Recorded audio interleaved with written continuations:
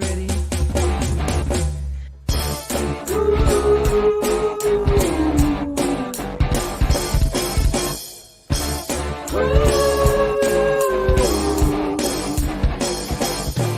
Bought a brand new hat, 43 years old. Stinks like mold, but it's got heaps of soul. Found a really cool bag, indigenous, I think. Who would know you could make up anything? You could make up anything.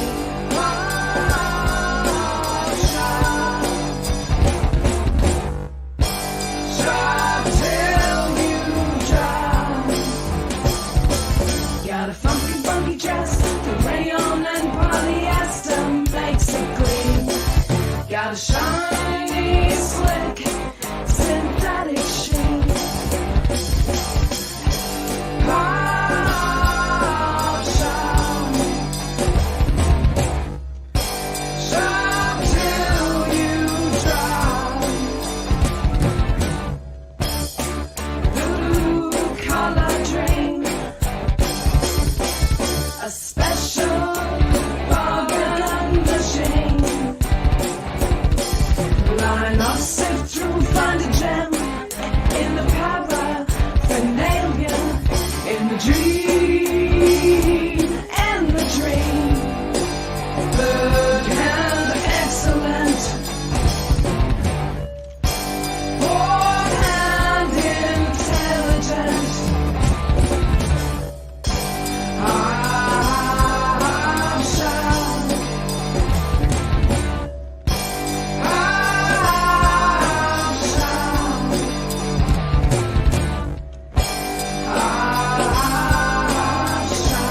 It's sustainable. Shop till you drop. It's inflammable. Shop. One man's junk. Shop till you drop. Is another man's finest love.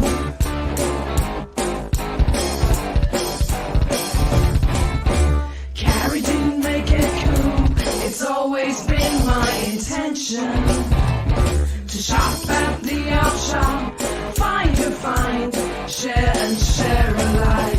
Shop at the op shop. Op shop shopping. Shop at the op shop. Shop op shop shopping.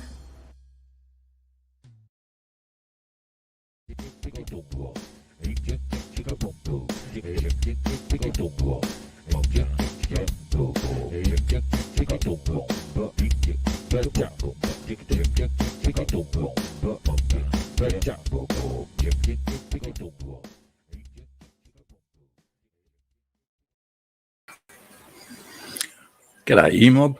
I forgot, didn't I, to clear my throat. And there we go. Cleared. Good stuff. How are we all? What is going on? Oh, people have already left. Goodness me. James Hukulak, first again. S concedes defeat. Yeah. You'll get there, S, I reckon. I have good faith in you. You will get to the top again. Alien World, Scotty, how are ya? Paddy, g'day. Tropico, Mrids, Geek Boy, how's it? Alyssa Bentley.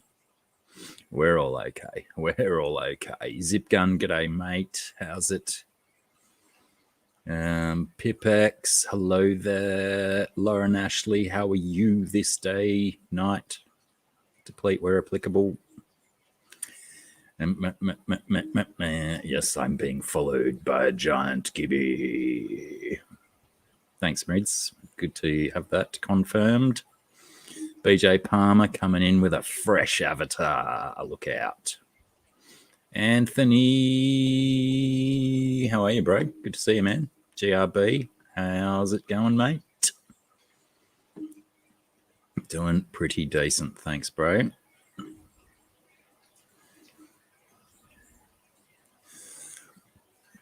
I think people going as a sign of support is better than this stuff.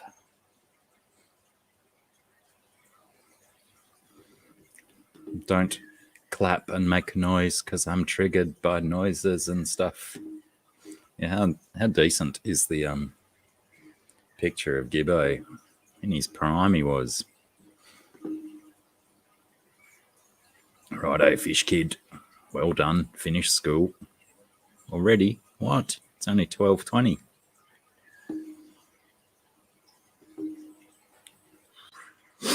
I've got to go here and do a bit of this.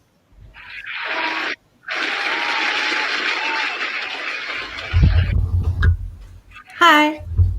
I'm still trying to sort out my bits. Still trying to what? Sort out my bits. Oh, I can hear myself. Ah, right, fish kid. I thought you were Australia. I thought you were a Melbourne lad. Oh, can you speak for a sec? I can speak. I can speak. It is what I do most of the time. Excellent. Working? Mic Yeah, yeah. check. Mic check. 1, 2. 1, 2. Feel like? Hi. I seem to have lost the impact of Gibbo now, but we can still see his eyes, I suppose. If I move this, does he change position? No, just me. Of course he wouldn't. So I tried out a new video editing program to make that little musical intro, but the silly video editing program wouldn't let me overlay images on top of the video. So you all just had to enjoy that video in blackness, or audio, I guess it was, because there wasn't much video going on. But yeah, that drummer's a little bit wild in that song. Lots of double kick and floor tom rolls. I became a little bit obsessive with using the double kick and the floor toms. And yes, my drum kit that I used for that was removed from my possession before I could actually do that track again and get it proper. There's loads and loads of mistakes in it. But Was that the electronic drum kit one? Yeah. Is that because I haven't seen what you put on this morning yet. I realized I've misplaced the capo somewhere. After finding it, I'm in my own little still was getting ready for all of this world.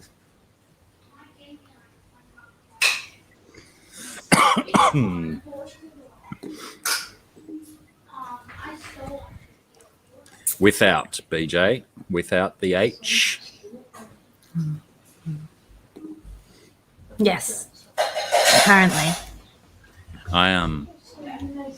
Where was I? I think I might have been in the chemist the other day, and this lady was in there, and she called herself Sarah. And I always get a little bit cringy at Sarah and Dara and Lara. No, Lara's all right because there's no Lara, is there? Or Lara. Yeah, we'll stick with Sarah. Yeah. Sarah sounds like a ponce. If you like. I always like, so because my name has no H based on like compromising between my parents, because my mum wanted to call me Scarlett, and but my dad was insisting that I be named after my great grandmother, which is Sarah. And so it was the compromise that my mum made, that she didn't like the H and she wanted the H to come off. But it was also interesting because, you know, not really that interesting, but it was like the point was I would like have like a really ordinary name, but I still like no one ever spells it right or pronounces it right. Everywhere I go, people call me Sarah. I think I that's just assumed when it doesn't have the H on the end for some reason. I never get automatically called Sarah. I always get called Sarah. It probably does go back to Lara and Dara, that they're spelt the same way. So, as if And you would Tara. pronounce it that way. And I used to have a friend called Tara when I was a little kid, and she used to always argue with me that my name was wrong because. But then again, you put a Tara into America, and they more often call them Tara. So lucky your friend Tara wasn't born over there, or she wouldn't have that argument to have with you. Sure.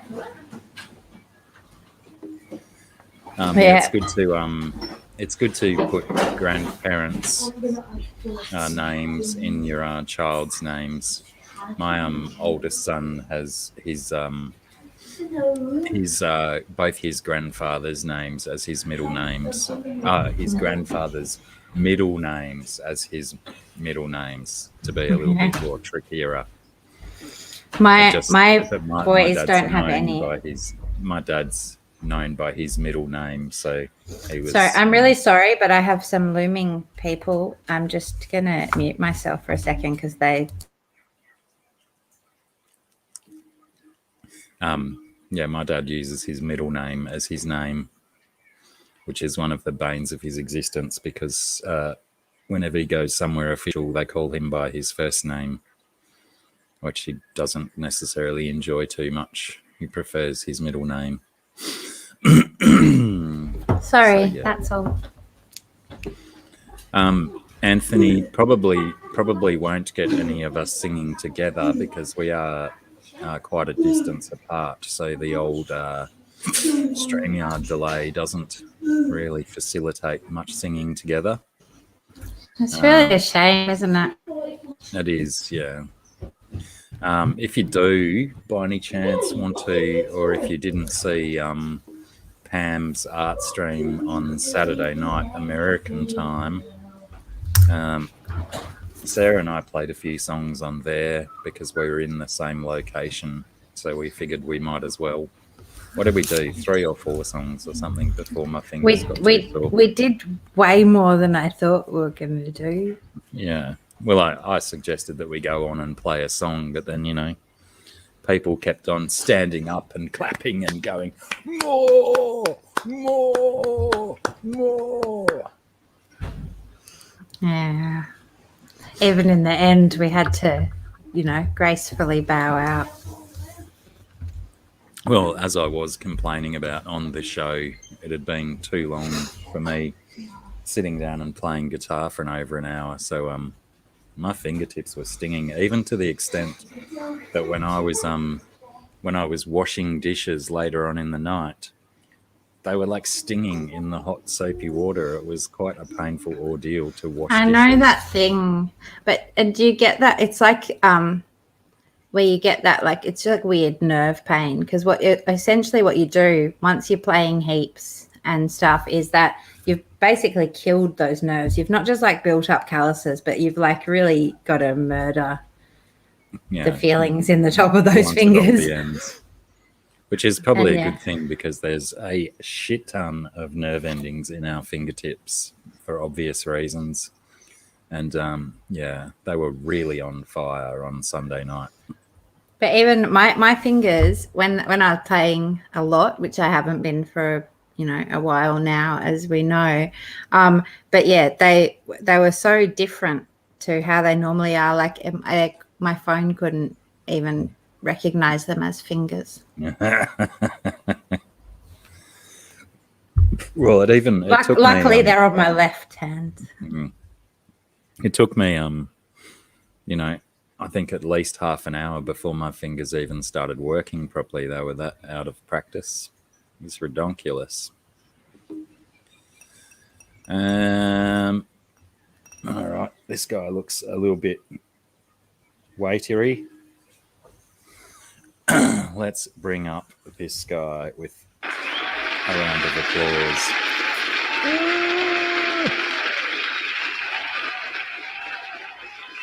I wish I could make that face. I really like making that face, but Make it again. I wasn't looking.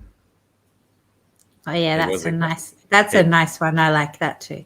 How's he was everybody doing tonight? exposing What's more going of on? his teeth though than I'm willing to do because of all the holes in my teeth and shit. You got to go to the dentist and brush and I do. stuff. I Yeah, have but to go the big problem time. is that sometimes you go to the dentist and you come back with less teeth than you had before. That's true. I wouldn't mind that, to be honest. I know some people are just cursed with like bad enamel and stuff like that. You know. Yeah, I Which have. sucks, That's dude. the dentist tried to explain to me about my teeth because I have really bad teeth. No, they're good now. The ones that are left. Yeah. See you, Anthony. But anyway, he said that like she said when there's like a thing where if you get a virus at a certain stage in your development when you're a child, Right. it affects the build up of your enamel, and then you end up with teeth that just don't survive like they should. G'day, T-Bone. Yeah, I mean, they I reckon think- there's lots of dietary stuff for teeth. Effects for on sure. teeth and stuff.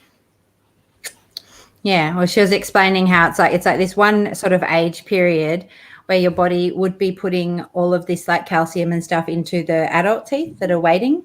And if you have this have sickness at the time, which I did, I was really sick when I was a baby. Then your body is taking all those nutrients to deal with the illness, and it doesn't feed them into the adult teeth. So when the adult teeth grow, they're not properly developed. You know, they didn't grow properly in the first place.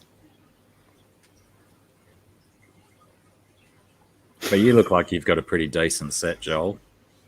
Yeah, they're pretty all right. It's kind of weird because I actually booked a dentist appointment earlier today because apparently they lost my other one. Apparently, Vicky went to the dentist today and was like, "Hey, when's Joel's appointment?" And they were like, "I don't know." You're like, "Well, Whatever. I guess we got to make a new one then because apparently you lost it or something." Well, Lost in the shuffle. So I'll head in there and have them tinker around in my mouth. We'll see what happens. They want to pull G'day, out one of natural my wisdom brains. teeth, you know. Do you still have those guys in there? Uh-huh. Yeah. Yeah, they're all where they're supposed to be, and they're all grown yeah. in. Sometimes they just fit and they don't need to come out. My wisdom teeth, instead of growing like upwards, like teeth grow up out of your gums, my wisdom teeth grew this way. Yeah. A lot of people have that. That was a fun time. I want to keep my wisdom teeth because that's where your stem cells are. I thought Yeah. you were going to say that's where your wisdom is. Yeah, me too. No, that's where they harvest good stem cells from. Is if you still have wisdom teeth. Apparently, they heist one of those out, and it's got the good stem cells in there. Yeah.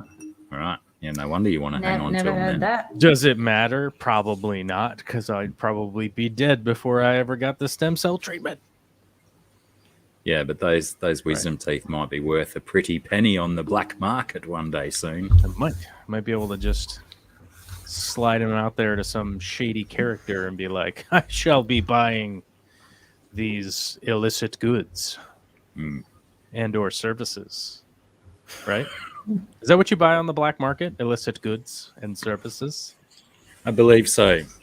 And why have they not canned that name yet? What's that? Black market. Welcome to this segment called Is It Racist? Well, it's not the blacks market. It's just the black market. What about the blackboard? We had to change that to the chalkboard. And then Well, because there's they no were green. Yeah, well, that's true. They should have called them green boards. Yeah, it was kind of stupid to call them a blackboard when they weren't even black. They were green. Well- and then they switched over to the whiteboard. So now everybody has dry erase markers. Which I remember I remember people like correcting it, like it's not a whiteboard. It's a dry erase board for dry erase markers. And like, God, you're an asshole. Like I can't deal with this. I got better things to do with my day.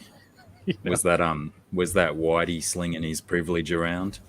I don't know. It's just like when some people are just being contrarian, like just like yeah. Life isn't fun unless I'm disagreeing with the next person. Yeah. Is it a wheel or a tire? Sorry.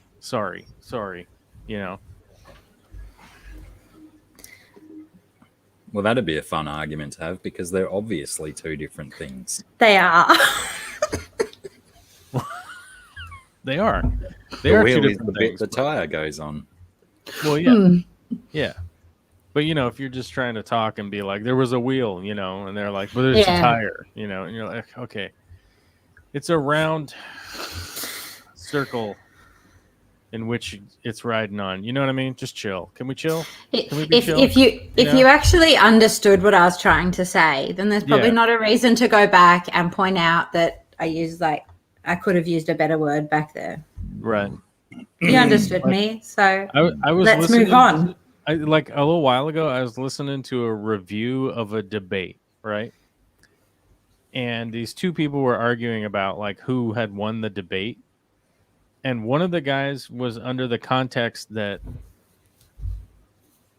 school and education are two different things, right? And then the other guy was like, yeah, but in the context of this conversation, they're talking about it's the same. They're using them interchangeably, And the guy's like, yeah, but that's not the word they used, And you're just like, oh my God. Like, I mean, it's just like so nonsensical where you're like, English is your first language, right? Yes, you understand when somebody says when somebody goes to school, they're talking about education, right? Not just like visiting a building, And it was just like, Yeah.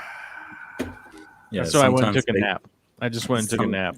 And I said, some people cling that's it. to the most nonsense just to have a fun little argue. Yeah, just to be grouchy or, I don't know, contrarian or whatever. I don't know. They get off on it, I think. I'm not sure.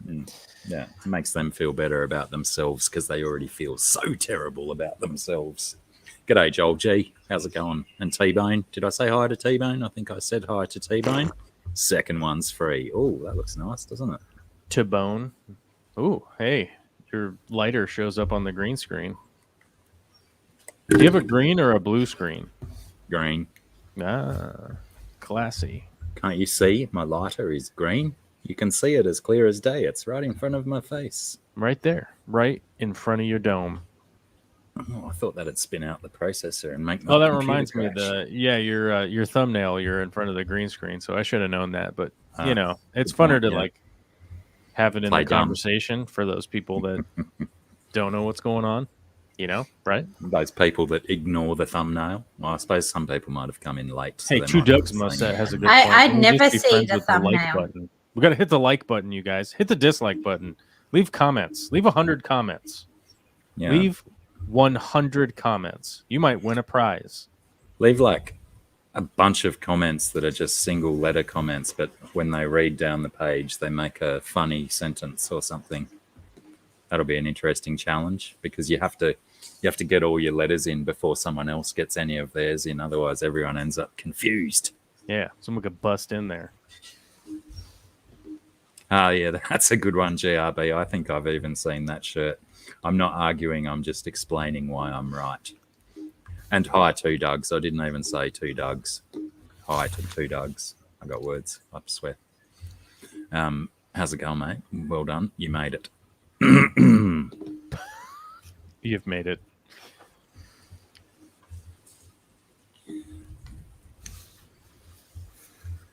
PhD in sarcasm. Yeah, that'd be a good shirt. Honorary doctorate in get the fuck out of my face. No takers. Nothing. What's that? I swore too soon in the show. Oh no, it's not too soon. We're nearly half an hour in. Is it too soon? Yeah. Wait, who has an honorary doctorate? I was saying that would be a good shirt. Do you have one? An honorary doctorate? No, I don't. Yeah.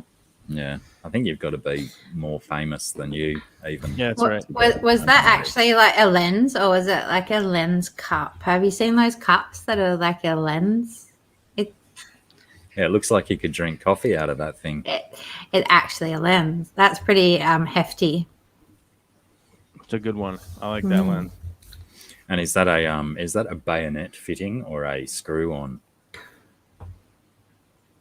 Oh, for the bottom? Yeah.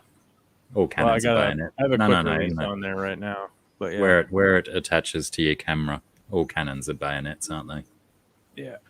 I think actually no cameras use a screw in anymore, do they? They're all bayonets now. I think so.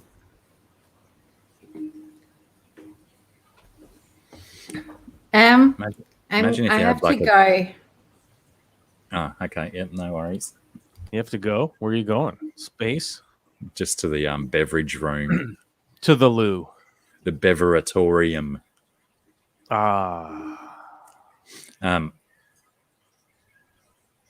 yeah, you don't want to spend like $2,000 on a lens with a screw fitting and then cross thread it and ruin it for life. Oh yeah. I mean, it's the story of life, cross threading things, right? Mhm. It's just like a nightmare. And when you're doing even just like a hex nut onto a bolt, Yeah. and you've got it cross threaded, but you've got grim determination to get there, so you just ruin it and get it there. Just going for it. You're like, I'll never take this apart. Yeah, or 3 days later, it's just falling apart because you've ruined that much of the thread. Or that, yes, which is sad. That's a sad day. But,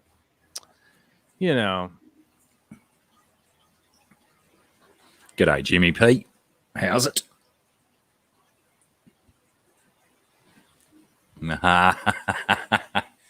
Nice one.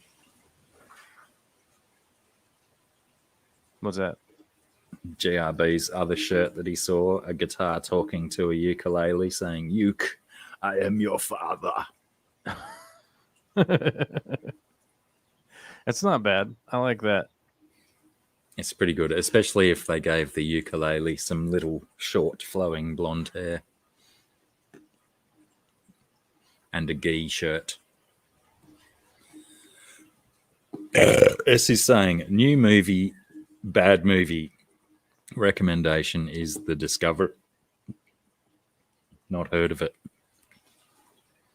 Is it in the cinema at the moment, or is it one you've just stumbled across, S? What happened? S is saying, new movie, bad movie recommendation is The Discovery.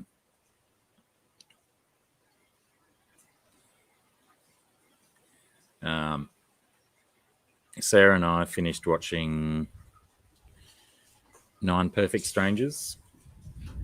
Oh yeah, you said you liked that, huh? Yeah, it's very good. It was very, very, very good.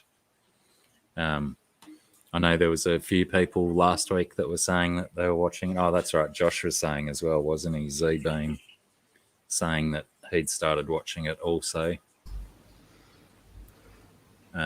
But I'm sure there was other people in the chat that were saying that they were watching it. But yeah, very good show. Saying how we finished 9 Perfect Strangers, Scungy. Oh yeah, we did. And then we started watching Why the Last Man, but I can't. I try and sit there and recollect scenes from it, but I can't remember any of them. How many episodes of that did we watch? Well, I think you watched all the ones that there were, but I fell asleep way before that. I think I must have fallen asleep. I remember. Well, you did, because at one point it felt like I'd been sleeping for a while, and I sort of stirred, and all the sound of the telly. I can never sleep very well when there's sounds, and I could then hear you snoring, and so I tried to wake you up and say you should turn it off. And you woke up and I'm like, oh, and you were like saying, no, I'm still watching it. But it was like, you've been snoring for quite a while before I decided I could disturb you. But I think you didn't realize how long you've been asleep for. And the show was that interesting that when you woke up and had missed a whole section of it, you were just like, not overly concerned. I think it was. It wasn't very interesting. It was really all over the placey. Yeah. Yeah, I think that was probably why I fell asleep. But yeah, I think it was one of those when you're woken up moments and you just straight away go into denial. I wasn't asleep. No, surely not. Surely I didn't fall asleep. Actually, though, that night you were doing so much talking. I just wish that I had the wherewithal to record it when it happens, because you have full conversations and you're a bit sassy in your sleep. Sassy. Anyway, and because of in my sleep mind, I'm always so sure that I'll 100% remember all of this stuff in the morning. And then when I wake up in the morning, I can only remember that I should have remembered. Yeah, well, it does. The nighttime vocalizations are apparently hereditary for me, because my mum does it a lot too. G'day, John Oliver. How's it going?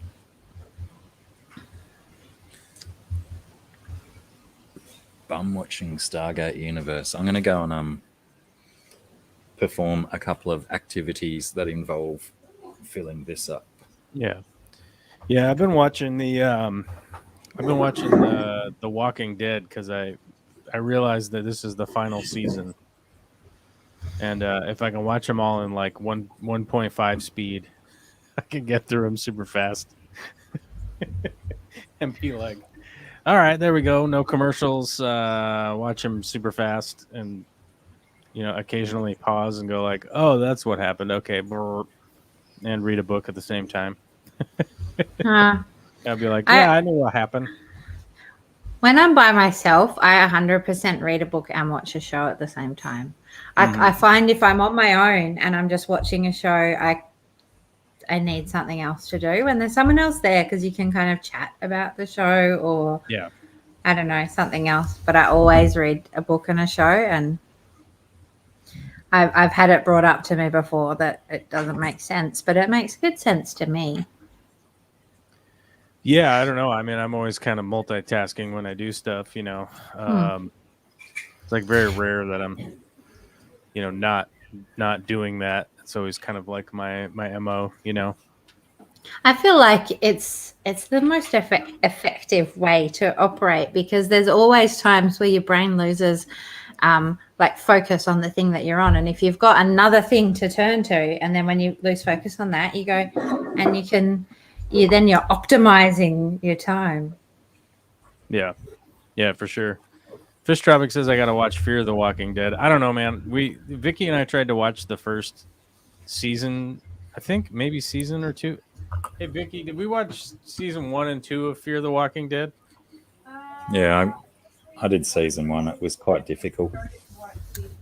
Yeah, maybe we started to watch season 2. We just couldn't get into it. Like the characters, I don't know. They were just kind of like, yeah, okay, because they're going through the same thing that the other people are going through, and you're kind of like, yeah, but this is just like the LA version or whatever, It's like I don't, yeah. G'day, I mean, Denny. It seemed like it was fairly well done or whatever, but like I said, I'm really only watching I was watching The Walking Dead on fast forward, so that I was watching it at 1.5 speed, and so I could just crush it and then be like, all right, I'm caught up. Then I'll watch the final episodes, because this is the last season. Season 11 is finally the end. But I guess it's supposed to be 8 episodes, and then they take a break, and then there's 8 episodes, and then they take a break, and then it's the final. So I guess I don't know how they're doing it, but I was like, I guess I'll catch up and just G'day, Big D. I went back to play it in the background while I'm editing or working on script or whatever in fast forward, and I don't really have to pay that close attention to it. I don't think I've ever seen The Walking Dead. I don't really know. We watched a show. You're on the other side. Yeah, I don't know if that was connected to that series. That was it was the same sort of thing as Fear the Walking Dead. It was a different spin-off in the same universe, but mainly focused around teenagers. I can't remember what it was But called. did we even finish that? Like, I feel like we No, left I them think- somewhere out in the middle of somewhere. I don't know Yeah. what else happened. Okay. I think, like most of The Walking Dead, it just sort of lost its appeal. Like, even when I went back to try and catch up to where I was up to when I first left it, and I only did like 3 or 4 more episodes, and it's like, oh, it's just the same stuff over and over again. I think it was only a couple of days ago I saw an article that said The Walking Dead is doing the same storyline for Daryl for the 4th time. I'm just like, yeah, well, I guess that's what you do with a show that's that big. What's Daryl, a character on the show? Yeah. Yeah, Daryl's It's character one on of the show. very original like- characters that's still there. Yeah. So like, that's really like one of the big issues with the show that runs that long. Yeah. And it's run for a really long time. That's why we stopped watching it. It was kind of just like, why do these people keep falling into the same traps? Like, what? You know, like, I understand that, like, no one. So, for instance, like in the show, people are constantly walking around the woods where the Walking Dead, the zombies are, right? And they're just like making a ruckus, like just talking to each other and just being like, "Hey man, what was the deal with Sally?" Like, I don't know. It's very intriguing. We better have a hardcore conversation while we wander through the woods here. And then, oh my god, there's zombies, or oh my god, there's other bad people that just shot one of our friends, like in the brain, and now they're dead because we're just out here like gabbing it up as we like waltz around in the woods during the apocalypse, you know. I'm like, Common sense. you know, people. they keep like falling prey to other people, right? And I understand that in the show there aren't really any military people, right? Like most everybody is like nobody's there's not really like any military people left at this point, right? And I understand that. In one of them there's definitely military helicopters and stuff. I think that might be the teenage one. There might be a There are military at the beginning there are military people at the beginning, and then there's one guy who was in the military. But like most of the military people died early on because they got overrun by zombies and died, right? Yeah, right. So because they were out there fighting on the front lines, right?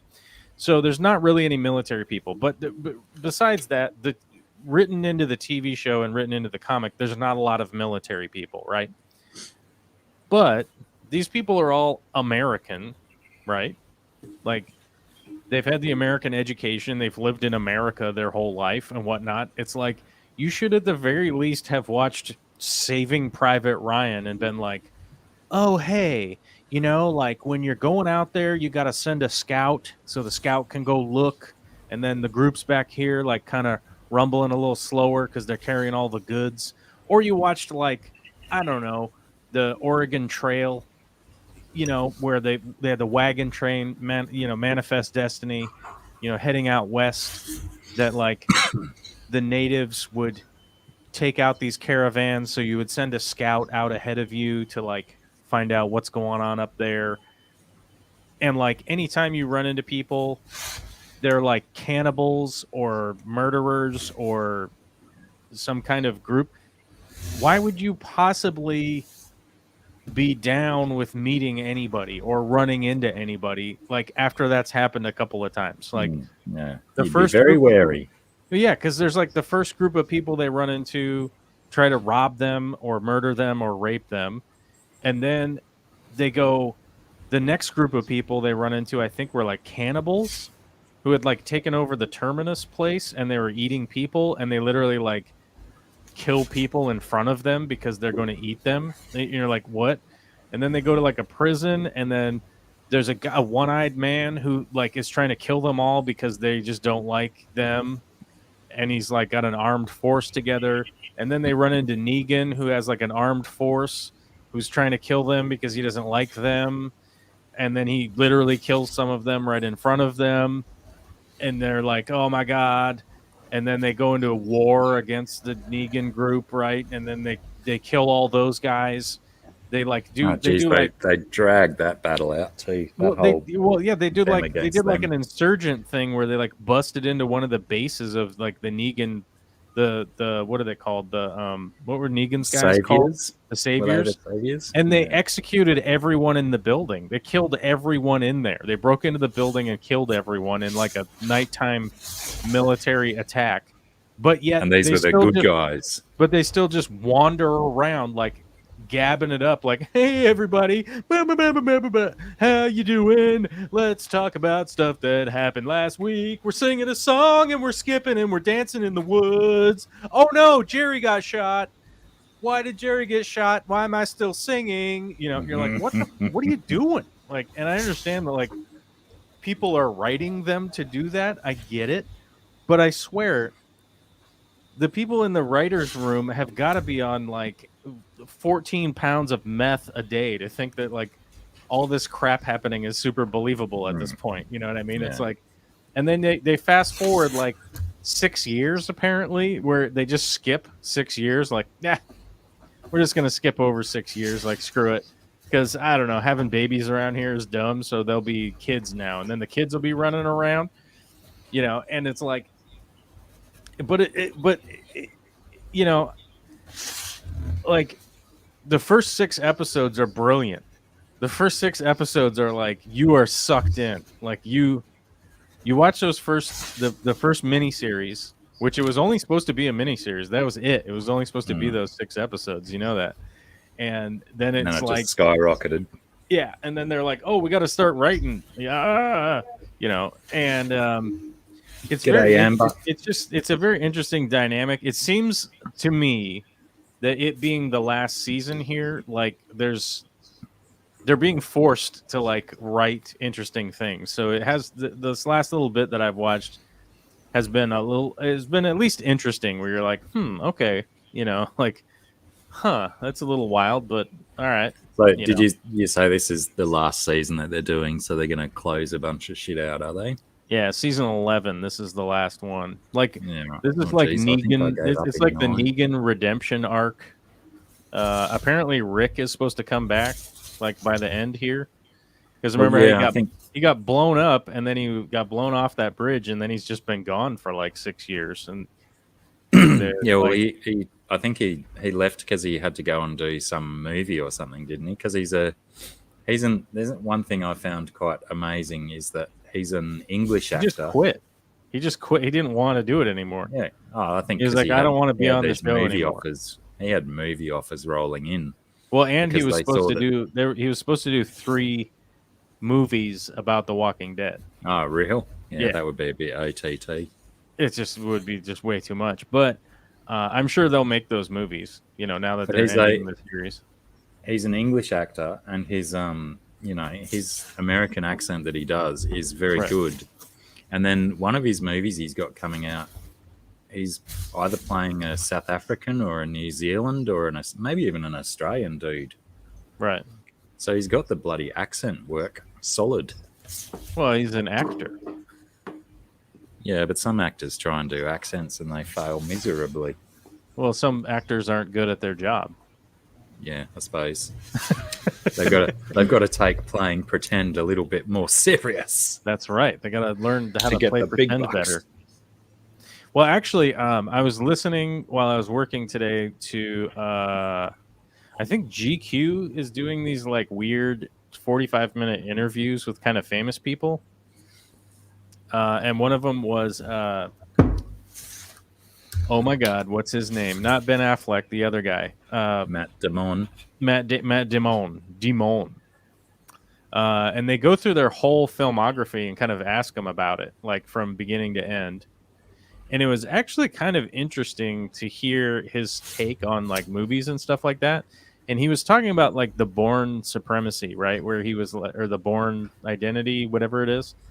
And it was pretty interesting because I guess that movie, they kind of were just doing that movie sort of on a whim. Is that some sage?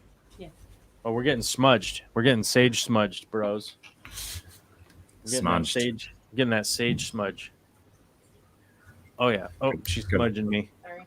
She's getting my spooky ghost out of here, and giant spiders. All the spiders. and the Speedermans. If anyone needs But a good sponge, you do. No, it was that's kind not- of interesting because he was he was talking about like the Bourne Identity, where they were just going to do one of them, and it was sort of like not that big of a deal. It was sort of like, hey, we're going to try to make this movie. It was kind of like a low budget thing. He'd never been in an action thing before, so I guess he took it like super seriously. So he was like doing all of this training and all that kind of stuff like that, which I guess why if you watch the Bourne movies, the fight scene choreography and all that stuff is like way over the top. Have you ever noticed that?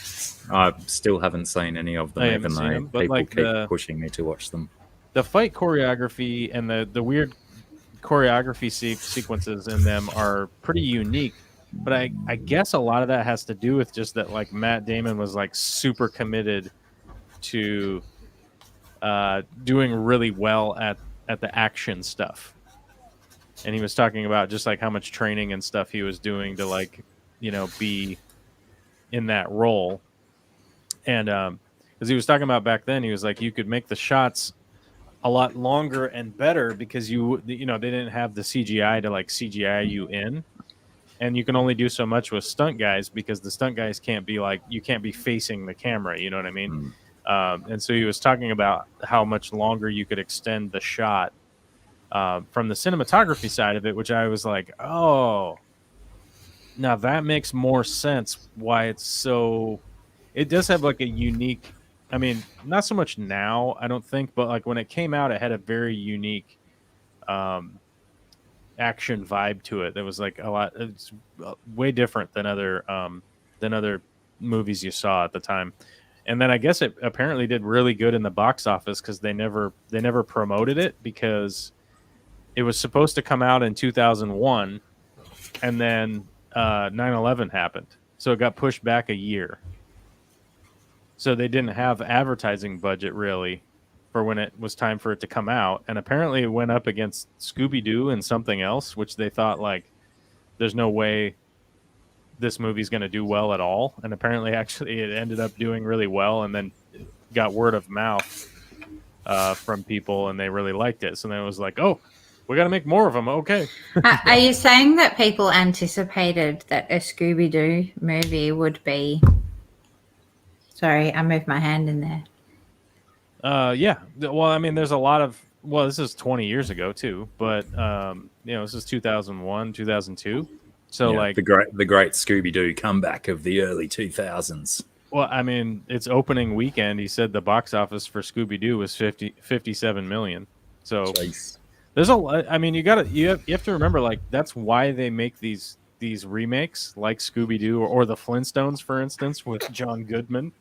Because Like there's the already worst a dedicated ever. audience. But we all know that it's going to be terrible.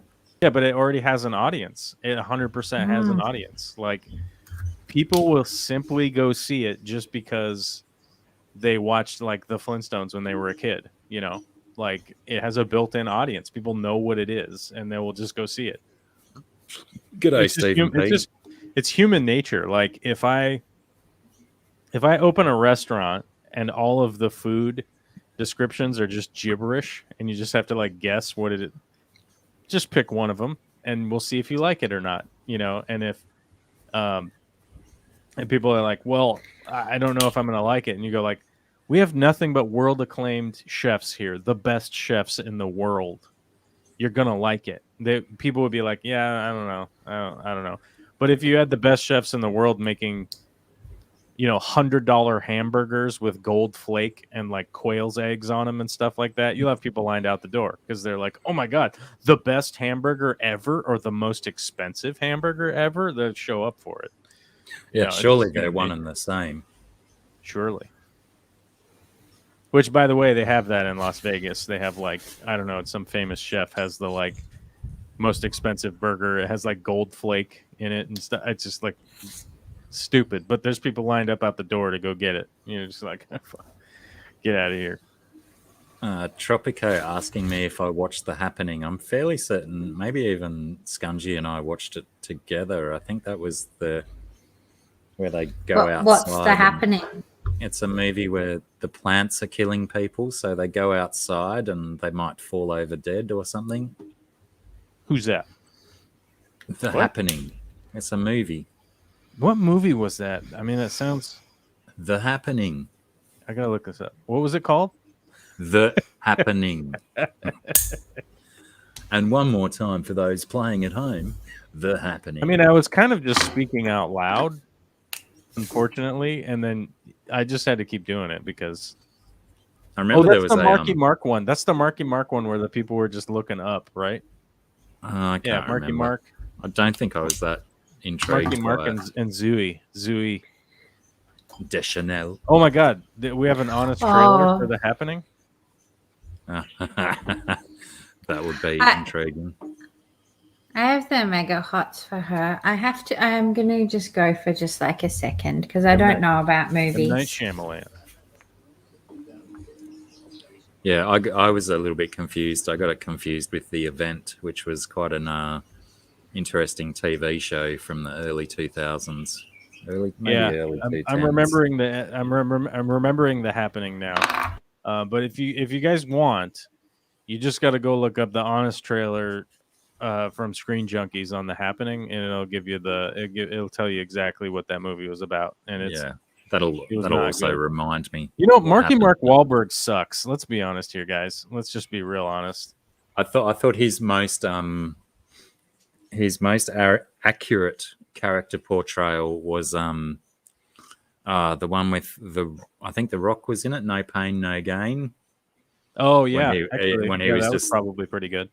That was the movie that I saw him in, where I thought, yeah, this is him playing the character that he should be playing, because it just seemed so true to him. Really, it's very true. Yeah, I don't. Oh my God, that sage is gonna give me. I'm gonna die. Yeah, Marky Mark, man. I don't know. He seems like a good enough guy or whatever, but he's just a terrible actor. He's never really in anything any good. He's got no what do they call it? Scope. Well, it's like here's the deal. Like any Marky Mark Wahlberg movie, put it up against Jack Reacher. How about that? The Tom Cruise movie where he's just like sort of a action guy. Tom Clancy, it's like hardly even written well, even and you'd be like, yeah, I'll just watch that Jack Reacher movie, whatever. What's that, Marky Mark? No. And they even tried to do the comedy action one, the most recent one that like came out on Netflix. You know what I'm talking about? No. What was that? All right, let me look this up. I gotta look it up. It wasn't Pain and Gain, the one that I mentioned before, even though I called it No Pain, No Gain. Here we go. There's Mark Wahlberg. Because that was fairly comedy, wasn't it? Mark Wahlberg, I get up at 6. I get 6 in the morning. I get up at 2 in the morning. I get up yesterday at 11 p.m. That's how early I get up to go work out. I give the guy one thing. He's certainly dedicated to keeping his body alive for as long as he can. Yeah, he sure does work out a lot. Actually, he was really good at take some acting classes instead of going to the gym 40 times a day. I thought the Dirk Diggler character really suited him as well, because he just had to play this dopey young kid with a big dick. I don't know if Wahlberg's got a big one or not, but it was called Spencer Confidential. Spencer Confidential. Yeah, I don't know that one. It's supposed to be like a comedy, action, something, thriller, whatever, and it's just like, yeah. G'day, Chirish and Audrey Wright. Hello, Aubrey Wright. Why did I say Audrey Wright? I've got a cold. I'm seeing my B's as D's. Like, I wanted to watch it because Liza Schlesinger is in it. Mark Maron's in it. What was it called? Alan Arkin's in it. Post Malone was in it. I mean, Spencer it's called Spencer Confidential. I don't name this stuff, but it's just like, hey man, you got like a whole really talented supporting cast, and it's like, you know, like there's no this dude is character your lead. development. Like it doesn't make any sense. Like it's just, it's just awful. Was it by any chance a spin-off of Spencer for Hire? Wasn't there like an old TV show called Spencer for Hire? Yeah, no. I wonder. But yeah, it probably is a spinoff inspired by, probably. Lol, he's so rich he could wipe his ass with a bottle of people tears collected from a nursery room of crying babies. Yeah, probably. Yeah.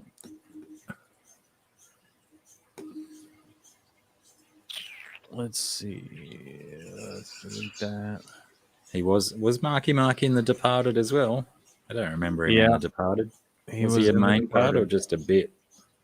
He's a main part.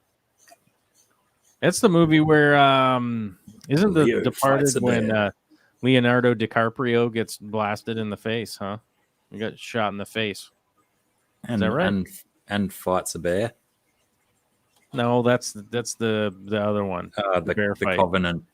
The movie The Bear Fight. Yeah, right. Leonardo The Departed. Because he just gets shot in the face, right? When they're like coming down the elevator or whatever.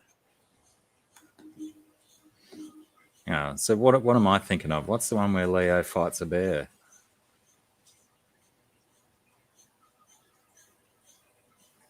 Am I thinking of the right movie? Yeah, I think you are because Big D saying he was a main character. He smoked Matt Damon in the closing scene. Yeah, that's right. And they didn't have elevators in the movie that I'm thinking about with the bear fight and Leo. Yeah, the bear fight, they had, well, I guess they probably had invented elevators, but they weren't in the woods by then. No. Nowadays, I mean, you go out in the woods, I mean, there's elevators. I Yeah, mean, right they've next done to a really the tallest good, tree. they've done an amazing job rehabilitating their habitat, their wild habitat. I mean, it's really nice to be able to go out in the woods and see the elevators in their natural environs. state. Yeah, I agree. Yeah, The Revenant. That's right. Thanks, Tropique. The Revenant, the bear movie. Yeah, The bear movie. Yeah, why didn't they just call it that? Was it already taken? Was it already on IMDb with excellent I bet you results? it was. I bet you it was. Let me see. Let me check. The bear movie. Wasn't there those? 1988. So yeah, it was already taken. Yeah, unfortunately. Right. Yep. Bet they were spewing about that. Yeah, it was there's a bear yelling at another bear. Yeah, so Revenant. What actually, I think this is the Revenant Part 1. You know, the bear movie is the Revenant Part 1, the origin story. The origin story, right? Was it that is the bear movie that animatronic bear stuff? I hope so. Yeah, I think there was a few different. Even if it's not that, I'm just gonna. As long as it wasn't like the Care Bears movie. The Care Bears. I mean, you got to get down with the Care Bears. You know what I'm saying? No, they care too much. You just have to. I mean, it's just how it goes. They should have called it The Meat. The Meat. My son was up here earlier. Uh-huh. Oh, actually, yeah, he's just he's been going on his Tarantino binge, and he watched From Dusk Till Dawn this morning, and then discovered that there's 2 sequels for that movie that I don't think I've even been aware of. I've seen the TV show that came out, and that was pretty good. Yeah, there are sequels. I wouldn't say that they're as good. I mean, they don't have what's her name in them, you know? Salma Hayek. Salma. They don't have her in there, so that's pretty lacking as far as I'm concerned. Well, the TV show had the that ginger daughter who was an absolute smoke show. Gosh, I hope she was over 18 when she filmed that. Who? In the TV show of From Dusk Till Dawn. Uh-huh. Was who? Actress. I don't remember her name. I just remember her pretty face. But that was quite a good version as well. The TV show version of it, like just stretched out the plot of the movie across about 10 or 12 episodes. I think it was very good. Who is this? Isa Gonzalez. Could be right. So let's see. When was the TV show? From Dusk Till Dawn got canceled. Ran through 2016. Yeah, I didn't think it was too long ago. Yeah. But I mean, so yeah, she was unless they 20, decided she was to 24 at filming, so I think you're fine. I'm just checking on your. if they like the TV show pretty much in that first season, like it got cancelled after the first season, right? They'd pretty much just retold the story of the first movie, so they didn't really even need a second season because the I don't even know the sequel movies. Have you seen From Dusk Till Dawn 2 or 3, Scungy? No.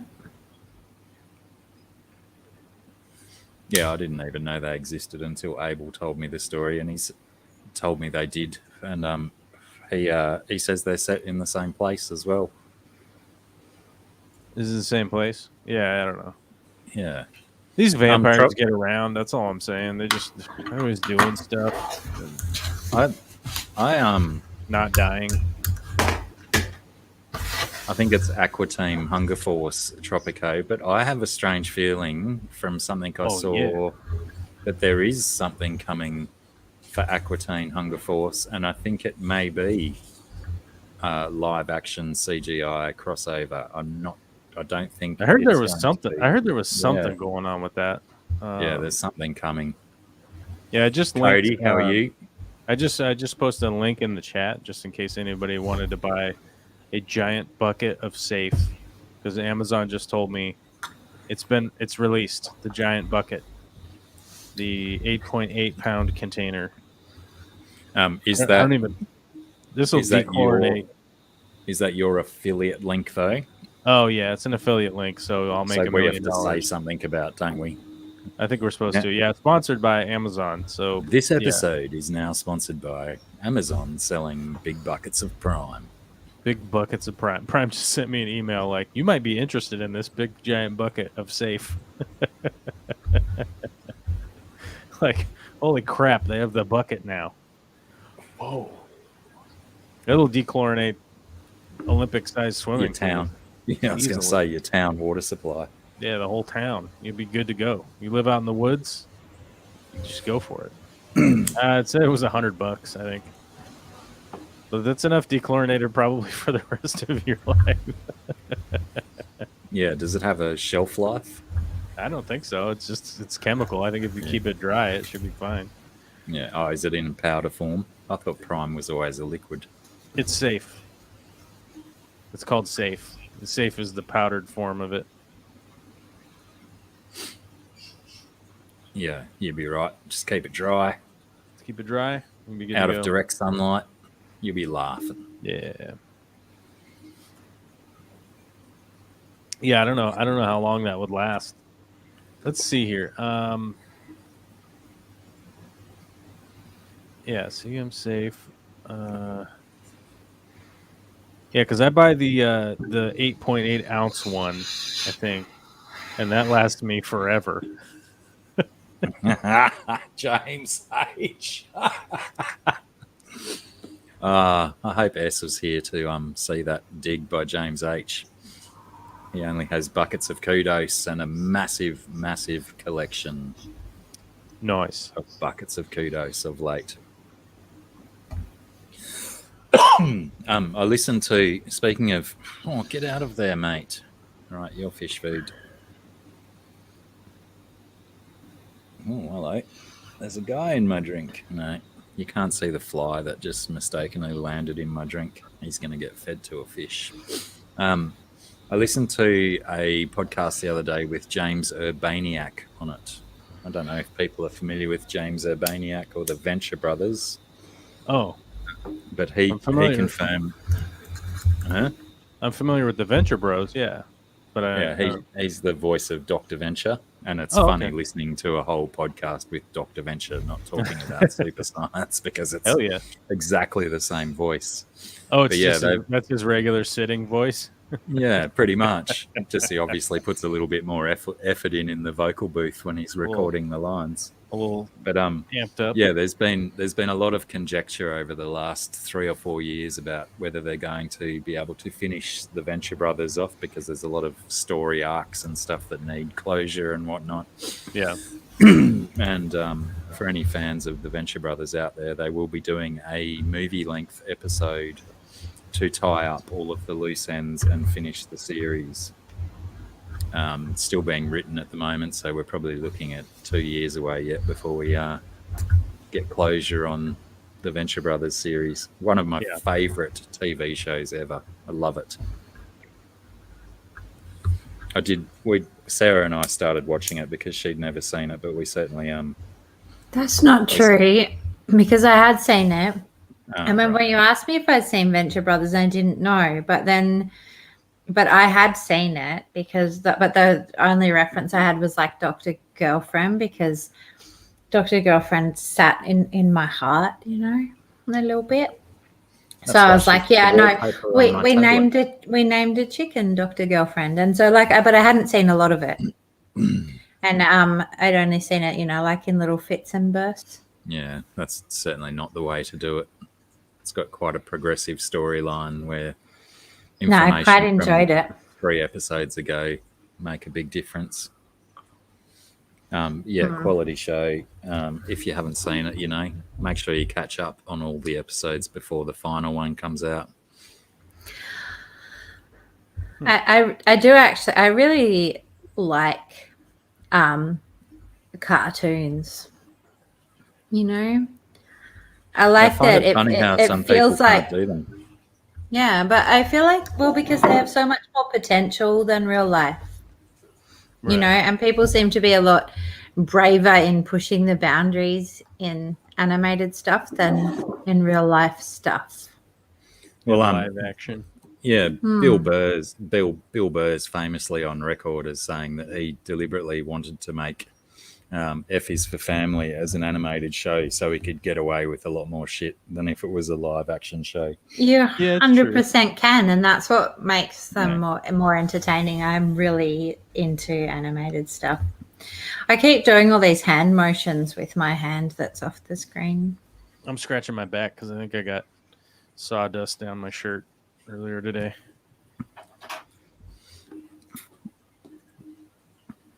So that's why I was messing around with my shirt. I was trying to figure out what's going on.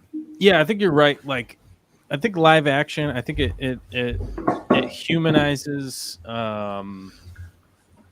going too deep sometimes. You know what I mean? Where it's like it's really easy to get grossed out when you kind of go too far cinematically. You know, like it's really easy to take people out of the story when you kind of go too far. You know. Whereas you could really push the boundaries with like real basic cartoons and not throw people like completely for a loop, because it's like, well, they've only got 3 fingers and a thumb. It's not. It's, you know, I could suspend my disbelief and just think it's funny that, you know, somebody got hit in the face with a hammer. You know, like, oh, that cartoon will bounce back. It'll be all right. Whereas if you see like a live action person get smashed in the face with a hammer, it's like, oh god, It's a bit more severe. Yeah. No, I love it, and What do there are they call beautiful that? things. I mean, I absolutely love even like lots of ones that are aimed at kids though. Even, I mean, Adventure Time is one of my all-time favorite shows ever. Uh-huh. I think that's like high art. I love it. Did you watch The Midnight Gospel? Oh yeah, I did, and I liked it. It's very, You know, very and- interesting concept for a cartoon. Yeah, absolutely. And what I like about that is exactly that. I like, you know, there are so many sort of formats and they're just done and redone. They're like, oh, here's this, little bit like, a burger. And here's a burger with chicken, and here's one with, beef on it. And this one's got a pickle, and this one doesn't. And that's like all the shows and movies. Shit.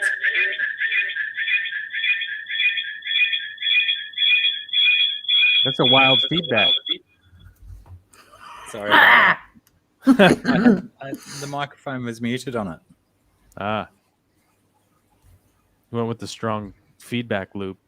I don't know how that happened. Oh, I do know how that happened because I've got this Bluetooth speaker on still. Aha.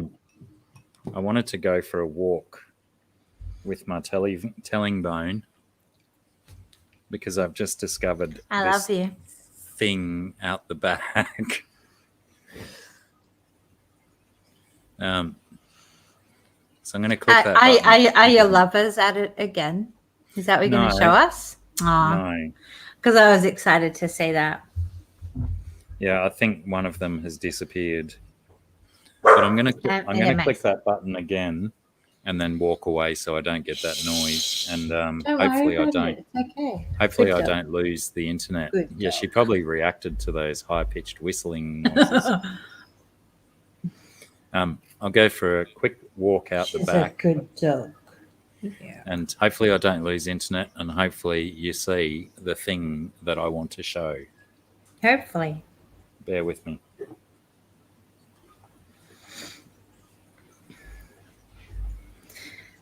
But doesn't he need to add his phone one up to the thing so we can Yeah. watch it? I don't know what he's Yes, up I to. do.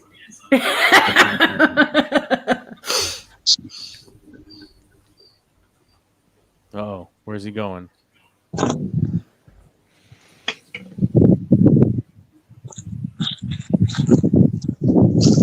Out into the wilderness.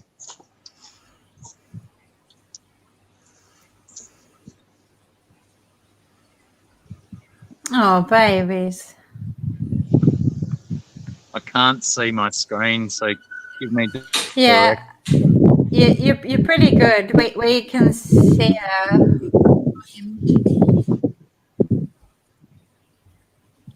it's in frame. I'll try not to move then. Go closer. You're frozen now, if you can hear me. His phone's just not good enough. Yeah. That's likely. Ooh.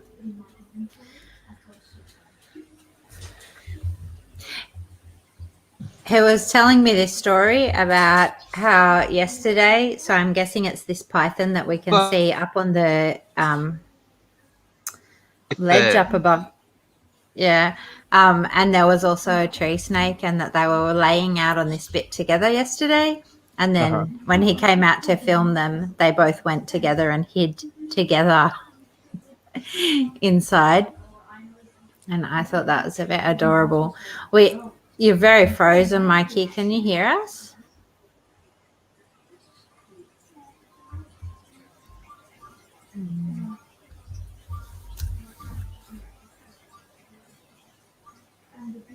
That's I don't looks know like what's he going on. and two. He just doesn't have good enough internet out the back there to show us it.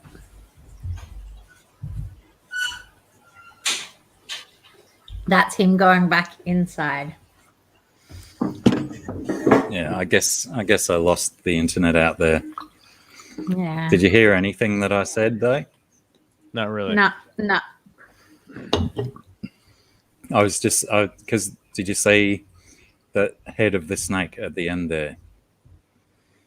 No. We just could see that there was a snake, but then you just froze.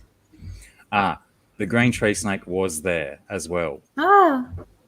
and very, very, very blue eyes and skin looking terrible. So is about to shed its skin. So they are both still there together. We have a carpet python and a green tree snake or common tree snake sunning themselves 2 days in a row, maybe longer. Maybe I just haven't noticed. and living apparently in harmony with one another. That normally one would expect that maybe a carpet python might eat a smaller snake than itself, but for some reason these dudes are living in harmony, in interspecies relationship potentially. Wow. And yeah, I totally did not expect the tree snake to still be there because they are quite transient and move around a lot. 3G, g'day. Who else have I missed? Holly, Liquid Zoo, Adele, Michelle. Crikey, a whole bunch of people have rolled in. But I hope I got some of that snake stuff on camera there because that really excited me yesterday when my son was here. He was doing a wee out in the back paddock and saw this carpet snake with a very tiny head. And then we worked out, g'day Skipper, we worked out that they were two different snakes that should not be hanging out in the same spot together, but were, and they're still there. But I imagine that green tree snake will probably hole itself up until it sheds its skin. Certainly didn't look like that yesterday. Who rated? But yeah, is that the same wormy one from the other day, or it's a different one?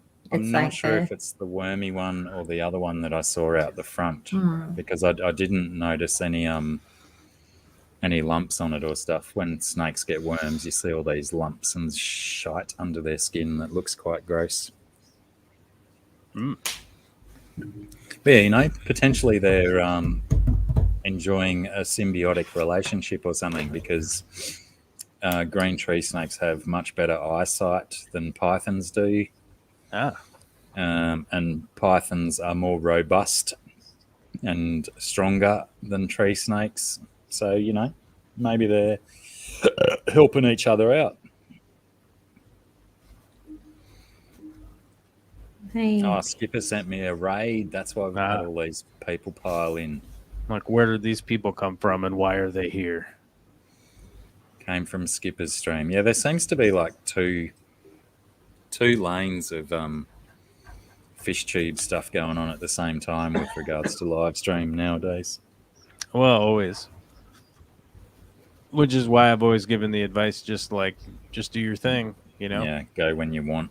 There's so many people that were always like, why aren't you paying attention to when the schedule is? I'm like, whose schedule are you talking? I don't even know when my schedule is. What are you talking about? Like, they're like, well, you're live streaming when somebody else is live streaming. Like, dude, I don't know when anyone is live streaming. I have no idea what anyone else is doing. I don't know. Well, we used to do the Dr. Thirsty Mate show on Sundays, and then we got dumped on by a particular other YouTube channel which doesn't seem to do any stuff anymore. There's the point. That's the case in point right there. It's where people act all bitchy and then they just go away after 6 months or something, and you're like, what was that all about? Well, it was a source of some form of consternation for a little while, but then all of a sudden every man and his dog was doing live streams and stuff, and it's like, just at about the same time that I think you first gave me that advice, right, I was already coming around to it's just like, just do your own thing, and people like what you do and they'll come and watch. Yeah, exactly. So yeah, just do you. Don't worry about other people. The schedules, I think, are a thing of the past because there just are so many people doing live streams that are trying to garner the same audience and the same people. But in the end, it's ultimately up to the individual to decide where they want to go. Yeah. And if you're on and someone else is on, there's close to 8 billion people on the planet. Like, if somebody doesn't like you, there's another 100,000 people right behind them that one of those might like you. Who knows?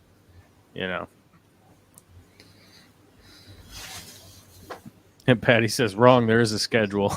It's like, God, who's the keeper of the schedule? And by the way, if somebody's keeping the schedule, are they paying? Is that the deal? Because normally the only schedules I worry about are work schedules, Yeah. When there's a work engagement involved in the schedule, And I mean, like I was saying Hey man, before, if somebody that's keeping the schedule wants to sponsor my channel and say when I should live stream or whatnot, you could do it. That's available. That's an option. That's actually available, that you could become a producer on my channel and say like, hey, I want you to stream on this day at this time. And I'd be like, let me try to do that. But hey, you know how that goes. yeah, I used to find it so. I mean, sure, I wanted to stick to the schedule at the time, but I found it super humorous when people were trying to enforce it and say, "Oh, you can't go now. You have to go at this time because that's when you said you were going." Right. But I'll tell you this Yeah. much. I'll tell you this much. Fish Tropic says, let's all sell out. And, here's the deal. I think almost everybody in this chat has sold out at some point in time. If you've received a paycheck, you sold out. You sold your time. Somebody gave you money for it. And that's how it goes. I've always been honest about this stuff, is that, like, would I like to be creating content all the time? Yeah. Can I afford to do that with the amount of money I make off of YouTube? No. So that's where I'm at. I'm kind of hoping that Liquid Zoo had autocorrect take over there. What's that? Liquid Zoo says, I have Corvus and Bucky on my schedule. That's right. That's Gosh. Bucky from Captain America. He does a live stream every once in a while. Yeah, that Bucky, right. He busts So it up. wasn't a typo. That's right. He comes on and he talks about American propaganda or Russian propaganda or whatever. I forget what it is. Some propaganda, I'm sure. I'm sure of it. He's a sellout. We all know it. Bucky. Can't be trusted. 'Twas the one-armed man. Exactly, Stephen P. Stephen Police. Fuck the police.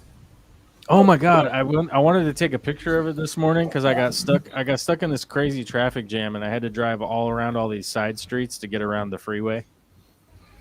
Because I basically got on the freeway and then we parked for like almost an hour, and I was like, Yeah, I was the literally worst. that guy where I was like waving at cars to like get the F out of my way because I'm leaving the freeway, whether the freeway wants me to leave it or not. So I just left the freeway, and I saw a weed store this morning that had a hilarious name on it, and I can't remember what it is now. And Big D Smoke said my only schedule is making sure I hit the dispensary before midnight, and it reminded me of that this morning, and I can't remember the name of it. I think it was like the World of Weed or something crazy like that. I don't know what it was. Wow. Fish Tropic, that was me today. Yeah, I had epic traffic today up to work. It's over by the new casino down by I-5 there. Let me see if I can find it. Do you reckon they named it that so they could be misconstrued with World of Warcraft, with people abbreviating it to WoW? No. What's the new casino is the Emerald Queen Casino. The Emerald Queen Casino on I-5. You can see it. I drive past it. It's on the freeway. Okay. So it was over here somewhere. Where the hell was I at? What's this road? 32nd? I think I was off 32nd. What's the difference between a freeway and a motorway? Huh? Nothing. Motorways don't exist in the U.S. That's goofy. We have freeways, we have interstates, we have highways. And What's the difference between an interstate and a highway? well, they go from state to state. And a highway is just a big road. A highway's a big road. And a So freeway. so here in the United States, we have federally maintained roads, like our big highways that go from north to south and east and west. We have big giant highways like the Interstate 5, Goes from Mexico to Canada. You can just get on it and keep driving. But did you just say that the interstate is also a freeway and a highway? Is a freeway. It's I-5 is referred to as a freeway. Yeah. But an interstate goes state to state. Just And one then, big road that joins we have, the two. we have So it's just like a freeway that isn't isolated within one area. Yeah. Yeah.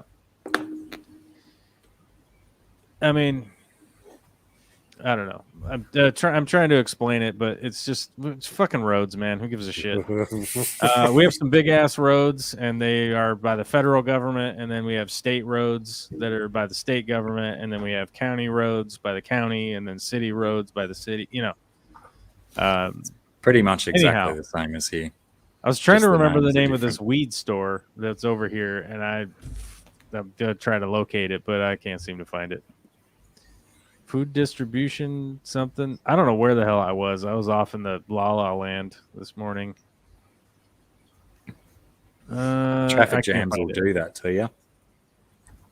Dude, I went all over the place to get around this crazy traffic jam. I don't know what was going on, but it just, when I looked it up on Google Maps after like waiting for half an hour, it was like there's just all this red chaos and black. The freeway had turned from, so it's green, it's good, and then it turns yellow, and then it turns orange, and then it turns red, and then it turns like dark red, and then dark red. That's like kind of a deadly blood color.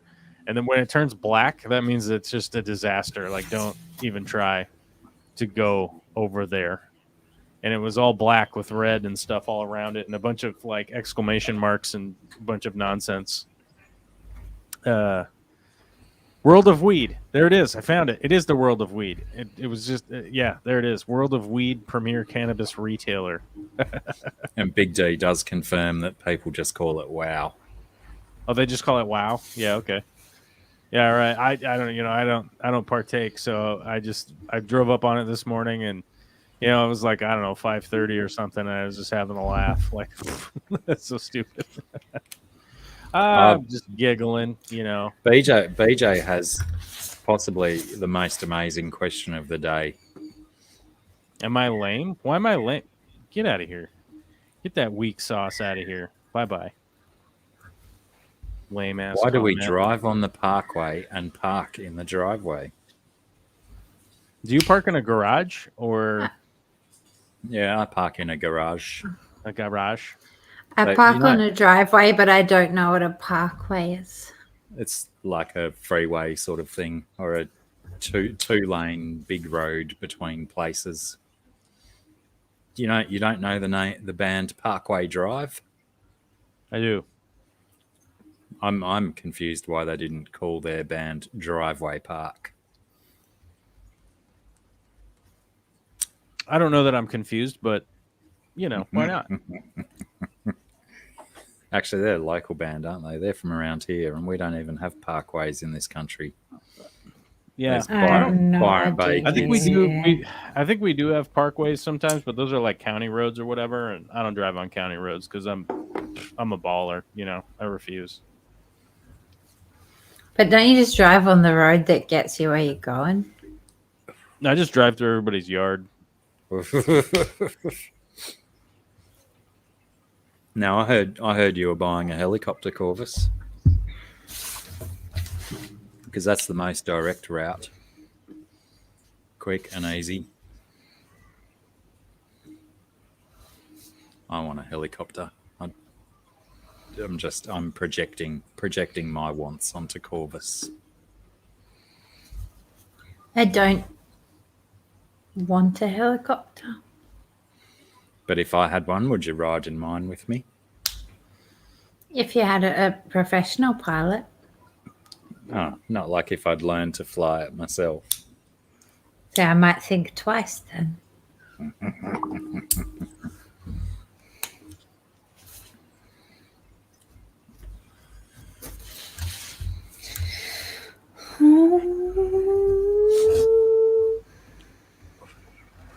Well, I'm fairly certain that's Parkway Drive that are Byron Bay lads.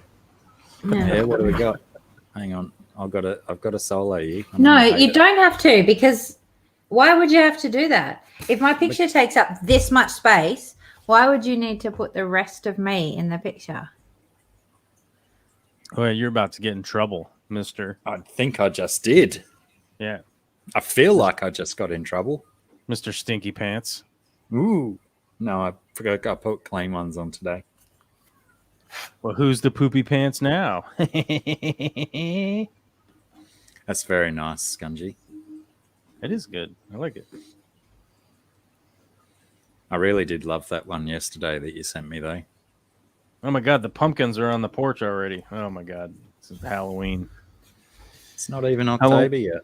It's not even October Is yet. that, I don't know. what, more than a month away? More than, yeah. Yeah. Well, Vicky's got the Halloween. The decorations are going. They're out. Did ready. she carve her own pumpkin? Not yet. We're gonna go get some pumpkins. I think. People were asking me if I was gonna go to the fish thing in October, the Rocktober fish thing. I'm not going to that. I'm going to get pumpkins with my daughter. So, yeah, no, I'm not going to that. I'm gonna go hang out with my 2-year-old daughter instead. Yeah, she's still a little bit young to learn the knife action required to carve a pumpkin. Yeah, Nah, she's ready. Let's now go. she's ready. Let's go. We were learning scissors the other day, but they're like kid plastic scissors. You know, you can't cut your face off. Safety scissors. Yeah, they're safe. And she's learning. She's doing good, man. My daughter is doing good. So good on me and Vicky. Mostly Vicky, but me too. You got to take some credit. I mean, partial. I'll receive partial credit. But she rips, dude. She's pretty cool. So she's doing good for a 2, you know? If she was an adult, she would be a giant catastrophe. This would be a total failure if she was an adult. But for 2, she's doing pretty good. A solid showing. Yeah, I find it funny that come Halloween time, the supermarkets here start selling pumpkins that you can carve, but they specify that you shouldn't eat this pumpkin. Well, yeah, they're That's only been for the last couple of years, though, huh? Yeah, it has. Yeah. Yeah, these ones don't have the flavor that you're looking for. Is that all it is? I have carved some. Yeah, they don't have that. They don't have that thick pumpkin flavor that you're looking for. They're cheap. And they have very little flesh. They have like heaps of that like webby, seedy stuff in the middle, but only a very tiny little bit of flesh next to the skin. Yep. Gotcha.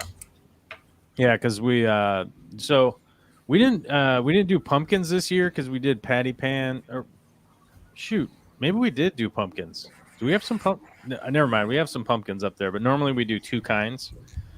So there's like a scientific name for them, but it doesn't matter. The pie pumpkins are over there, and then the carving pumpkins are over there. That's basically how we refer to them. But yeah, they're You like actually put carving pumpkins in the ground so that you would be able to harvest them and carve them yourself. You're right. Wow. I think we only planted pie pumpkins this year because we're gonna go to a local farm to get the pumpkins. We go get them out in the pumpkin patch. Well, how many pumpkins are you planning to carve, you know? Like 2, maybe? I don't know. Yeah. You don't But it's even need super fun. one vine for that. It's super fun to go to the pumpkin patch because you get to ride in the hay wagon. Yeah. With the But do you- horses. I've with the only horses. seen that on TV shows. And then they got goats. And But does that mean that you regret planting those carving pumpkins and wasting that space in your own veggie patch? we only planted pie pumpkins this year, I think. That's all that's right. out there. I would have to go look at them. But I just had a brain remembrance that we did one thing of pie pumpkins. I think we call pie pumpkins down here grammar. Yeah. You're probably Don't right. call it- I don't call it even that. know what grandma means. I only know that when You've you never go, had grandma you've got. pie. Well, Grandma you've pie. got. I don't. No, I've never had grandma pie. I never have. I don't even. Like- I've never heard that word is related to pumpkins. You can buy butternut pumpkins and Japanese pumpkins and like grey pumpkins at the shops, and I've always only grown Jap pumpkins at home. And that's all I know. Yeah, there's grandmas as well. Grandma's a type of pumpkin. Grandmas. Yeah, I've never even heard of that. Mum used to make them all the time. Hmm. I never liked it though because Well- I liked pumpkin better, and Grandma had a completely different flavour to pumpkin. Yeah, that's what I was going to ask. Like, what is it like or similar to? Yeah, well, I can't really tell you because I didn't eat it. I just never liked the smell of it when it was cooking for the pie. Right. We always had Jesus. pumpkin, like, you know, pumpkin soup and pumpkin in dinners and stuff. But it wasn't until I think after I had my second child that we got gifted. So we used to live in a really nice little community area, and like it was the sort of place like when I had my third baby, you know, everyone in the street bought us dinner, like for like a week. You know, different house in the street brought dinner when the babies are born, like all really close. And one of the things, I can't remember what happened, but one of the families Right. brought us like this pumpkin pie. I had never had pumpkin pie. I didn't know what it was before. And Right. I was actually really impressed. And that was like my whole life. I didn't even know what pumpkin pie was Right. until it G'day, turned Jess, up on my and hello doorstep. here, fishy. Uh, How are we? Fish Tropic is asking how much to go to one of these fish conventions. You know, I've been to a bunch of them. I've been to lots of them, aquatic experience, all that kind of stuff. I honestly, I prefer going to the conventions in Europe. There's a lot better quality stuff at the conventions in Europe that I've been to. There's a lot better quality things. There's a lot better things to go see. And the cost, I think realistically, the cost is about the same. Because airfare, you know, if you're kind of shopping around a little bit, airfare is probably going to be about the same realistically. Like, let's say I'm flying to Florida. You know, airfare is probably going to be $900 or $1,000 or something like that. Last time I bought a ticket to go to Amsterdam was like $1,200. So, I mean, Is that it's one obviously way not or the- both ways? that was a round trip. Yeah. And then, you know, you stay at a hotel and, you know, that's like $150 a night or whatever, especially if you're going to be close to a convention center. You know, if you're at a place that's a convention center, they raise the rates when they know that there's a convention going on. So it's going to be kind of top dollar, but like going to aquatic experience would be a good example. I fly to New Jersey, stay at a hotel, airfare, travel, you know, food, hotel, missing work, all that kind of stuff. I think last time I figured out it cost, you know, overall it cost probably like $2,500 to $3,000 altogether, which is not an insurmountable cost. But as Fish Tropic says, it's like I'd rather a 5-star hotel resort for a week. I mean, to be honest with you, like that's kind of my vibe too with having spent that much money. It's a lot of money. I'm going to be gone for a week, which means I'm going to miss all the work, which means I'm not going to make any money while I'm out of town.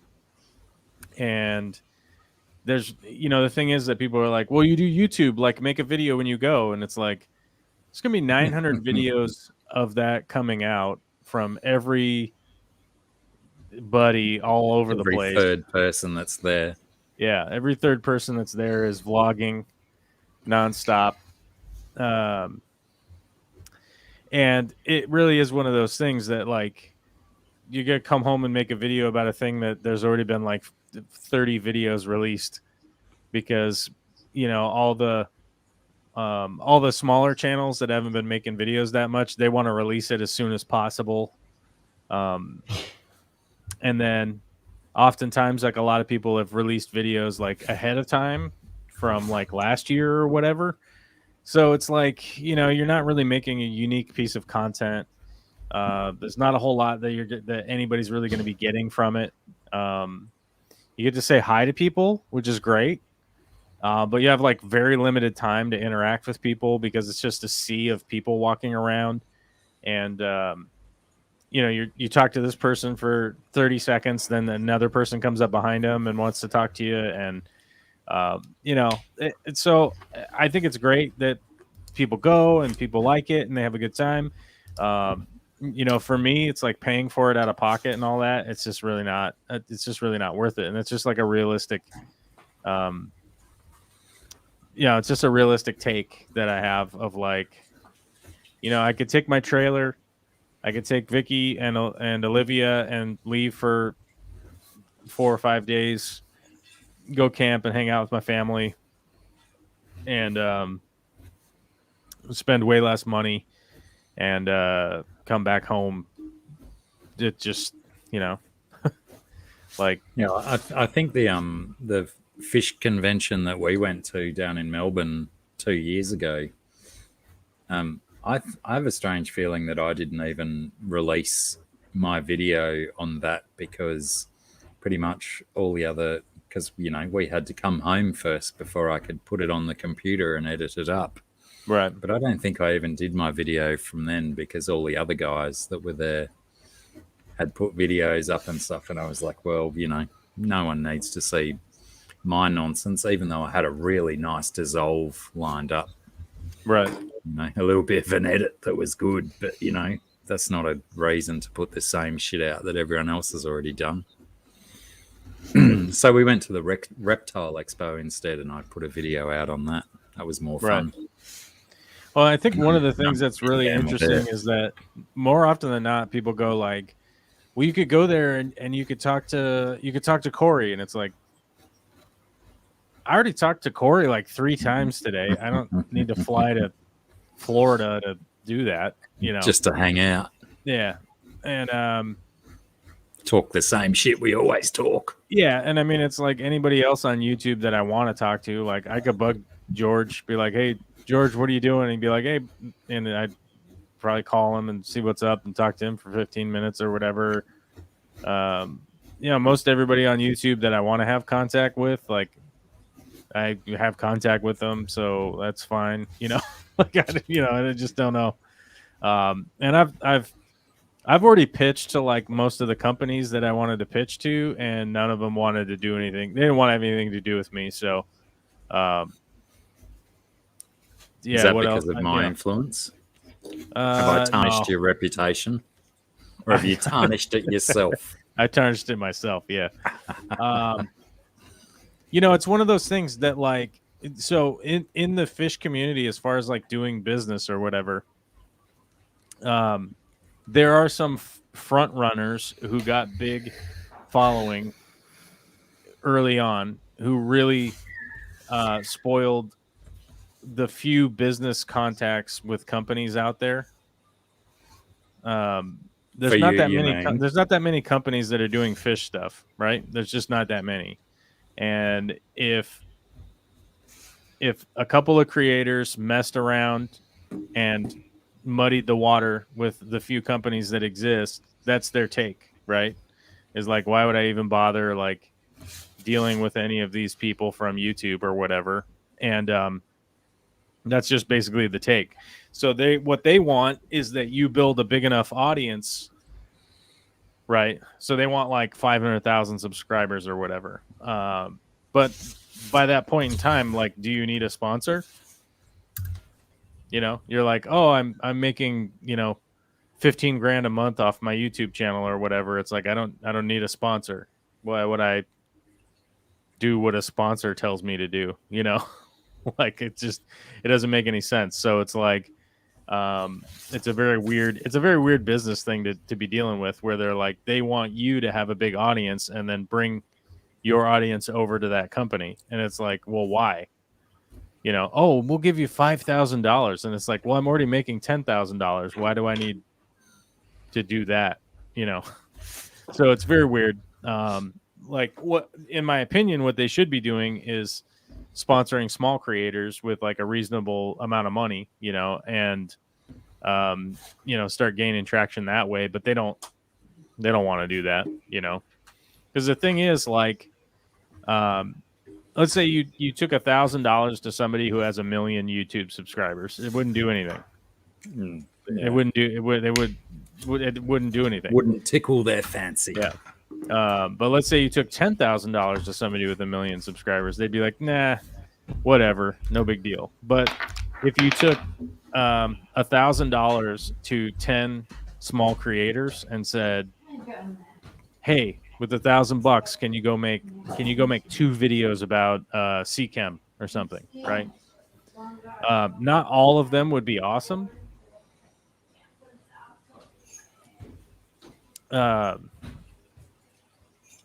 Sorry, I'm getting rid of that nonsense.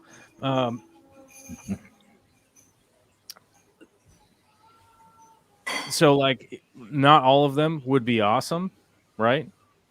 But you would get a bunch of good videos out of it. You would get a bunch of good content. It wouldn't be like 100% home runs, right? But you would definitely get a bunch of good content from a bunch of small creators. Like I can't remember his name. What's his name? Blake? Blake, one of the finest Australian fish tubers. Is That's that who right. you're referring to? Yeah, what's he's up to, like, probably like 5,000 subs or something like that now? Have another guess. He just 10, did his 10,000 subscriber 10,000 subs? giveaway the other day. Yeah. That's cool. But Which like, I did not win. I did not win, but I expected to. I thought What was he'd the rigged giveaway? the competition. what was the There giveaway? was a bunch of stuff. There was Oh. local Australian stuff, and there was Amazon gift cards for the international people and stuff. He went all wow. out. It was quite a spectacle. It was very good. Yeah. And- But like, and yeah, so here's a perfect example. So like, Blake's making a bunch of content. He's like doing stuff. He's got 10,000 subs. He's monetized. He's probably making, he's probably making like $500 a month or something in that something range. like he did. I mean, he broke it down for me the other day, and it wouldn't be too dissimilar to those numbers that you're saying. I mean, I'd have to look up his analytics and that kind of stuff to figure it out. But, let's say he's making $500 a month. If CChem came to him and said, hey, can you make 2 videos here's $1,000, right? Yeah, well, Can you make 2 videos and then we'll check them out before you release them? Would you be interested in that, right? And I'm sure with that, he would be super motivated to do a bunch of work, right? Yeah. It's, whereas somebody who has 200,000 subs or whatever, if you brought them $1,000, they'd be like, yeah, I'm pretty busy, like I'm just doing a bunch of stuff and I'm pretty busy or whatever, like they just wouldn't have time for it. But you could definitely find a whole bunch of people like Blake with like $1,000 or $2,000 and go like, hey, can you make some content based on our products or whatever?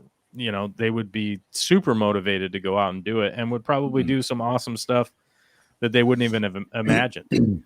Yeah, it's a weird dynamic that they think of, that they can only take the mega huge ones. Yep. And It's because like it's you been say, it's because the reputation has been previously soiled by other YouTubers beforehand. yeah, right. Yeah. But it's essentially A bunch of cocaine fueled madmen. Are is you a good way referring to to describe anyone it. in particular? Anyone in particular? Because Well, I don't. anybody do any anybody cocaine that when I does make fish videos. YouTube and seems like they're on cocaine or copious amounts of booze is probably a good place to start. Whoa, I feel like that's another personal attack. I swear I never do cocaine when I'm making fish videos True. or live streams, but I do drink copious amounts of alcohol. It's true. because like if you've got some cocaine, there's better things to do than make fish videos. Like what? Like so many everything. Top 5. Let's go. Top 5. Sarah's list of things to do when on cocaine. Here we go. This is a new segment. We're going to do a different drug each week, and Sarah's top 5 things to do on that drug. Let's go. Let's start at 5. Number 5. Reorganize the kitchen. Fun. No, I'm not. Is it on your list though? Absolutely not. That's the Family Feud noise, right? Survey says. Start a new business. We probably should have given Sarah some advance notice to Yeah, probably to consider, work out her top 5. But to consider. does that No, right? I've got no. Yeah, I just drawing haven't not is spoken number 5. for a while, so you know. Drawing was number 5. Is that why you were holding up the drawing? It wasn't why I was holding up the drawing. Ah, right. I thought that was you saying this is my number 5 best thing to do. I'm getting in trouble again, aren't I? You're getting in trouble, I think. Yeah. Anyhow, regardless of that, so my whole point is like those companies could easily be getting a whole bunch of content made about them and about the stuff that they want it to be made about with very minimal investment was my point. without going to those million people. Right. Yeah, like a while ago I was invited to a fish convention, and they gave me 9 days lead time. That they were like, we have airfare for you and a friend, you and a +1 if you want to come to this convention. And I was like, that's 9 days from now. What are you talking about? I was like, what? Yeah, I can't do anything on 9 days notice, let alone just fly away. Like, oh, I'll see you, fam. I'm out. I'm going to a thing. Yeah. See you in a week and a half. Yeah, I'll be back, I guess. Hello, Crystal. G'day. How are you? Yeah, because I just found out today the date for the Oregon, was it Fishtober thing? And I found out that I think someone called it when I found out the Fishtober date Fest. today. When I found out the date today, because it's October 10th, and I think if people should definitely go if they want to go. It sounds like it'll be fun. Redfish, Bluefish will be there. Jason. Lucas Bretz will be there, and some other people, and sounds like it'll be fun. But yeah, it's like it's October 10th, and I'm like, so I open up my calendar, and there's already 3 things I'm doing on that day. The one thing I'm telling you about is the pumpkin thing, but there's already 3 things on that date. It's like it's only it's like 1, 2, 3, 4, 5. It's like 12 days from now, which means that there's stuff on my calendar already. You should have, if they told me in like June or something, I would have got put on the calendar and been like, oh, that's what I'm doing. Yeah. I mean, 2 weeks notice is like, that's the minimum that people should expect. Yeah. I mean, like, that's minimum, but not. That's what you're supposed to give to quit a job, 2 weeks notice. But yeah, right. Generally, if it involves juggling your entire lifestyle around, you want a little bit more than 14 days. Goodness. Yeah, I mean, that's the thing. I mean, Vicky and I just have like way too much stuff going on to be able to just be like, oh yeah, I guess I'm just leaving town, randomly. But like, the tears start, and then but like, F you, I'm going starts. But like Tuesday nights, like you ask me to be on the podcast with you here, and so it's on the calendar. So like when I get home from work, it says after I get home from work, I'm gonna be doing the podcast. It's Tuesday night, so it's on the calendar. So if somebody was like, "Hey, Tuesday night, why don't we hang out and I don't know, play 2-hand touch football or something?" I'd be like, Let me check the calendar. Nope. I'm doing the Dr. Black show with the Scunch Princess, who got super mad at us and left. It kind of seems that way, doesn't it? But we'll host her chair. It's nice. Am I going to? I feel that, I mean, the last time I slighted her on my live stream, I came back the following week, and this was after you left a few weeks ago, and I was kind of hoping that you would still be here, but I said some shit that offended her the week before, and then I came on and did a heartfelt apology and even teared up and started crying while I was apologizing to her. I may have to do that again next week. You may.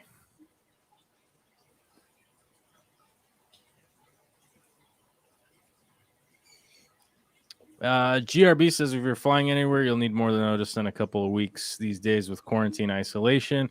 There's not really any quarantine isolation, to be brutally honest, with a lot of the areas. I mean, obviously, if I was flying to Europe, because Europe has kind of different laws or whatever, but like, you know, even going to Peru with all their regulations and all that stuff,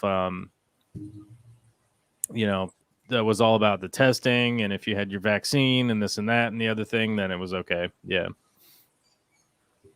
But like, I mean, there's a lot of places in the U.S. that are just like, yeah, it's fine. Everything's fine. I don't know. Why are the hospitals overloaded with people and stuff? I don't know, but it's fine. Everything's fine.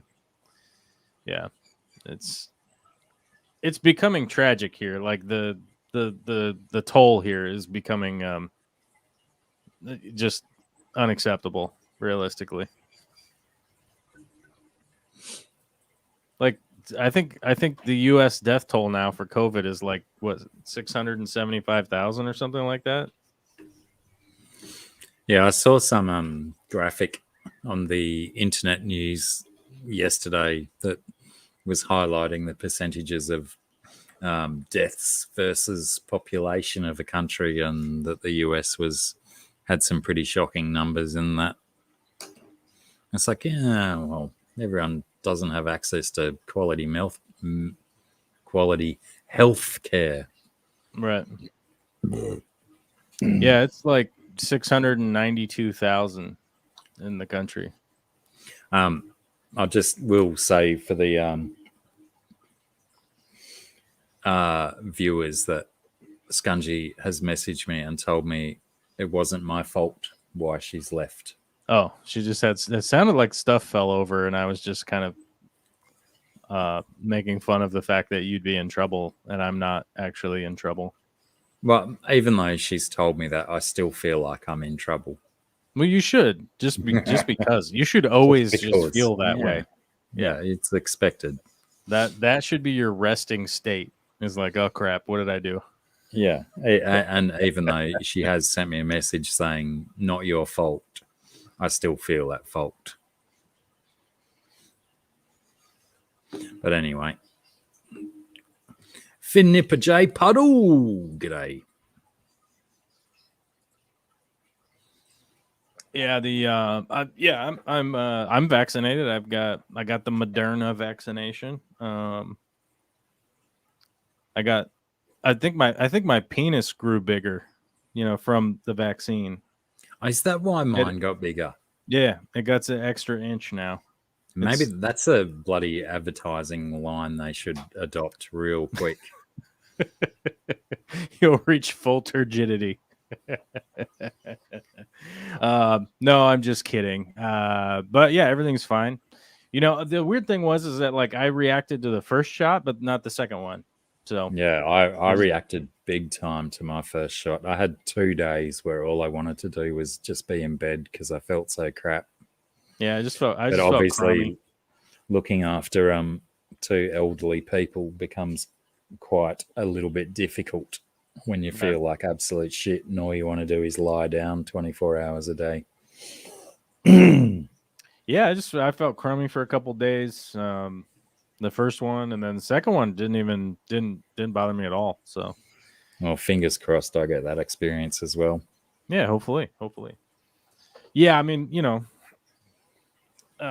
it's kind of funny because like I was listening to some of the kookaloos, and they were talking about like the side effects from the vaccine, and it's like, yeah, but the side effects from the vaccine are like way lesser than the COVID side effects. So like, why are you Just why are you slightly. using that?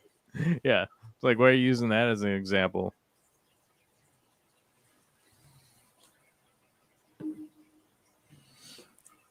Yeah, it's like there's just you've got the options, people. If you choose not to have it, it's probably more sensible not to give other people shit for deciding to have it. Just make your own choices, but you don't have to. You don't have to toilet the rest of the world if they oppose your choices. And it goes the same for both sides. The anti-vaxxers and the vax positives. Well, I think the problem just is, I leave it think the alone. problem is that the anti-vaxxers are believing in something that's completely not true Mm. and unfounded. So I think like you kind of do have to antagonize them a little bit, like you can sit on whatever side of the fence you want. That you're allowed that as a person. You can do that. It's all good. Do whatever you like. But there are consequences for your actions. You know what I mean? Like you can do and say whatever you want to do, but there's consequences for them. And the unfortunate consequence is that you're rolling the dice on a much higher chance of just dying and then Kaputness.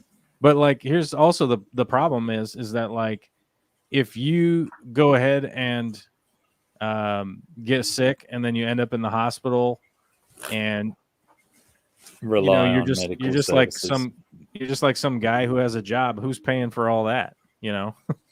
Like, is the insurance company supposed to pay for it, or do you not have health insurance? Like, so the taxpayer is supposed to pay for it. Like, but you didn't bother to do the prophylactic portion of your Approach. responsibility, which is Yeah. completely free. Yeah. And it's just weird.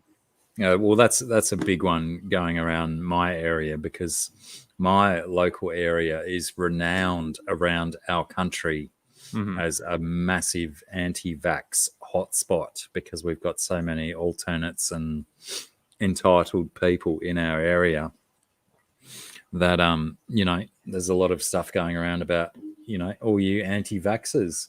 Are you going to accept medical treatment when you get admitted to hospital with COVID in you? Or are you just going to walk out the door because of what you've been touting? I mean, it's a completely different kettle of fish, but what I'm trying to figure out here is Fish Tropic trying to say that they're not vaccinated and that they're going to sell their semen for $50,000? My first question is, how tall are you? Would be my first question. Well, let's gamble on it. Before Fish Tropic answers, I'm going to say 5'11". I'm going to say 5'8". Joe Rogan height. Fish Tropic, you have to tell us how tall you are. 6'3". I don't know if I believe it. Nah, you're not 6'3", Tropico. I don't believe it. Your thighs are too big for 6'3", unless you're a bloody, what do you call them, a linebacker?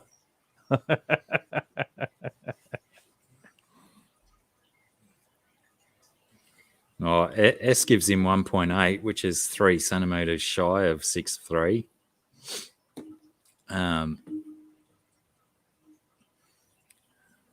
But yeah, I used to just tell people that I'm 6 foot tall, but I'm only 5'11 and a half. I'm going to hell. I'm going to hell because I lied to all these people all these years.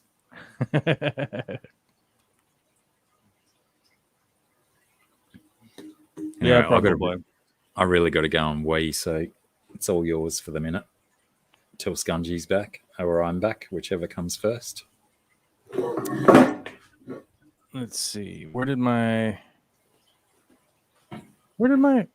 chat go? I lost my chat. Oh, there it is. Okay. Figured it out. I was going to read the chat and then my chat disappeared. So I was like, what? All right.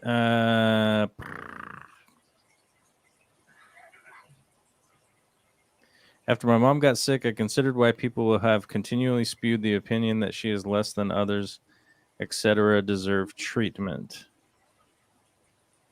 I don't know what that means. So that your mom is less than others.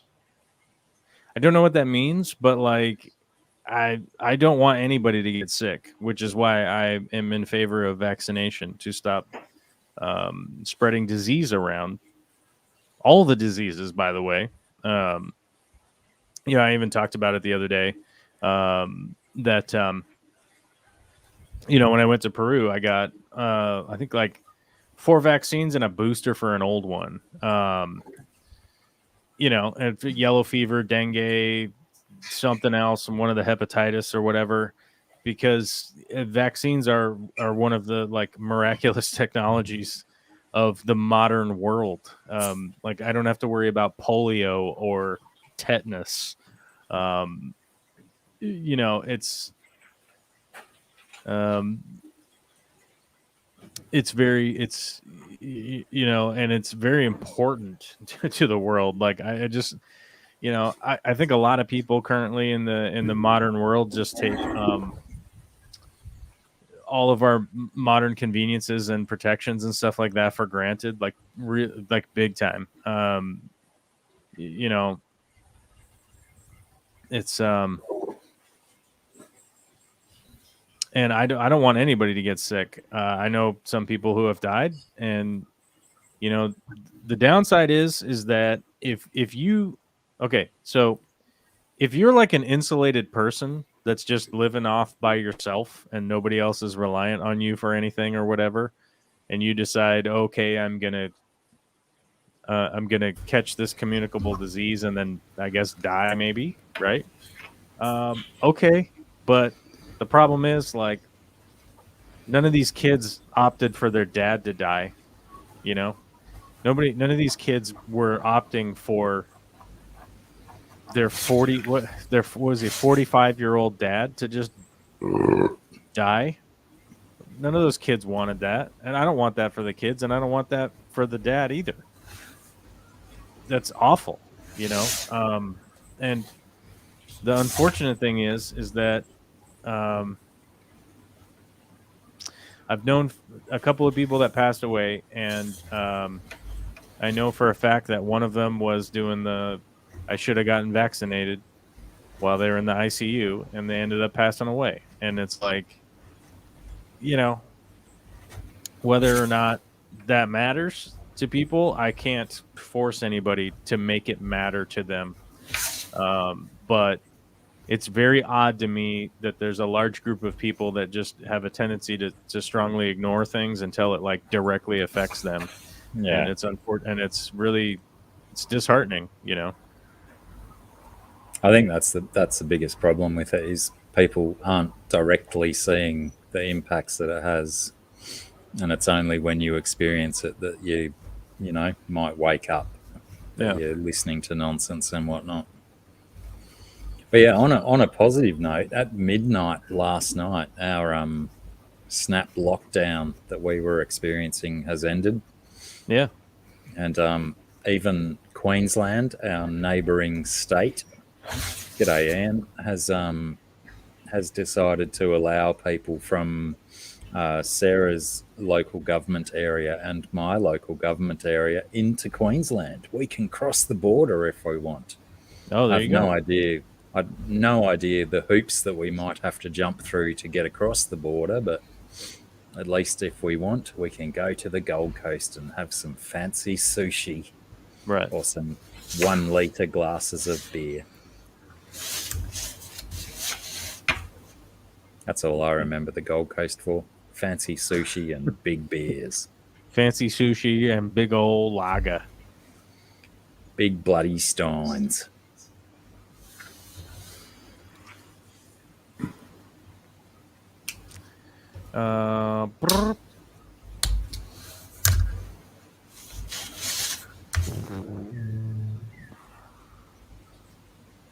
Australia does does have some impressive fence makers, I must say.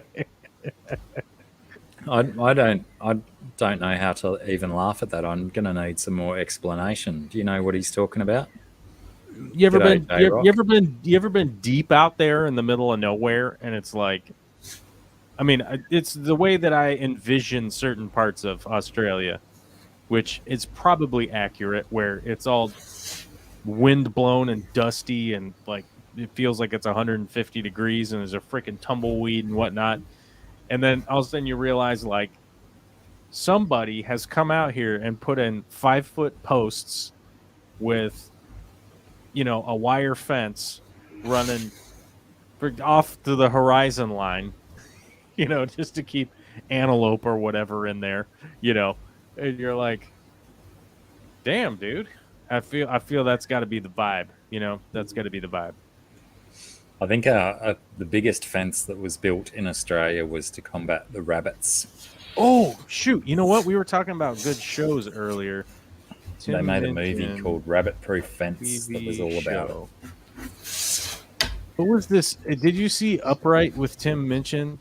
Did you see this yet? No, I did not. Sarah may have. I think Sarah likes a bit of Tim Minchin.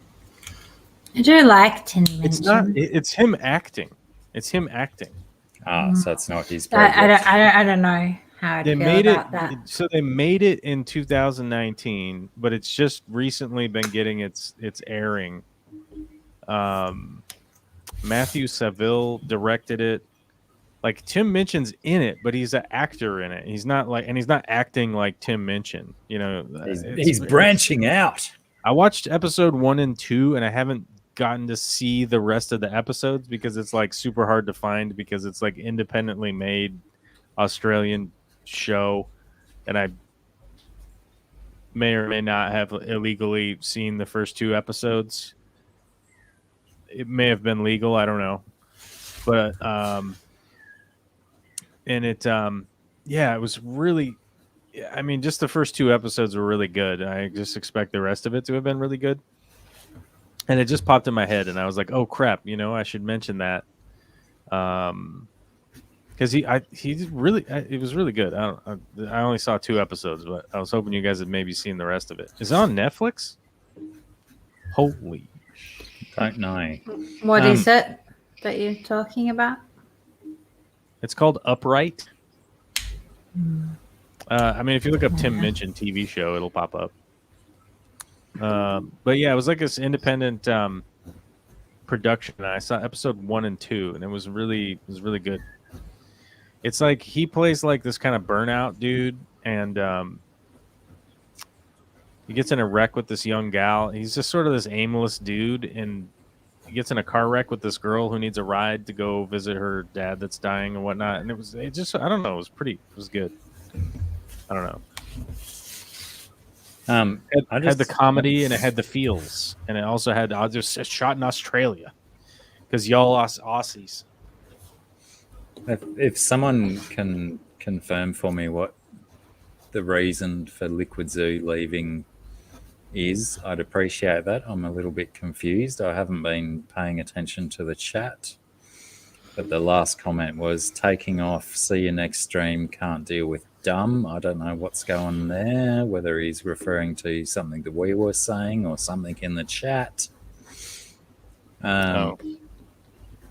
Yeah, they put a massive fence across a certain section of the country. There's actually, I think there's been a couple. There was the dingo fence, and then there was the rabbit-proof fence, and all sorts of stuff. But yeah, we're renowned for fences because we have very large properties. Fishy Mon, long time no see. Welcome back. Hello, how are you? Yeah, I just don't know what went on there with Liquid Zoo. Was that you, Tropico? Are you and Liquid Zoo having a biff? Yeah, I don't know. I think Tropic was talking about his pure blood or whatever weirdness he was talking about. I don't know. I think Fish Tropic was trying to joke about having natural immunity from having caught COVID and not dying or whatever. I don't know. Right. Seems like you struck a nerve, Tropico. Yeah. Well, I mean, it's, you know, the thing is, like, it's a big deal if you've lost someone, and if you're in the States, chances are you know somebody at this point. It's like almost at 700,000 people dying. It's under 1 out of 500 people. You know, It's almost 1% of the population, isn't it? well, no, 1 out of 500 is 0.2%. That's what I said. Yeah, exactly. But yeah, you know, so I mean, the problem is that, like, if you know somebody that's died, it makes sense to have strong emotions, you know, but it doesn't make Especially sense. if But people are making light of the it. thing is, like, it doesn't make sense to me for you to have strong emotions over to be not getting vaccinated, right? Yeah. Like, why are you so incensed to the point where you're like, I'm gonna quit my job? It's like, Well, okay, that's quit your like job a- then, I guess. It sounds like you didn't want to work at your job, and now you're using this as an excuse to, like, not work there anymore, I guess, and now you're a victim or something, you know. Yeah, well, that's And exactly what I was saying before about how. What was I saying before? No, I've lost my train of thought. Sorry, keep going, Corvus. Sorry, I'll try and think of my train of thought again. yeah, well, I mean, my point is like, I don't understand the wild emotion that people have about, you know, being anti-vax. Like, it just doesn't make any sense to me. You know, there Is it hasn't just really, the fear you know, of being I've told had what? I've had a lot of conversations with the anti-vax people, and their arguments fall apart like a house of cards, in, like, with the slightest bit of questioning. And then they immediately get mad, and it's like, this is all just a weird emotional state that they're in.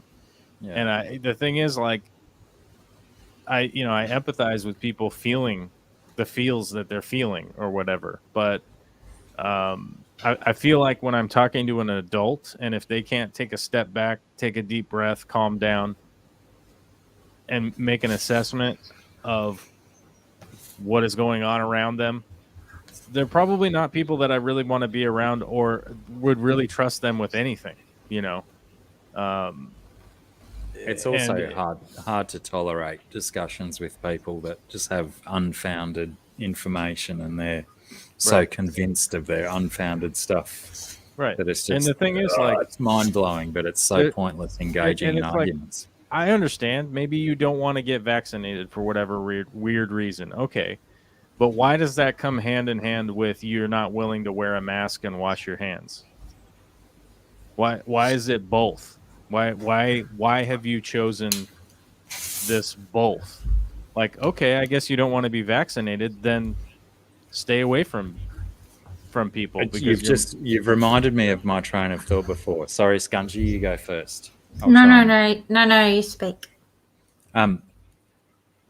People are very opinionated, but they're all, we're in the era of choice. Everyone should be able to make a choice. But if people have a differing opinion to someone else, they criticize that person to fuck about their choice. But just allow everyone to make their own individual choice. And, the anti-vaxxers will criticize the people who are willing to be vaccinated, and the vaccinated people will be willing to, criticize the anti-vaxxers. But ultimately, we're all individuals. We're all here just to make a choice. Just let people have their choice, and don't be fucking critical of everyone because of their decisions, even though we're sitting here being critical of the anti-vax. yeah, and I mean, I understand that. It's like, but there's also the point where it's like, if you're choosing to be unvaccinated, you're choosing the side of the virus, like, you want to be a petri dish for the potential of a virus to mutate within your body so you could spread it to other people. Like, that's basically what you're choosing, But the point is that like I could understand that somebody would not want to get vaccinated. Like I could understand you don't want anything injected into your body. Okay, that's cool. You eat healthy food all the time, you work out, you work out 4 to 5 times a day, you're like a endurance runner, you're super healthy, you really take care of yourself. You do an amazing job like hunting for your own food, all this stuff, right? That's And you all could the be like, I don't anti-vaxxers, want to put any foreign body in my body. I could be like, okay, I can understand that. So my point is that the people that are mostly wanting to be unvaccinated are also the people at the store who will refuse to wear a mask while being around other people. That seems very weird to me, and it's like okay, maybe you don't want to get the vaccine. Okay, wear a mask and just be courteous to other people around you, because there's a communicable disease from you breathing out of your mouth, because you walk around looking up with your mouth open while breathing out of it all the time. And but they don't want to do that either. And it's like, well, there are options here. But clearly the option is like, no matter what, you're just going to be a dick all the time. And it's just very weird to me. I don't know. Oh, that's looking good, Scungy. That's looking great. And yeah, S and 2 Dougs have potentially hit on that rule. Just don't be a dick. Mm-hmm. Don't be a turd, I think S's words were. You can communicate your feelings without being a dick or a turd or a Karen. I want to speak to your manager immediately. Apologies to any Karens present. Right. And the funny thing is like, because I got to go to the hardware store all the time. And, you go to the hardware store, it's all construction guys who are overweight, who are unhealthy, who, no offense, are smoking cigarettes. They all have comorbidity, right? And yet it's like 20% of them are like, I'm not wearing a mask. What am I, a pussy? And it's like, hey, man, I have to be at the hardware store for work. And you're presumably at the hardware store for work also, right? It's not really a choice here. I got to buy goods so that I can do work, so I can make money, so I can feed my family. And there's signs for days that everybody should be wearing a mask at the hardware store. And it's like, no, I'm not going to do it. And it's very weird. I don't know. It's just a weird vibe to me. To just be like, everybody that works at the hardware store has to wear a mask. And most everybody that is shopping in the store has to wear a mask. But there's the one, there's that guy. I don't know. I guess he needs to touch his mouth while shopping or something. I see plenty of people in the supermarket here without a mask, and my instant thought is, what's your fucking excuse, mate? Like, what's the deal? Breno? Like, I don't get it. Like, what makes you so special? Like, what? We have exemptions down here. Like, you can be exempt from wearing a mask, but how serious does your reason have to be to not put a little bit of paper over your face for 20 minutes when you're in the shop? Right. It's not a big deal. You're not encumbered by anything. And then it's like, you're going to be breathing in all these toxins. And it's like, my mom worked in the ER for almost 40 years wearing a mask all the time in the hospital. And I never heard her complain even remotely once about breathing toxins. They'd be like, my mom would go into surgery and you'd be in surgery for 6 hours. You wear a mask the whole time. You do not take your mask off. You're in surgery, right? Do the surgeons just pass out while doing surgery? Like they just drop dead because they were wearing a mask while they're trying to do heart surgery on somebody? Yeah.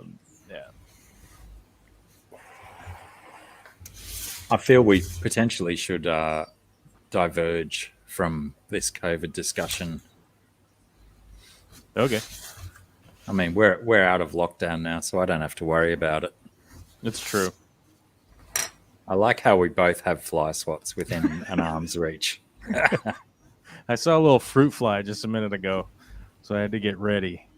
Oh, we're Will I actually break a camera? Will I break a camera and a monitor to kill a fruit fly? just Yes. to kill a fruit fly. It's worth it. Apparently, we're having a plague of fruit flies down here in Australia this fruit season. The end of winter coming into autumn. Fruit wholesalers are spewing about how many fruit flies are around at the moment.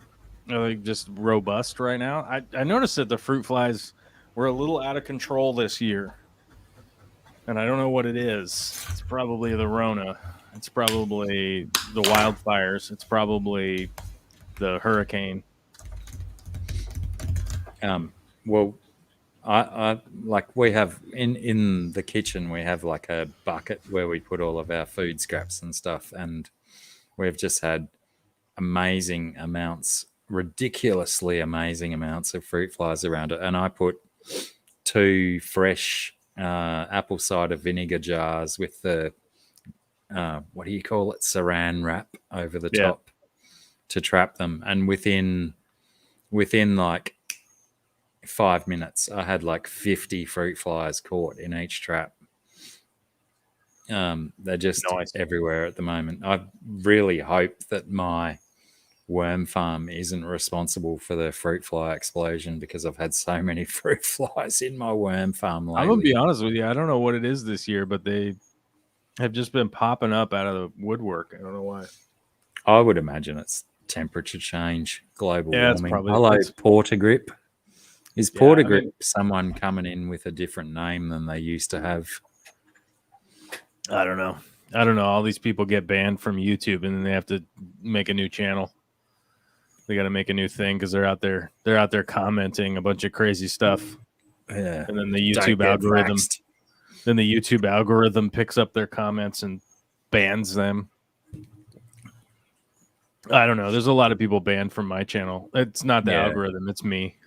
I had a strange feeling. I liberally banhammer them. What's that? I had a strange feeling it was Gaffer, and g'day Gaffer, because Gaffer's one of the only people that still calls me Mick to this day. And I don't mind it. I like being called Mick once in a while.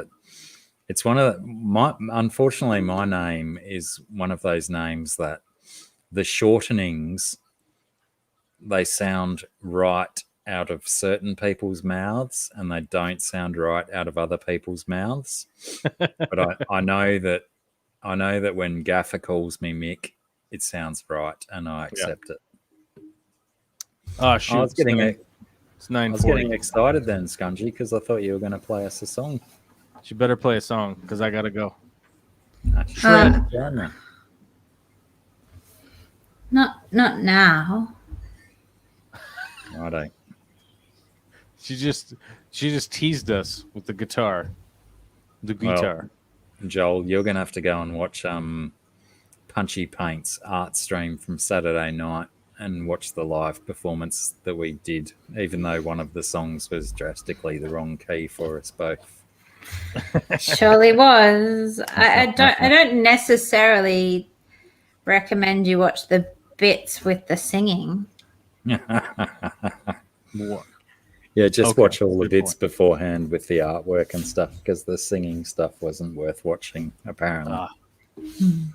We had a great time. I'll try to give it a chance to check it out if I recall, if I remember. So even Alyssa Bentley says, "Oh, no song from Scunge. She's already dropped the guitar."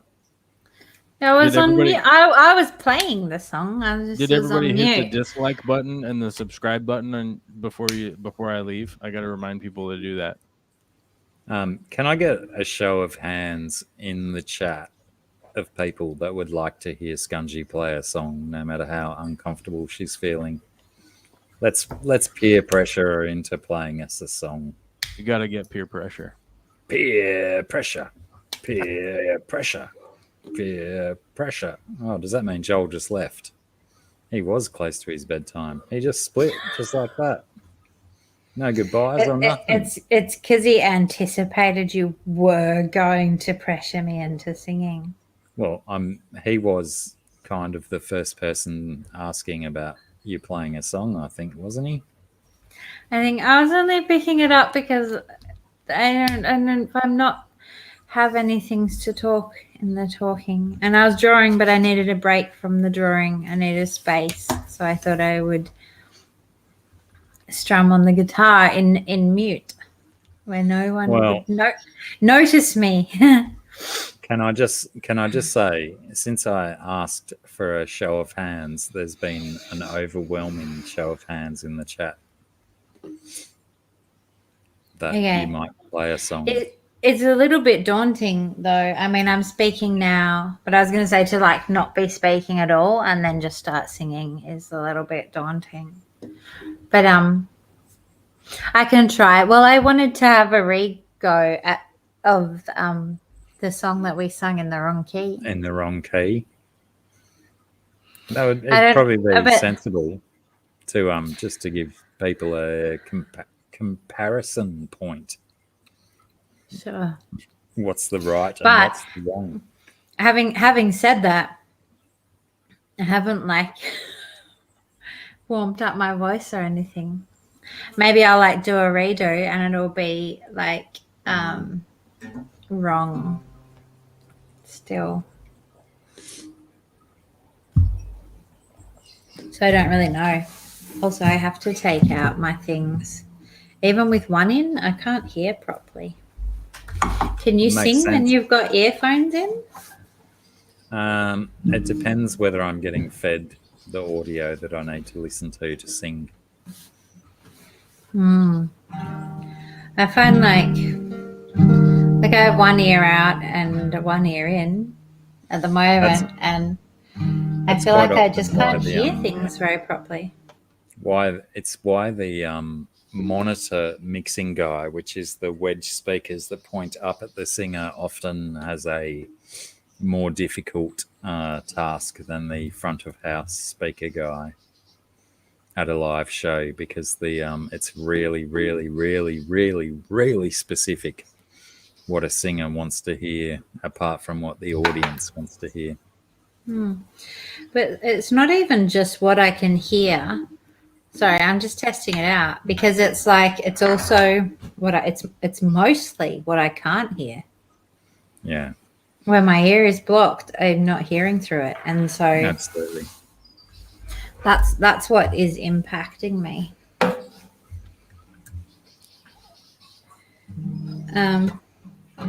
Oh, Puff the Magic Dragon. I might actually add that to your list you started writing the other day, because that's a pretty cool song. I used to sing that 1,000 times for my children. Not with the guitar, though, probably. Just a cappella. I'm writing it on your list because I used to play it too, but I couldn't really sing it very well because I'm not a very good singer.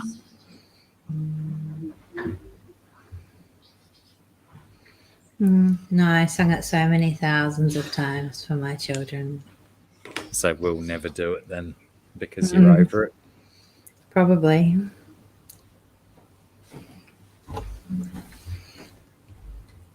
But yeah, Fish Tropic feels that Sarah is a genie in a bottle. Is that Tropico requesting Sarah do a Christina Aguilera song? That's not ever gonna happen, is it? Oh, she had a couple of good ones. We could probably turn one of her shit songs into a good song. I don't really know any Christina Aguilera songs, so I suppose I can't be too judgmental. The only thing I know of her is that she has a very strong, powerful voice and does all of those like waily notes. Yeah. But I can't specifically think of a single song and how I'm a genie it goes. in a bottle, baby. You gotta rub me the right way. I think that's how it goes. Okay. I don't know that. But I just need to like wash this drink off my tongue for a second. Righto. Can you Okay. excuse me to go and do that? It's like Go. it's really grossing me out, and I What are you need to having? do that. Oh well, so because no ice was coming out of my ice maker, so I had one of my ginger beer alcoholic beverages. You know, And it's leaving a And- rough taste. it's really it's no taste. It's like a layer of filth on my tongue. I love can't- that. The ginger. I want like, yeah, I don't know. It's really grossing me out, and I want to like keep trying to scrape it off with my teeth, and I'm going to go and deal with it for just a second, if that's okay. Sorry, thank you.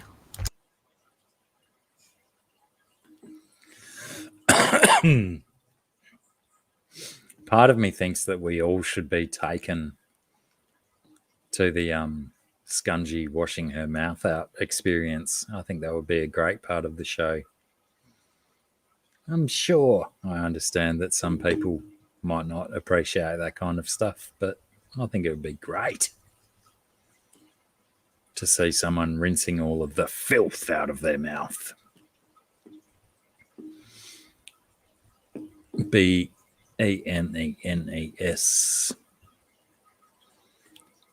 What are you going on about, Ryan? Travis. Hello, Travis. Welcome, brother. Good to see you, man. Always good to see you, Travis.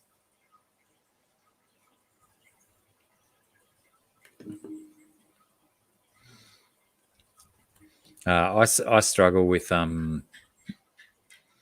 tongue scraping or the roof of my mouth or brushing when I brush my teeth. 9 times out of 10 when I brush my teeth and I get to the back molars, I'm like, I've just got such a terrible gag reflex. It doesn't take much for me at all. A subtle fragrance, something in the back of my throat. Oh, my morning ones can be good. I build up a lot of liquid in the back of my sinuses in the mornings, and sometimes it settles in this spot in the back of my throat that just triggers me to vomit, and I just can't help it. It's that shocking gag reflex. Potentially I need to train my gag reflex. I have no idea how I might do that though. Mind over matter, possibly. Yeah, gag reflex is real. If it happens when you're brushing your teeth and there's no sexy stuff involved, yeah, gag reflex is real. It's not just a porno thing, it's a brushing your teeth thing. All right, we made Fishymon spew.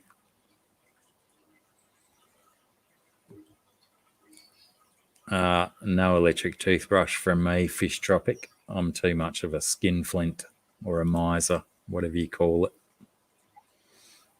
Not wasting money on something that I can spend $2 on and do the same job and still make me go.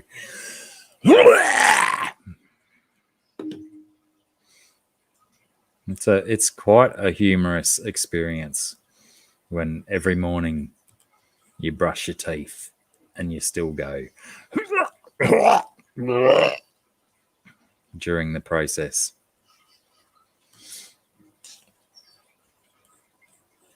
Yeah, can't do a tongue scraper. I've tried tongue scrapers before. As soon as I try and use a tongue scraper, I gag instantly. I was just in the bathroom sticking a toothbrush down my throat trying to scrub off the gross feeling. I didn't succeed too well, but yeah, we'll see. That's foul. Never buying that drink again. What was the drink?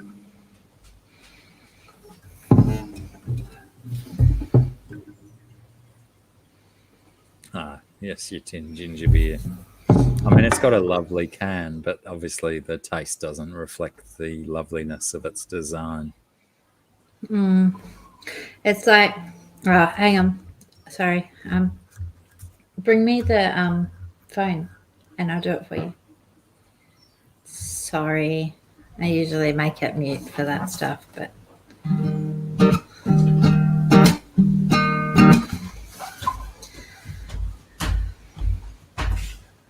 So wonderful news was that Sarah found her capo so that she can make oh yeah. her songs the right key nowadays. Well, I just thought I might have left it behind at your house. But I didn't. I just put it in the center console of the car and not in my backpack. Can I just say that was some pretty solid forward thinking too. That you didn't just pop it in the guitar case that you left behind, that you knew that you would need it later on, so you took it with you. Yeah. I was deliberately. I really wanted to bring it. I specifically thought I'm leaving the guitar here because I've got plenty of guitars at home, but I've got to bring the capo back with me, and that's why when I couldn't find it in my backpack, I was a little bit like, scared. Tropico, do you mean the Presidents of the USA song? I'd probably have a crack at that song, actually. I'm going to put it on the list if that's the one he means.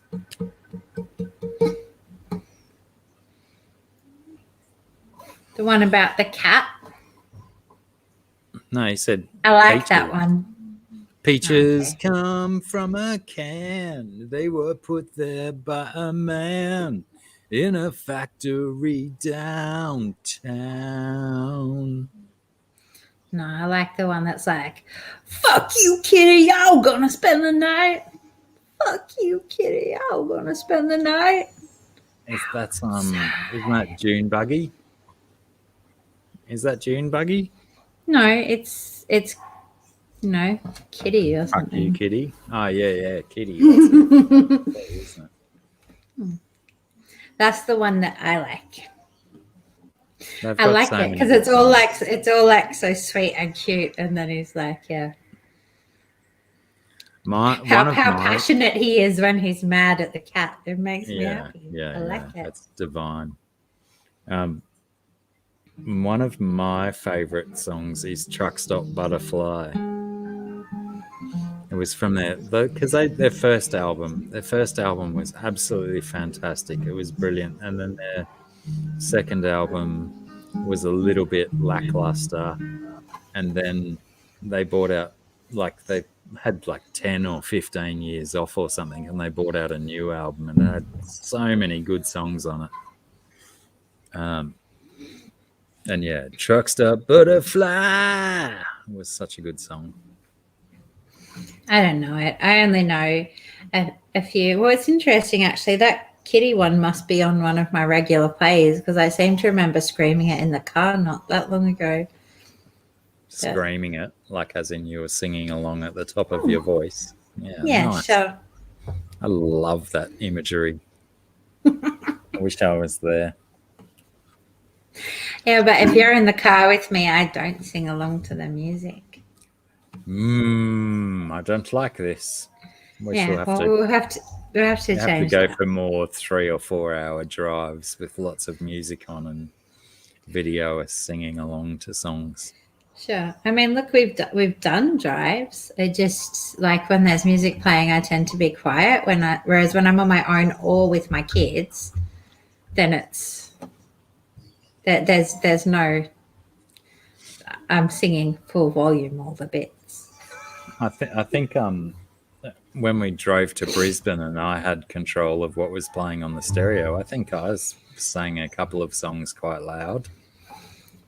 Oh no, you just sing like 1 or 2 words here and there. Mostly what I remember. I'm pretty sketchy like that. But all right. So you're going to play a song? What are you going to play? You look pretty well set up now, apart from the headphones cord is still in front I of don't, yeah, and yeah, well, you want it underneath, but like I don't have enough space, and I don't want to move the microphone closer to my face, and I haven't like got a warmed up voice, and I don't know, but I had thought that we could like, I'd imagined that it needed to be like a redo of the song from the other day, but now I'll probably do it, and I'll like not get it right because it's interesting because I actually feel more confident when we're just together, and as soon as I'm on my own I just get really weirded out. Well, everyone might be willing to wait the half an hour it'll take you to get here. Not my kids though.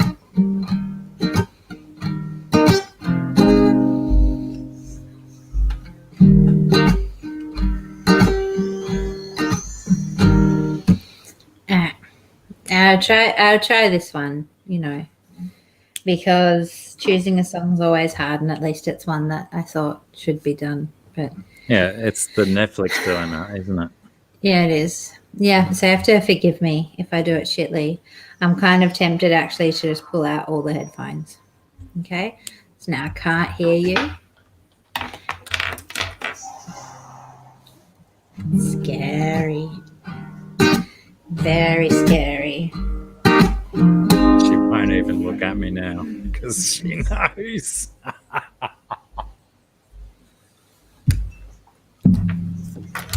But then I have to stop and ask you why you laugh so much at me.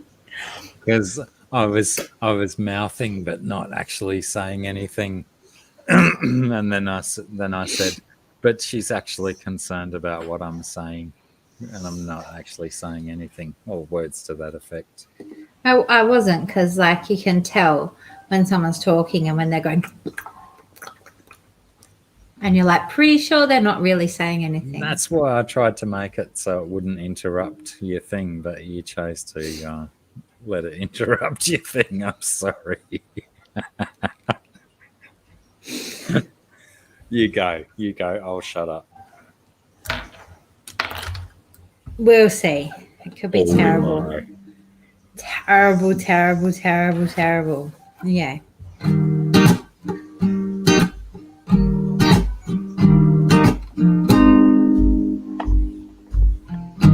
I have to refrain from singing along because I'll be out of time, but I love singing this song too. Friend, oh friend, it's 4 a.m. What are we doing in the street? I don't want to buy fried chicken. I wish that I was going to sleep.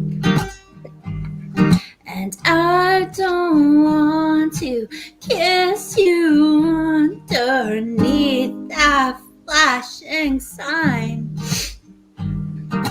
What's the hurry? We're not ready. We've got plenty of time. So maybe one day you'll get married, maybe fall in love. Could you make me fall asleep when you're holding me? Try setting me on fire. Try setting me on fire. Try setting me on. There's someone else, but I twist all of his words and he twists mine. So I'll have to let him go. We sometimes fit, but we always lie. And he thinks we could make it work, but only when he's drunk. You think you could help me swim, but vanished, and I don't know the chords for that, but ready sunk.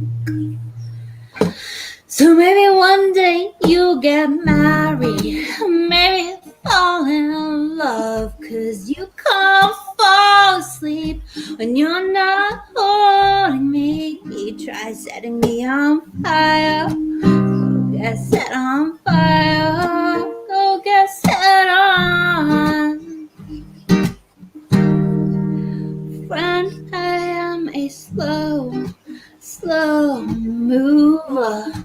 Friend, I am a slow girl, trying to be kinder, crawling in another world. So maybe one day we'll get married, maybe fall in love, 'cause you won't fall asleep when you're not holding me. Try setting me on fire, try setting me on fire, try setting me on fire, try setting me on fire, try setting me on fire, try setting me on fire, try setting me on.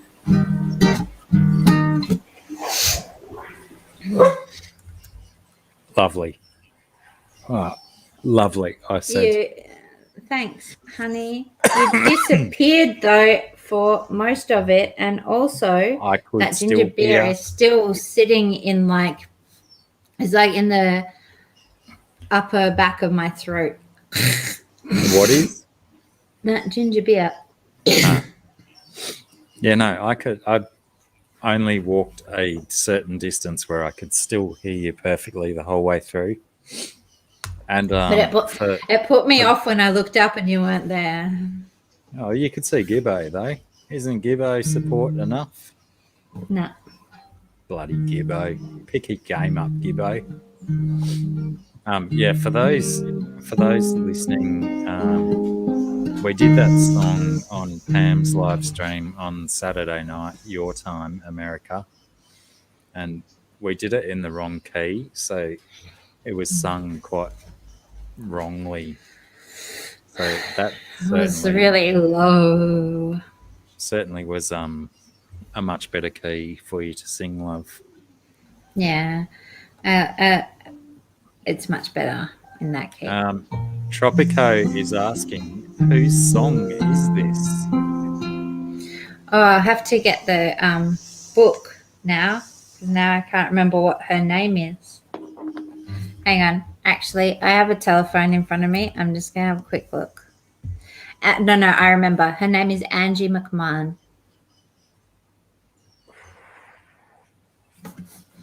One hit wonder, because that sounds like a hit, but I haven't heard of her name. No, I haven't heard of her name, and I don't know anything else that she does.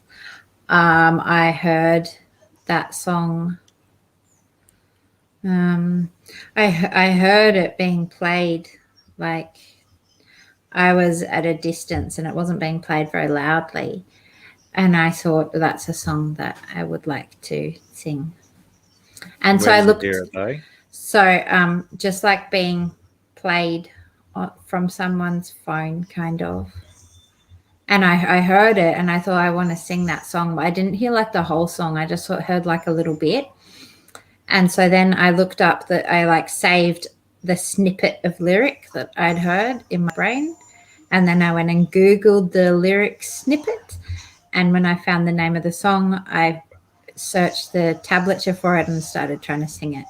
So I don't actually know if I've listened to it. I may have in the beginning, maybe searched it out and listened to it. But maybe I've only heard it like, once all the way through. Now, Fish Tropic is also saying, just write songs and get paid. Yeah. Is there any particular song that you've written that you'd like to play? Even though there's particular ones that you've written that you say you only want to hear me play? Yeah. No, I don't think I can do the ones that I've written. at the moment.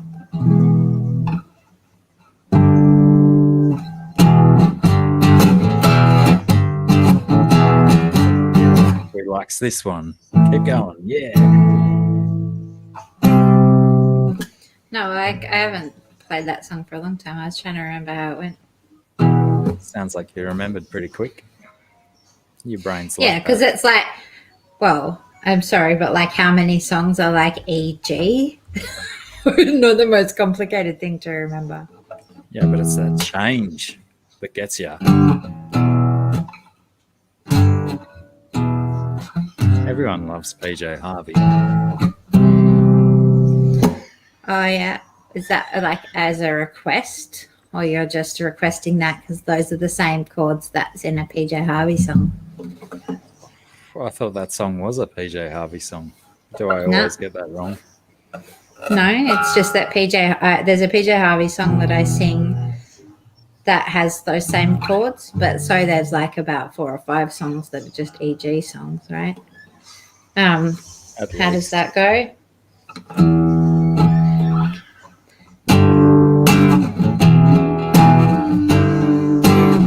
That's the PJ Harvey one. Yeah. But what were you playing then? Why am I confused? I was playing that one of mine that I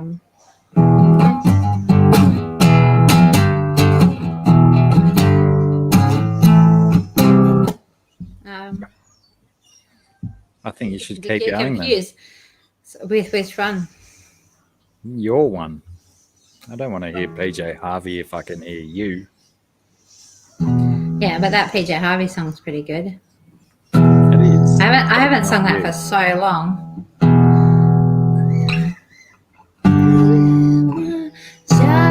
Childbearing hips. Look at these, my ruby red, ruby lips. Look at these, my wax strong arms. Yeah, I like the PJ Harvey one. My beautiful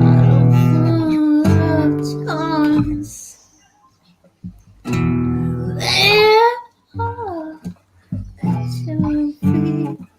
The problem with the one for me is that like I don't really know how it's meant to go. I can't make these headphones do right.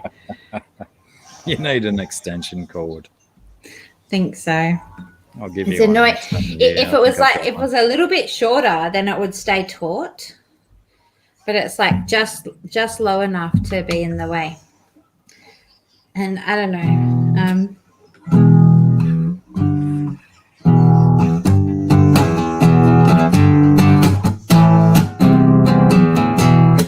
I don't know if I can remember that one.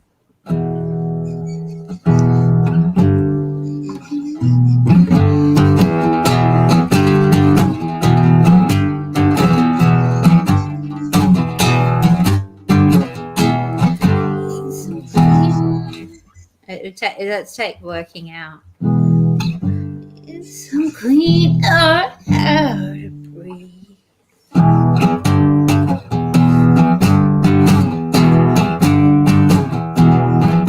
I want to swallow what I've got. I want to be something I'm not. I want to see what can't be seen. I want to be what I've never been. I think that was wrong though too, the chords. Bam. You take. I can't sing with that on though either. But then I'm disconnected and then I can't sing anyway. You take all my time. No, I can't do it. You don't. That's not a good choice for right now when I haven't played it for years. But like, I would like to. Unless you all want to like listen to me work out how it goes. Well, I was kind of hoping that we'd listen to your one that sounded similar. That's what I was just playing. My own song. Yeah? That's what I mean. Trying to work out my own one, how it goes. Right. You take all my time. I can see you will never be mine. You walk beyond me. I stumble blindly.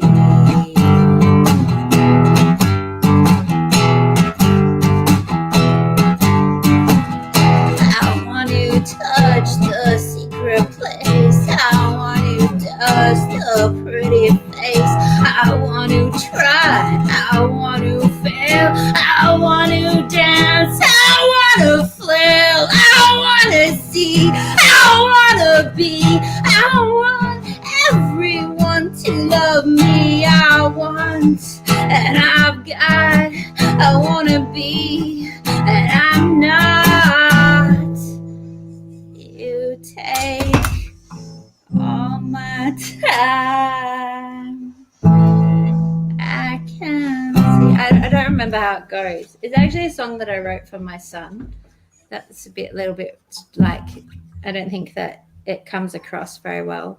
I actually also flung an easel across the desk onto my keyboard during As that. you do. Yeah. So like, I mean, But yeah. easels have two jobs. They have the job of holding up artwork, and they have the job of being flung across the room. it's true. That's what they were built for. But yeah. So that one's yours. Yes. And what's the PJ Harvey song that I'm confusing it with? Well, so I started singing the PJ Harvey. It's Sheila McGee. So how does that? Look at these, my childbearing hips. Look at these, my ruby red, ruby lips. Look at these, my work strong arms, and got to see my bottle full of charms. I lay it all. Hello. That's my kid home from work. But yeah. I think I like your one better. At your feet, you turn around and say to me, he said, I can't sing with these things in, but I can't hear you when they're out, and it's really frustrating.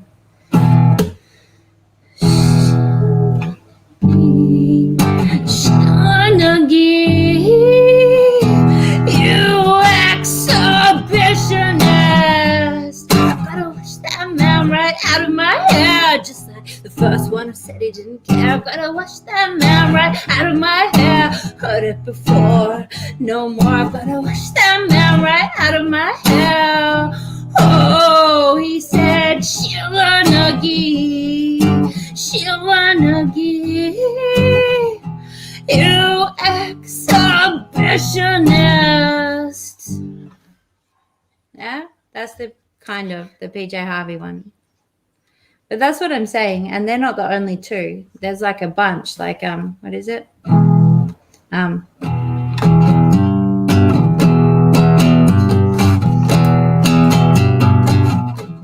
There's a Nirvana one with the E and the G in it. Yeah, there's a bunch of VJ stuff. Yeah. So like I have one too, but I think we've all got them. yeah.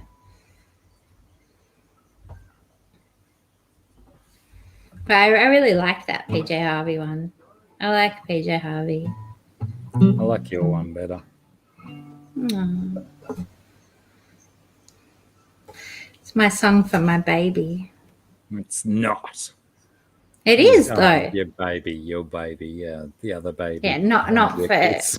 my baby. Yeah, for my actual physical baby human that I birthed. You made it. Yeah, I did. I made it. That's that. I don't know if it was for him. Kind of like about him, I guess. I wrote it when he was a little baby, and Caused it. yeah, he made it happen. G'day, brothers. Cragos, how's it? I need somewhere that doesn't flood. I need to walk beneath the trees. I need some cleaner air to breathe.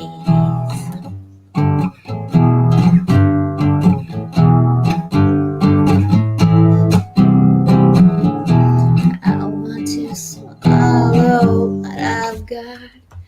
Yeah, sorry. I keep getting into this sort of like thing because I'm playing and I am kind of alone. So then I just play in the way that I would if I was like alone. But it's hard to remember there's actually people who have to listen to me. I love watching you play. I can sit here for hours and make everyone else sit here for hours and watch you play as well. Play some of my song years. Oh, actually, yeah. I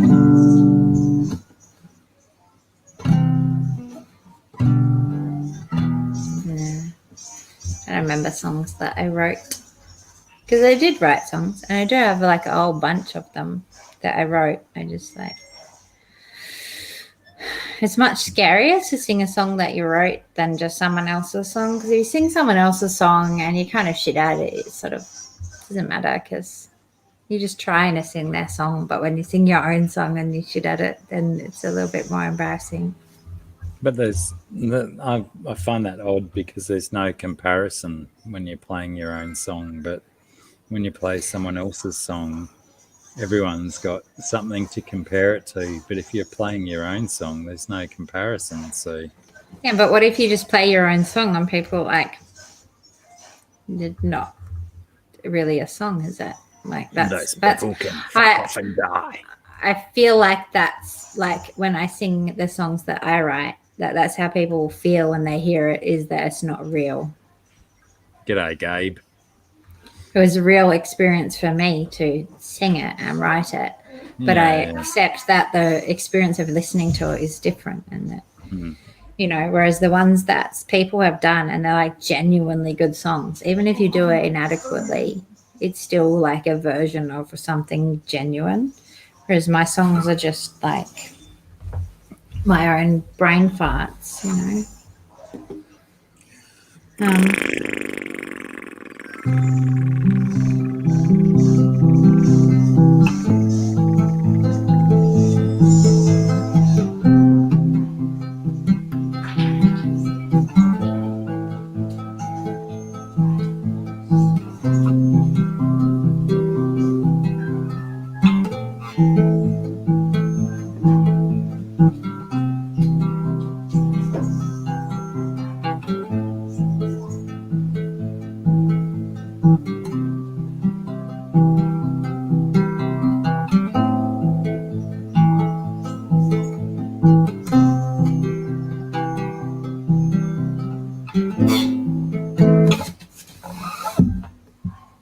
I thought you were doing. Do you want me to?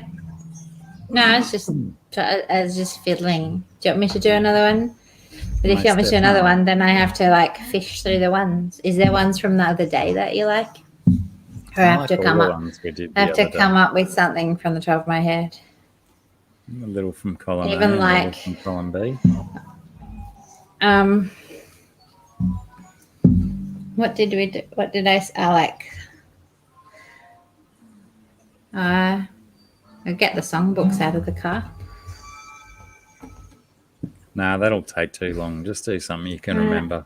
We got to go soon. All right. Well, I don't have to sing anything. Yeah, you do. You're compelled. No. Well, I like this one, but I don't know if I can do it actually.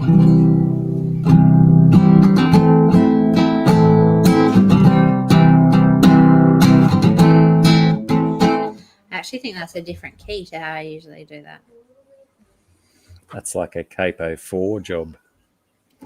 I'm going to try it with a capo 1 and see how we go.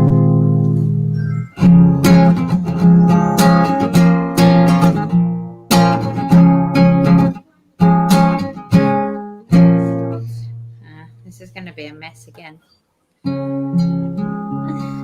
Oh. I'll see if it's the right key, and you can like interrupt me if it's not. I'm pretty sure I usually do it like a B minor, D minor kind of situation, or maybe it's a B flat, D minor. Anyway. Oh, she can wait for what I can give. She knows what I am, but she won't believe me is. Oh, okay, well, I come off the light test. I don't like that at all.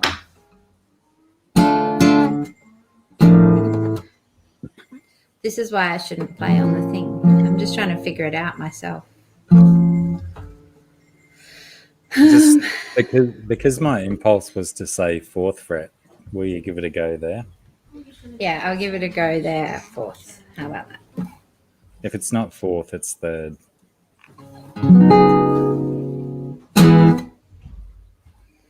Because, yeah, I'm pretty sure that I usually play it with no capo, with definitely a D minor in it, usually. So I don't know if that equates to it.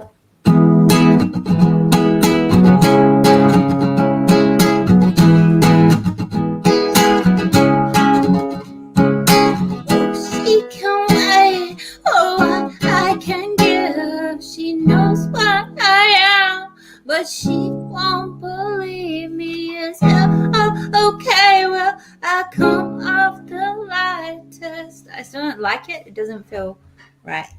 Sorry. Bit forced. It's probably not. Sorry? Yeah, Bit forced feeling. it feels weird. I'm trying to think because I know I've done it like. What's the other songs that I'm thinking of?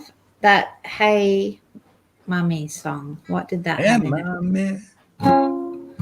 You could always play that. I'll try and have a look what its chords are because I'm pretty sure they're the same chords. It's like exactly the same chords work for both of those songs.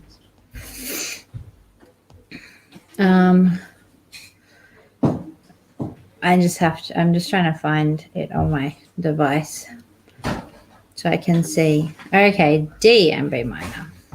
B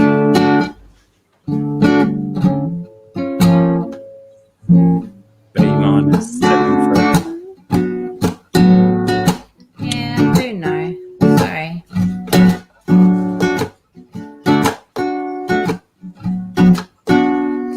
But can I just try and relate that back to the other one? Sure.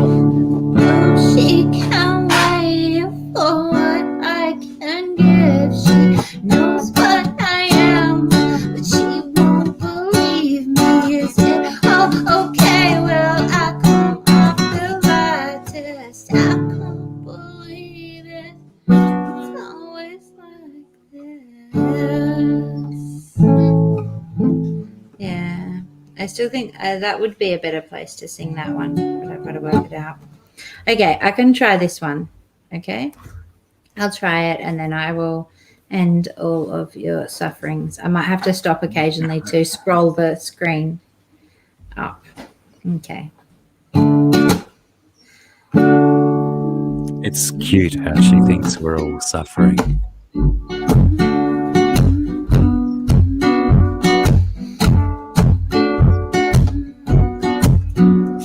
I think it's like that, right?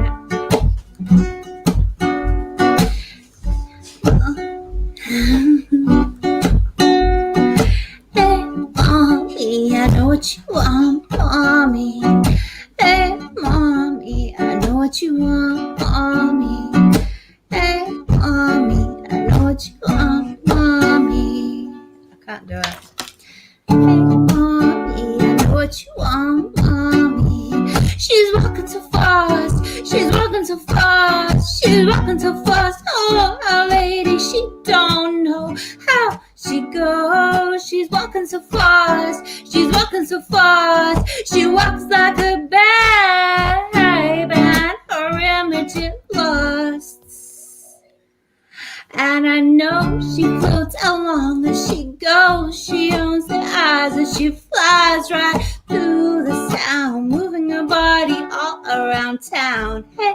hey, mommy. Hey, hey, mommy. I know what you want. I know what you want.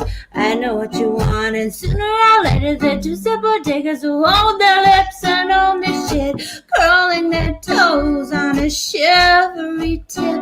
Oh, out here, oh, she don't know the gravity she holds as she moves on the eyeballs of all the kids standing tall. Hey, hey, mommy. Hey, hey, mommy. I know what you want.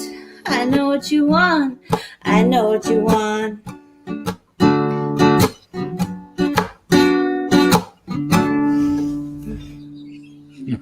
Sorry. I lose the flow with that though, you know.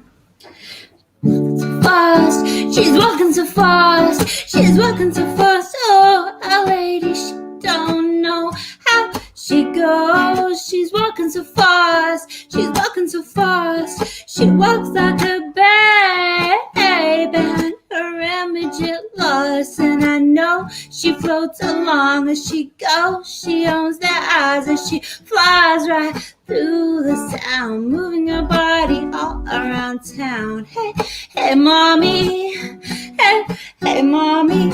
I know what you want. I know what you want. I know what you want. And sooner or later, the two super diggers will hold their lips and own this shit, curling their toes on a shivery tip.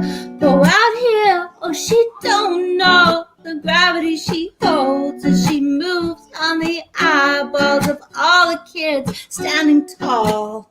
Hey, hey, mommy. Hey, hey, mommy. Yeah, I know what you want. I know what you want. I know what you want. Hey, mommy. I know what you want, mommy. Hey, mommy. I know what you want, mommy. Hey, mommy. I know what you want, mommy.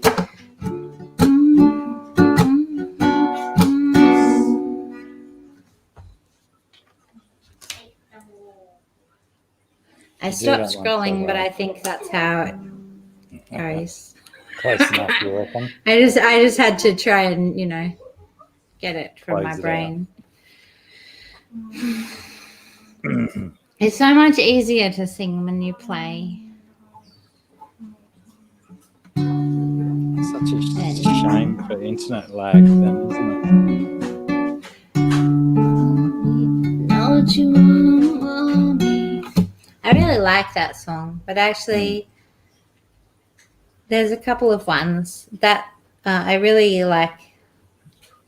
That the lady sings in that, and there's like she's just in a different band and stuff. I like the way she sings, and it resonates, appeals to me in a way. Who is it that sings it? Well, I can't even think what her name is now. Oh, right. That's all right. Don't chase it. You Alright. probably do it better anyway. No, she's got beautiful voice. Well, you do too.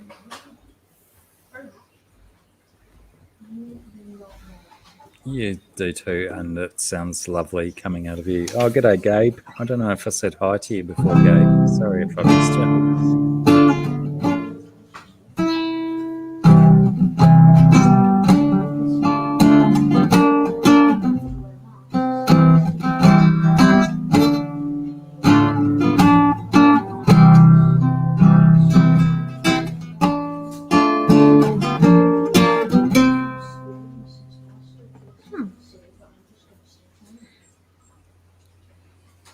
I like that one too.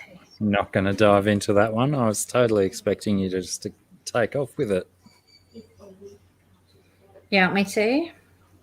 Yeah, I want you to play all I the things. Yeah, I got to take my headphones off to do it because then I can't hear you when I do it. That's I all can't. right. I cannot focus on singing with headphones in my ears. I've made a decided point not to say anything while you've got your earphones out, so you're not missing out on any words that I say. All right. You want me to do that one though?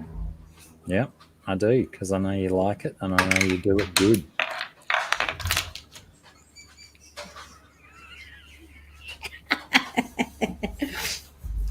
We can try. I have to scroll too because it's not in the book one.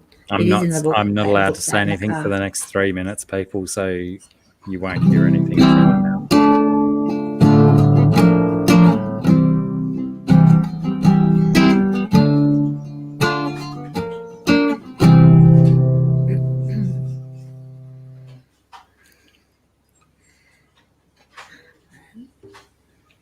So scary though. Love myself. I want you to love me when I'm feeling down.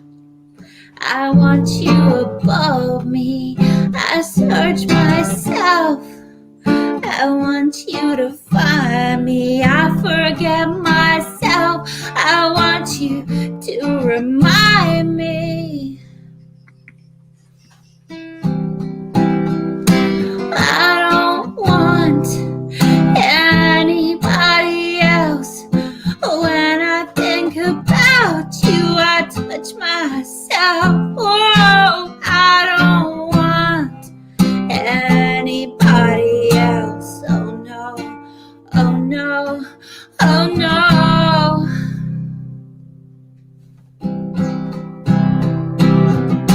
You're the one who makes me come, honey.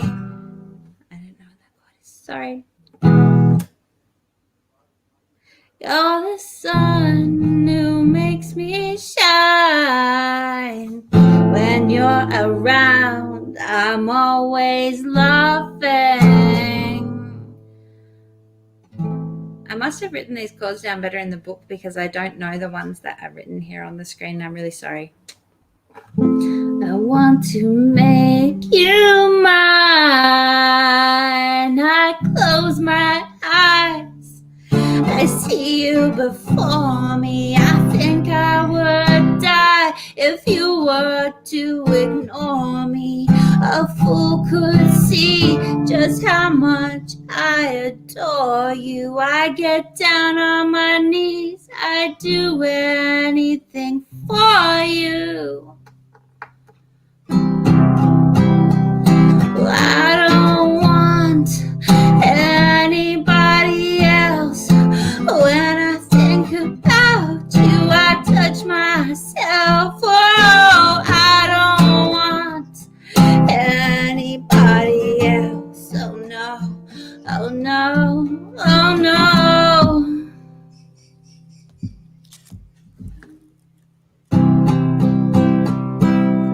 Pillow. I love myself.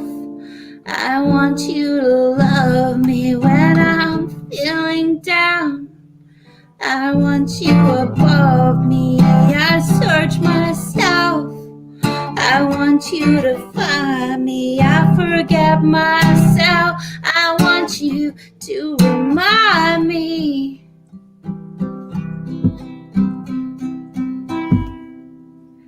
I don't want anybody else.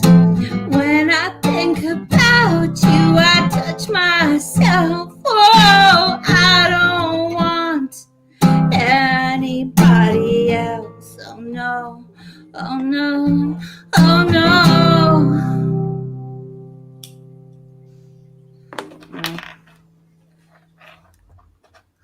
Is that where it finishes? It like doesn't. It keeps going. But I started to feel like awkward because as usual, it's not like I've got like a fully prepared song from start to finish that I can sing and play. I'm just like kind of figuring it out and scrolling through a chord chart as I go. G'day, Vinoxky. Skull, brother. Skull. But you know, I do really like that one and I enjoy singing it.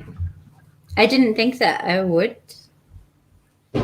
It seemed really like, you know, because she's such a strong performer and it seemed like such a sort of I didn't sort of imagine that it would be something that I could sing, and then just by chance trying it, and I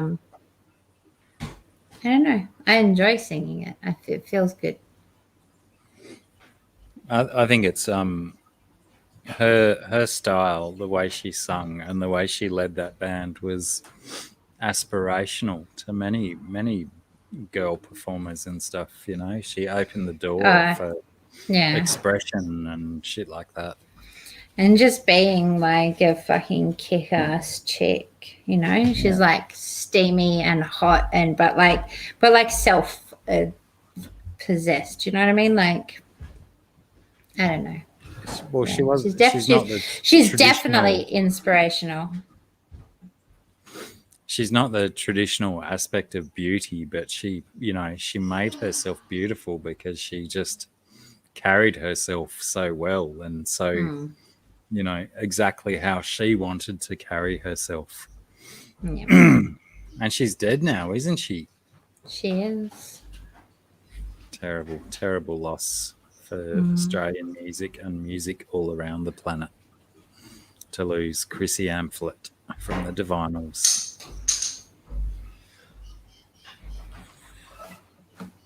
Yeah. That was our moment of silence for Chrissy Ampflett's death because we skipped it when it actually happened because I don't think we were live streaming when it happened. Probably not. What's going on, Neck Pillow? Hope you're well. I hope everything that's happening in your world is as pretty as my background and this lady.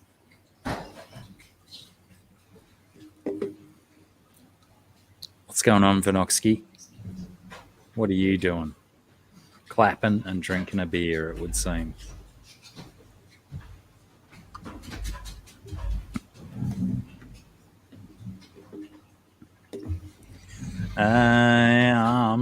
So how many other songs you got in you? You got any other songs in you?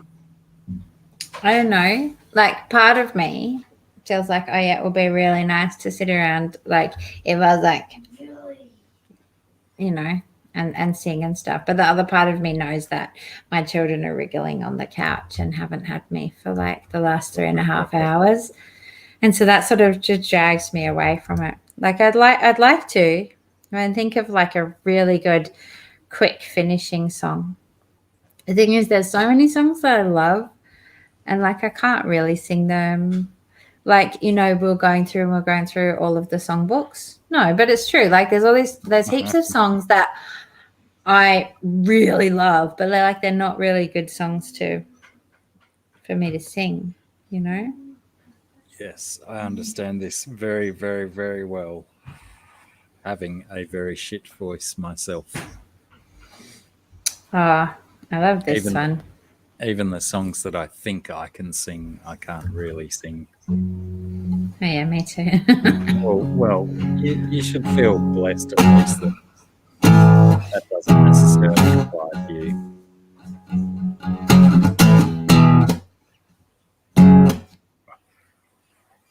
I like that song so much. You have to do it with me one day, okay? What is it? It's called Plump. I wrote it on the list. You will see it's in big letters.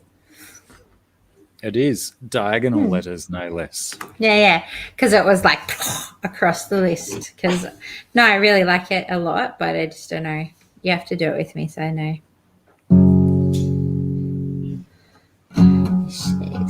Death rattle, spittle on his bed. I don't do the dishes. I throw him in the crib. Do you know that one? No, but I really enjoyed Spittle on His Beard as a lyric. Yeah. It sounds very much me before 10 a.m. I'm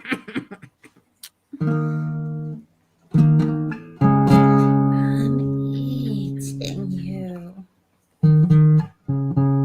I can't feel out sounding sounds with the headphones. I think that's the problem. Like, I can't hear myself properly. You just drop one, don't you? Yeah, but even then I can't hear myself properly. I can hear myself just through one ear. Yeah. Like, I don't know. I'm eating you. So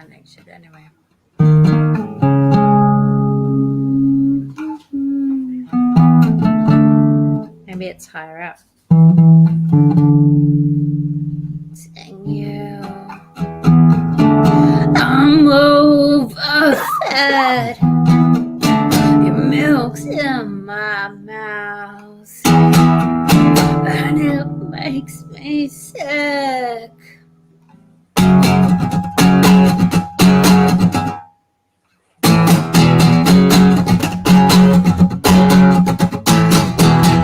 I've stumbled here, failed to make it mine, like a liar at a witch trial. No, I don't remember how it goes.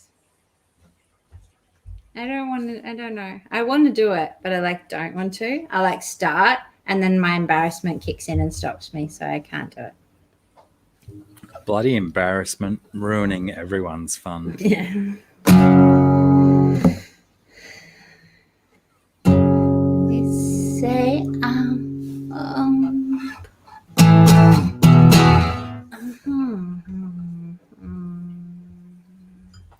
Oh, that's right, because it's got that other one bit in it.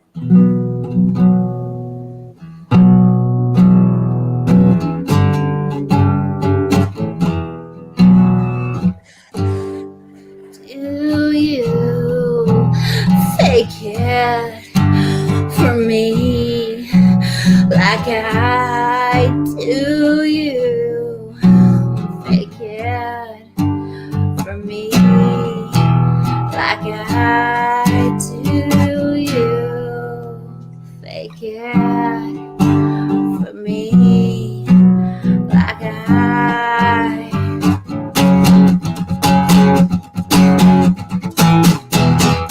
Baby's in her arms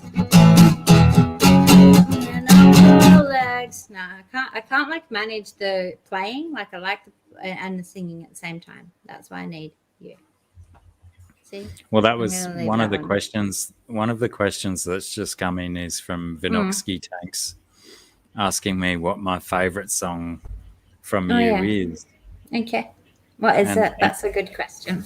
It's the one that you claim you wrote for me, but you don't like playing that without me. Yeah, that's true. Well, because when I played it, when I wrote it and played it, I just did it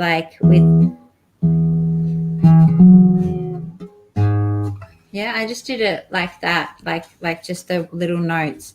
And then when I played it for you, you played along and you made it into a song. And that was what was so beautiful for me. It was like an instant thing that you could turn my couple of little notes that I was playing. Like, this is how I wrote it.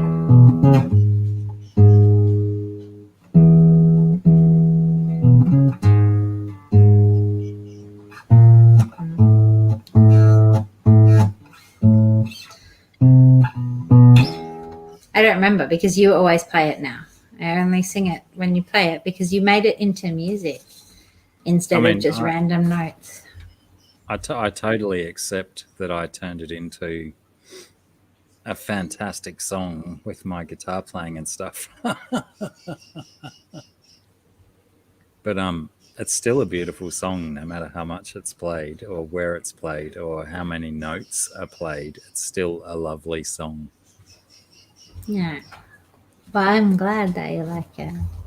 I love it. I think it's a fantastic song. I didn't even know it was written for me. Well, Yeah, that was a lie, wasn't it? No, it's like about. I didn't write it thinking I'll give it do this as a gift to give to this person. I just that was. It was what you were feeling at the time. Yeah, that's right. But it's a great song, and you should never deny yourself the opportunity to play it. Yeah, well, then I have to remember what all the notes are.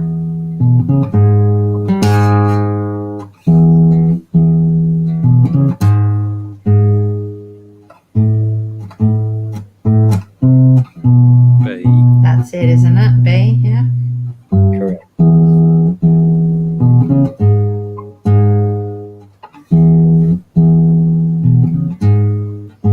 ultimately, I think it's the kind of song that could be played with one person doing single fingers on the piano, and it would still work because it's such a lovely song and beautiful melody and stuff. And we sigh, and we move, and we try to stumble our way through. Yeah, it's too long since I've been able to play it. I need more practice now. Fair enough. Your way of playing has become like the way for that one, 100%. And that's what I love about it too, is that, that's something I was thinking about, and I just did it, and then I shared it with you, and you very instantly came to that, the way that you play it. Like, it wasn't like a long time of figuring it out. You just sort of like straight away went to that, and it works so well that I think it's this beautiful sort of example of this symbiosis. I don't know. I like that. It made it more beautiful, that it's like, to make it work really requires both of us. Yeah. I'm going to potentially start recording it then. Yeah. Well, we should do it like for the people when we're together though, rather than me doing it on my own. Most definitely. We may have to do a separate live stream on the weekends that you get to spend here. We may have to do a separate live stream where we just play music for people. People may hate that idea. People may like that idea. I guess we'll hear in the comments below. But yeah, I agree. We potentially need to do some version of live music show. And plus, besides, I don't know, I feel like I don't have a lot to offer in terms of like the movie. Oh, you mean when we talk about movies and stuff? Yeah, so somewhere between movies and politics, and I'm kind of like just drift out a little bit. So, if we did something, it would be good. I will like that. All right, so make sure you subscribe to my channel and Scunch Princess's channel as well. Don't bother. If you haven't subscribed to Scunch Princess's YouTube channel, do it. There's only like three or four videos on there, but they're all pretty impressive still. They're all a bit dodgy, and I don't know if I'll ever get it together to do more. So it's okay. Just subscribe to Mikey. And if she's saying that, I'll say just subscribe to Scunch Princess. But we don't remember what her YouTube channel's called, do we?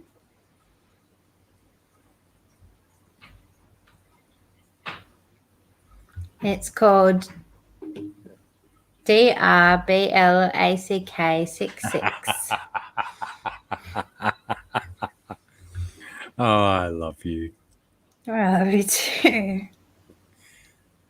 Thank you, GRB. GRB's always in my corner. He's always in my back pocket, waiting to drop the important information. I have actually tears in my eyes from that, Scungy, just so you know. From me saying DRBLACK 66. Yeah. The fact that you would promote me in front of yourself.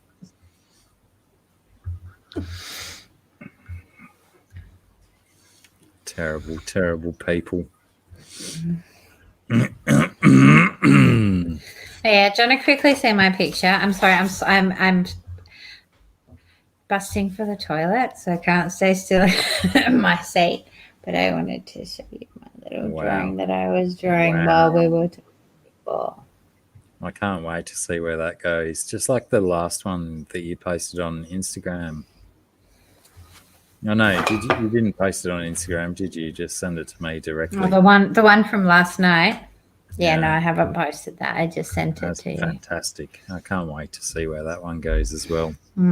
Well, I just need to do a lot of playing around with that because it's a similar idea to the ones that I put on those business cards that I kind of. Anyway, yeah, I want to fiddle around with it digitally. I'm sorry, I can't concentrate. I'm really busting to go to the toilet. Well, can you go and do a wee? Because I'm getting like Okay. there's like at least 17 to 19 requests in the chat that we Right. finish with a song. So you go do a wee and come Okay, back. I'll and do play it. that because I was kind of like holding on because I thought we're about to end, so I thought I'll wait till we end. But okay, I'll be back. Righto. So yeah, check out Sarah's artwork on Instagram as well if you're not already following her, or if you're not an Instagram person. She'll give you a valid reason for joining up to Instagram. She puts a lot of her art stuff up on the Instagram. Never mentions me though, which is probably a good thing. We don't want to tie this nonsense into a quality Instagram account. Oh, BJ Palmer, were you Scungy's 70th subscriber? I'm gonna have to go in and check out Scungy's YouTube channel and see how she's going. Oh, nice work. Can we? Oh no, we can't get her. We can't get her past the 100 today because there's not enough people in here. But if you're watching the replay, and kudos to you if you're watching the replay, subscribe to Scungy's YouTube channel. She's only got 3 or 4 videos, but they're awesome videos. And I'll apply some pressure to ensure that she puts some more YouTube videos out there. Because some of her drawing stuff is actually, I said some, most, all of her drawing is pretty choice. And some of it just blows my mind and amazes me intensely. So, check it out. If you want to know what makes my bell whistle or makes my whistle bell, go and check out Scunch Princess's art because she's my favorite artist. She does beautiful stuff. It always makes me go, whoa. And yeah, if you want to buy some of her stuff, get in touch. She's got so much stuff for sale. So much good stuff. And you could join the leagues of, what do you think you're doing there? That's not your place. No, you don't belong there. Go. Sorry. Yeah. Join the ranks of the other people in the US that have got amazing collections of Scunch Princess artwork. And go and buy some. Don't worry about buying my t-shirts and stuff. Nah. I mean, sure, they're awesome as well. Well, some of them are. But yeah, get some Scunch Princess art into your life. How are you still sitting there? Shh. Bloody currawongs. Ooh, evil birds, but so cute. Yeah, hopefully I can ramble on for a few more minutes before Scungy comes along and plays us a song out.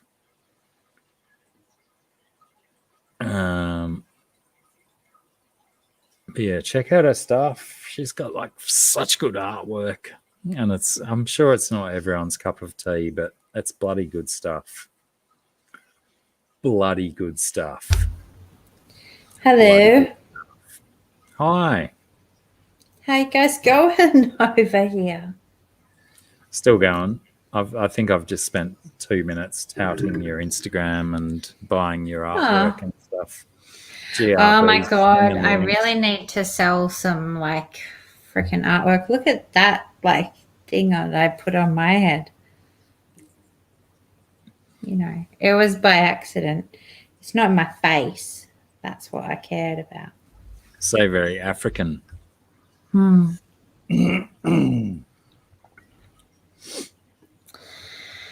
Yeah, I desperately need to do something to start selling again. It's really hard with all of the. It's not just lockdowns and can't even go into Brisbane. I haven't even been able to go and pick up stuff that I have to pick up there. Well, Anyway.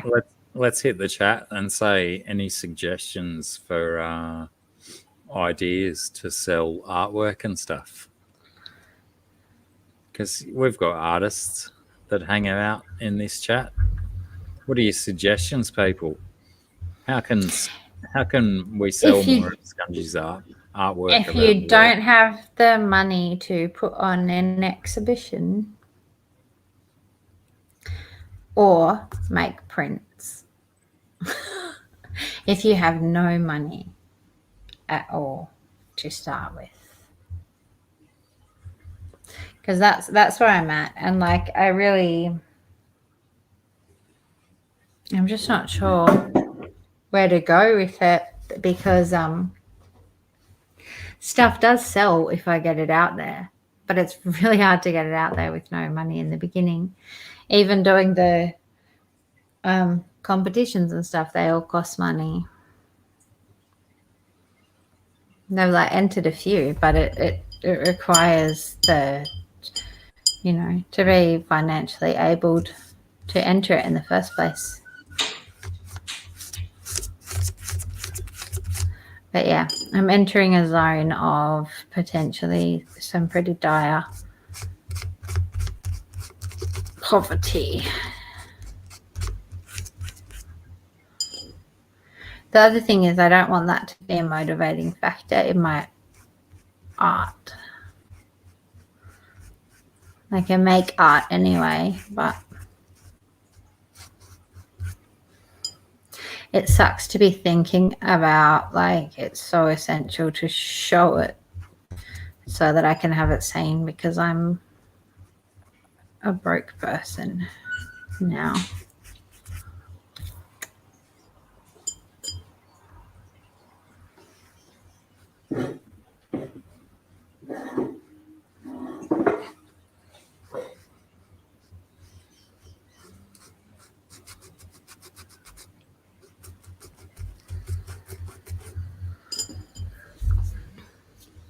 Well, that was a good freezing frame for you on my screen. What did I do? You know, it's one of those ones where like you're like in the midst of rolling your eyes up in your head and then it froze. Yeah, somewhere in between there, as you're coming down. But yeah.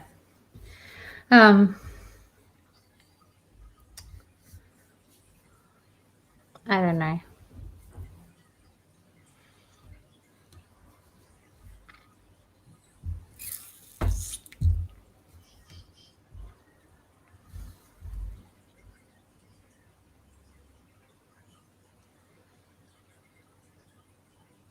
Are you trying to smack me with your forehead? No, I was trying to encourage you to spit your idea out instead of saying, I don't know.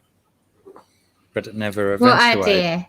Do you mean all the ideas that I was saying while you weren't there? Because that's the way you came in, is when I'd already expended all my ideas about how I don't know how to make the money, because if I can get people to see the art, then people buy it. But I can't afford to have an exhibition. I can't afford to do prints. I can't go anywhere physically. And so I'm kind of stuck. And also in terms of other work, I can't get any other work either. So I'm like, well and truly screwed. Did you investigate the opportunity at your son's work? Mm-hmm. No go. Okay. I mean, Yeah, what's that bad? it sucks a bit. I mean, everything sucks. I'm pretty much prepared to do anything. The only things I'm not like prepared to do are either things like full Pole on dancing, sales. Well, telemarketing. yeah, like telemarketing and like selling stuff. And the reason I'm not prepared to do it is because I'm not good at it. I cannot sell things to people.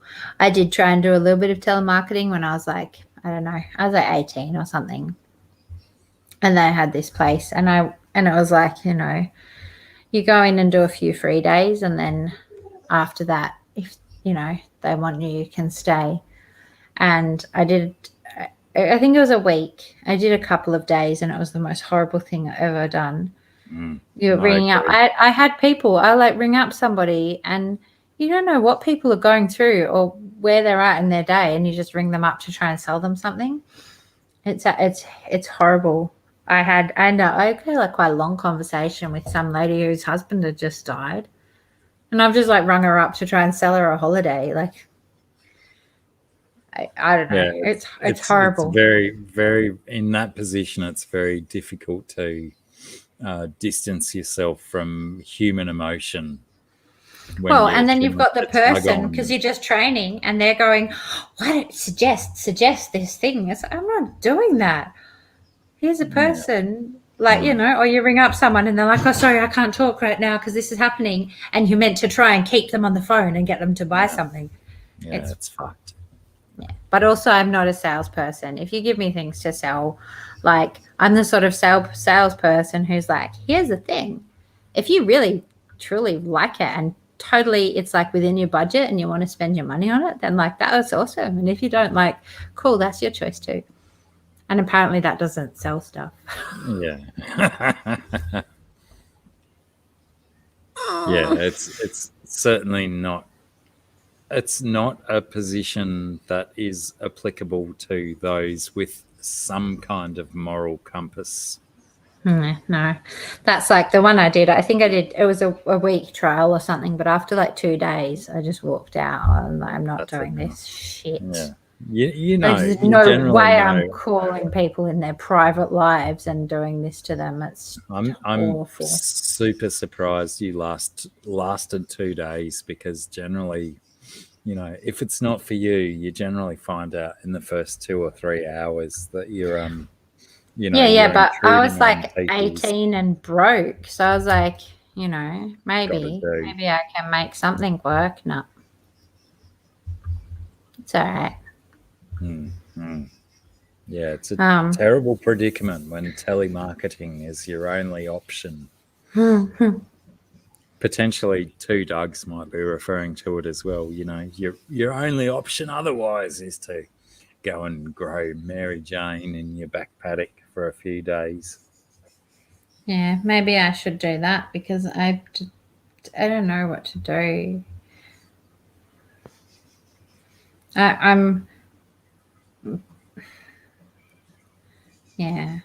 It's really difficult situation because I'm in a position where potentially any minute, and if I can't afford to keep things afloat, then I'm gonna just have to go somewhere, like just, I don't know, give away all of the furniture and stuff and just like disappear off to some way out west place where they rent out houses for $2 a week.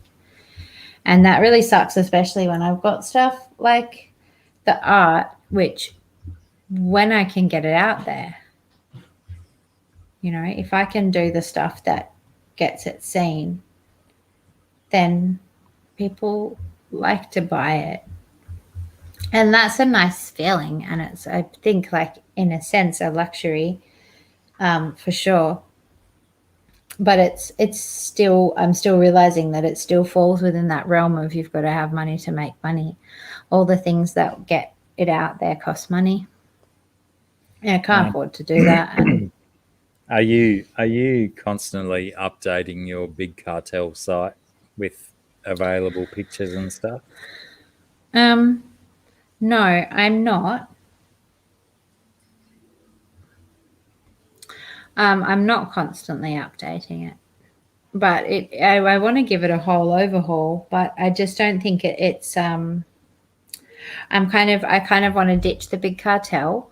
I started looking on my computer at building a website of my own, because what I want is the Big Cartel is very much a shop. So there's no like real space for me I can't tailor the website the way I want to, and I can't provide the information that I want to. It's literally like lists and products, and there are all the products. And it's like, well, I'm not kind of just selling products. What I want from my website is for it to give sort of an overview of who I am as an artist, and then where I'm at different places and stuff. So at the moment, that's all. And it's been something where, I mean, look, I did actually do web design at university, and I have made websites from scratch out of like code and shit in the past, but feeling confident enough to do that now, because I feel like my learning is that far removed from where I'm at now that there's probably a whole bunch of stuff that I need to catch up on to be able to do it. And yeah, so I don't know, because I like that to all come together and sort of present me in a way. Like right now, I'm not impressed. I wouldn't really share the Big Cartel. It's literally just got a few old pictures for sale, you know, and of course things don't sell if they're not like,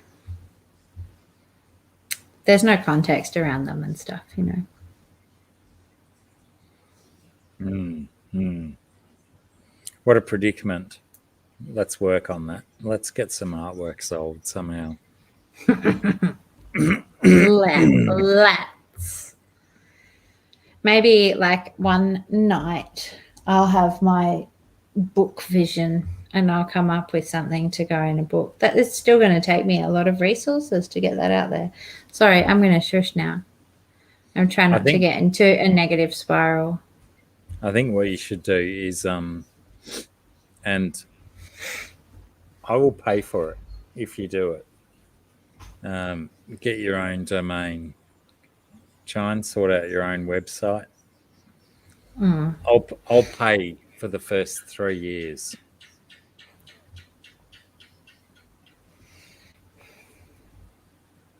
Oh, art lessons. BJ Palmer. That's a great suggestion. If Scungy could give art lessons, stream art or Zoom one-on-one art lessons would be a good idea. Yeah, maybe. I sort of thought about doing art therapy stuff because I see it as that way and really therapeutic sort of thing. And I thought rather like, because if people really want to learn how to do lots of people are really interested when they're learning how to do art, that they want to learn how to use a certain medium to its full potential, or how to do realistic landscapes and portraits and things like that. And that's not what I do, because what I do is very sort of feeling. Yeah. And it's based on feeling. But for me, it is very, it's good for your mental health. And that's where, you know, I have recently read and heard lots of stuff doing like kind of art therapy. And I thought that could be interesting. I maybe could do that. You know? Yeah, it's not a bad idea. You got to explore all the avenues, yeah? Are you feeding my crackers to the birds? What crackers? What are you talking about?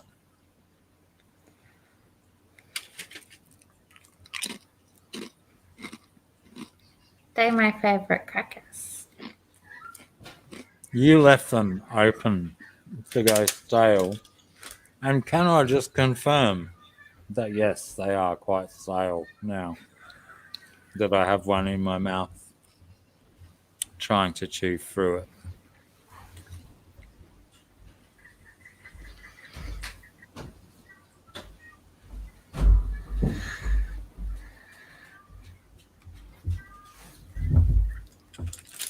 Meow. Do you have catbirds in your yard, babies? Catbirds, is that what you call them? The ones that say meow? Yeah, I've got a couple at the moment. But yeah, the art lesson idea is quite good, as long as you can communicate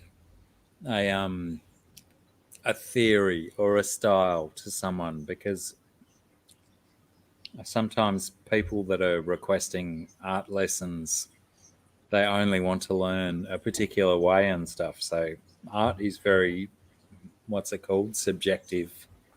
And Sometimes you get tied up with a certain art teacher, you might not learn anything from them anyway. And I think that still, to get someone to pay and choose to join, and because of the way the world is, it's not like I can do something physical, right? So it has to be online, because you can't run a physical class at the moment. And so again, it's about how you market yourself, right? You have to be able to have this is exactly what you're going to get, and then you have to have a spiel that convinces someone to give you their money. That's like my worst thing. I can't convince people to give their money to me. I don't know Unless what they're they buying your need. artwork. Well, not even then. Even when people are buying my artwork, I'm not going to like try and convince them to buy it, am I? I'm just like, if they really like it and they feel really good about it, then I'm like, oh, awesome, thank you, that's great. But like, I don't know how poor they are. I don't know what they need to spend their money on. I'm not going to try and convince someone to. Maybe that's just me. Like, I hate people trying to convince me to spend my money on stuff. Yeah, I will say that the most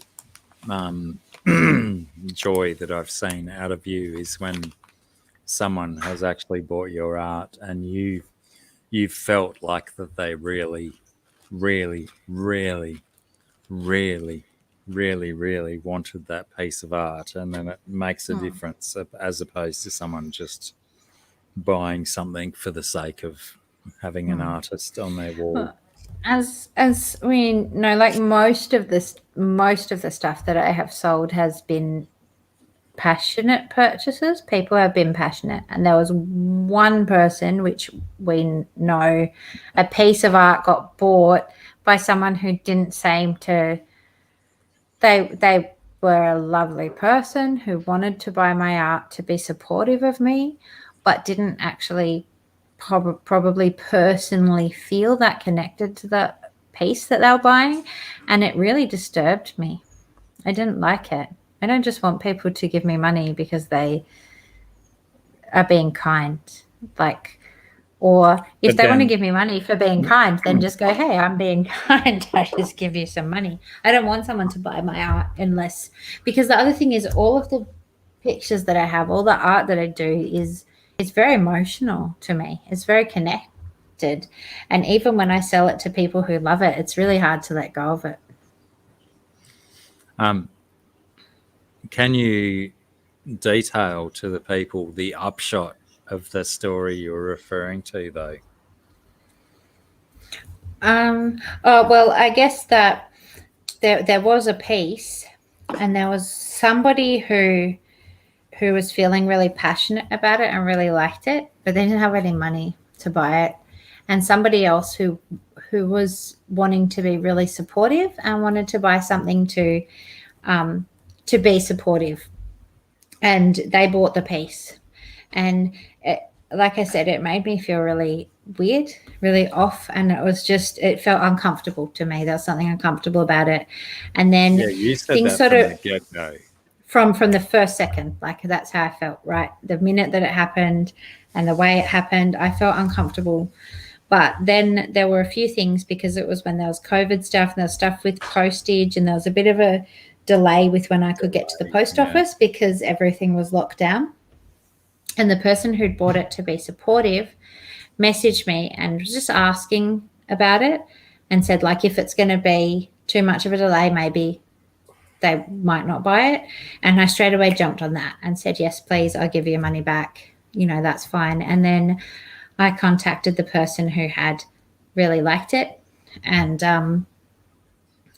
asked them for their address and stuff. And then I sent the piece to them because I just felt like it belonged to them. They felt really strongly about it, and it just felt right. And so, yeah, I sent it off there, and then it found a really happy home, and they loved it and were stoked to have it. And and I felt instantly so much better. I just felt so good. Like it was where it was meant to be, and I felt happy sending it off across the world there.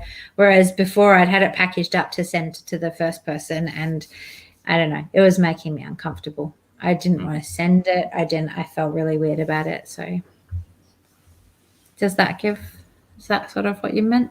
Yeah. For me to say?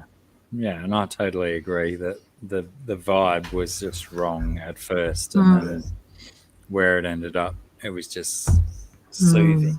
It was perfect. Yeah, it was, wasn't it? It was just like, It was serendipitous that it ended up where it was supposed to be.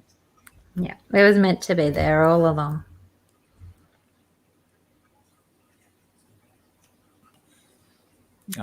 Vince, g'day, Vince. Vince checked out your big cartel site, and the stuff there is really interesting and cool. Shipping costs to Detroit would probably be more than the painting. Yeah, unfortunately, I don't think so though. I think it's about $15 to send to the US. Yeah, right. Unless they're marking it up more than what I've put, but I'm pretty sure it should be what I've put, which I put like a flat international rate of, it's like either 15 or 20 US dollars. It's whatever I calculated would cover the costs from Australia. Hey, look, I'm going to go out on a limb, and everyone knows, every single one of my YouTube subscribers know that I'm a miser and I'm a skinflint. But Vince, if there's something you like and that you want to buy, I'll cover your shipping. Go for it. Buy something and I'll ship it. I'll ship it to you for free if there's something that you really like. And I think BJ was saying more shirt designs, and that one that you were sending me yesterday that I totally loved. I cannot wait to see that available on a shirt for everyone to wear. Yeah. For me to get that on a shirt, I have to do it in a slightly different way, if that makes sense. That's this is what I was saying. I'm gonna have to scan it and get him. But the problem with shirts is selling shirts on those shirt websites is like, if you sell one, you get like $1 or something. Yeah. It's not a hell of a lot, but that bear in mind that when you come along with a freaking hella awesome design that potentially will still sell a lot of t-shirts, let's do it. Let's get that bloody thing on a shirt. Yeah. I can do that, and I can make more shirts. I just I think that if you make one of those online shirt things and you put your shirts on there, you still need to like market that to other people. You can't just rely on it to sit on that website and that people will find it, because there are so many people on there with so many like there are all things that are like sort of they cater to a sort of mass audience. They're like the popular things and stuff. And the stuff that I do is for a kind of little niche audience, It's not for that real. Not everyone likes what I do, Not everyone feels it, but the people who do feel it. So. I have the hiccups real bad. You sound like me, baby.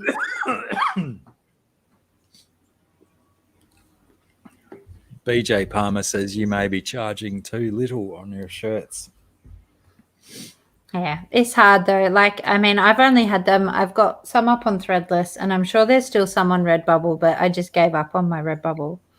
I've got like a couple of different designs up on Threadless, but it's sort of like it costs you to buy a shirt, costs you like when they're on sale, I think they can be like $15 or something. But the more that you start adding on, then people are less likely to buy them because they're like, well, all the other shirts are only X amount of dollars and you want, you know, $5 more than that, but they're not going to buy your shirt off that kind of mass site. I have a sort of family member, I guess, who's got a shirt making machine. And so this is what I wanted to do before everything went to shit in the world, was to get him to print some of my shirts and then be able to sell them at markets. And then I could put them on websites, and then I'm getting All the profits. well, yeah, all the profits, you know, because when you use those shirt making sites, they have the costs, and you'd think that their costs would be lower, I suppose, because they have so many, they're producing so much, but you've got their costs and then their profits, and then your profit comes on top of that.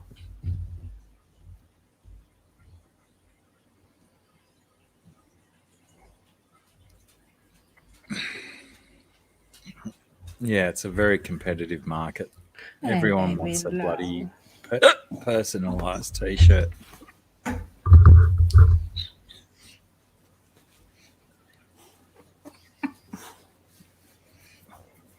So stretchy, sweet girl. Don't lick me. I don't like dog licking. Don't lick me at all. No one even knows you're with a dog because no one can see her. Just rubbing the shadows. She's the Rubbing shadow the dog. shadows. Sweet girl. She's a nice shadow, though.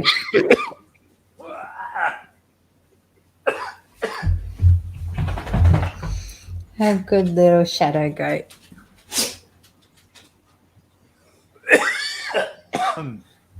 My God. Anyway, as long as you're not going to die. I'm just muting myself real quick. And what I'm genuinely just hoping for is that some of the COVID things ease up a little bit, and maybe I can somehow rope together enough stuff to stick on an exhibition. That's what's going to be the big, you know, step in the right direction, I think. That's what I need.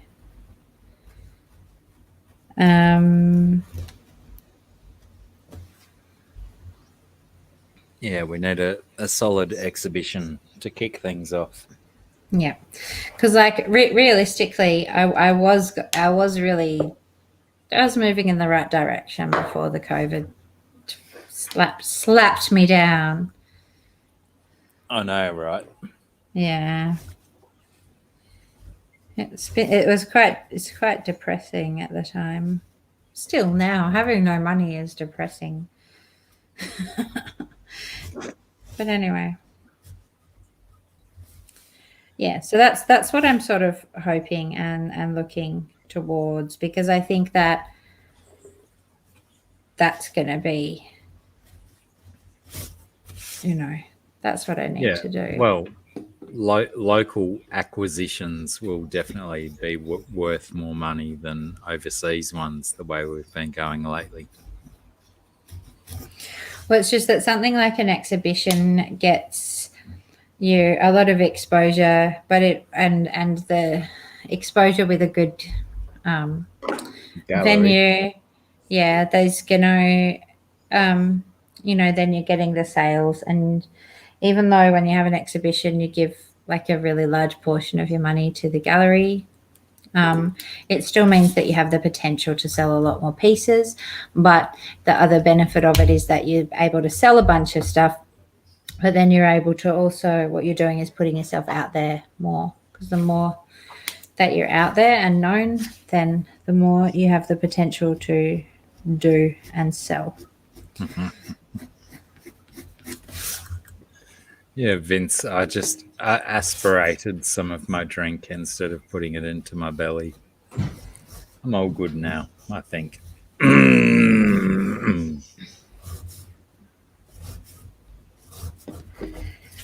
I gonna do with this dude, man?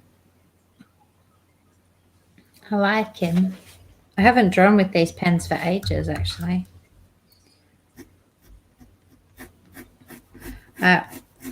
Always just use the little ones lately, and these biggies have been out of the loop, and I'm only finding my appreciation for them just now.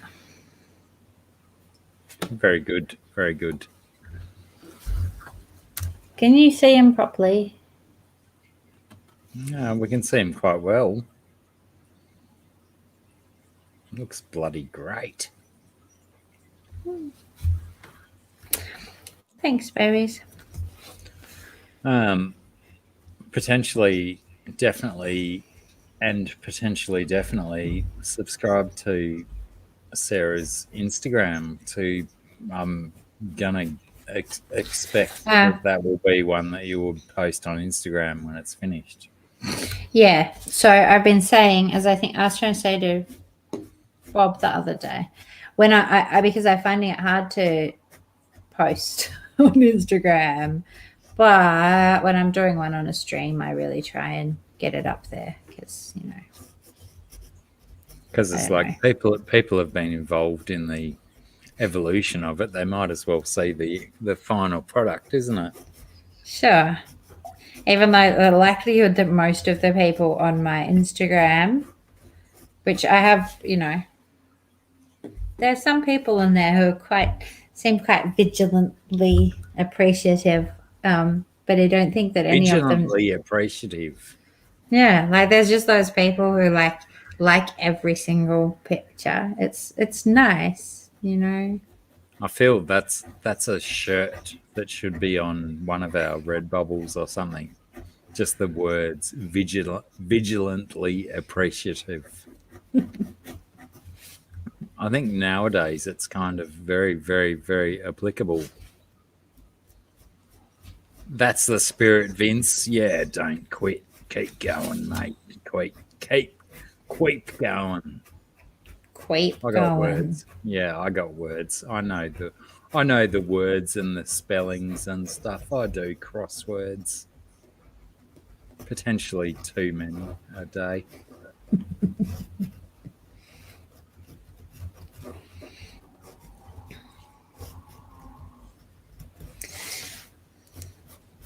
Yeah, no, it's quite nice actually though. Like I went through and I looked at some old pictures and I started seeing like some of the, because it says, so and so and so and so, liked this thing or something, and realizing some of the people who ever since I opened it up, because I think it's only been about 18 months, maybe a little bit longer than that, since I opened it up publicly. I was only doing it.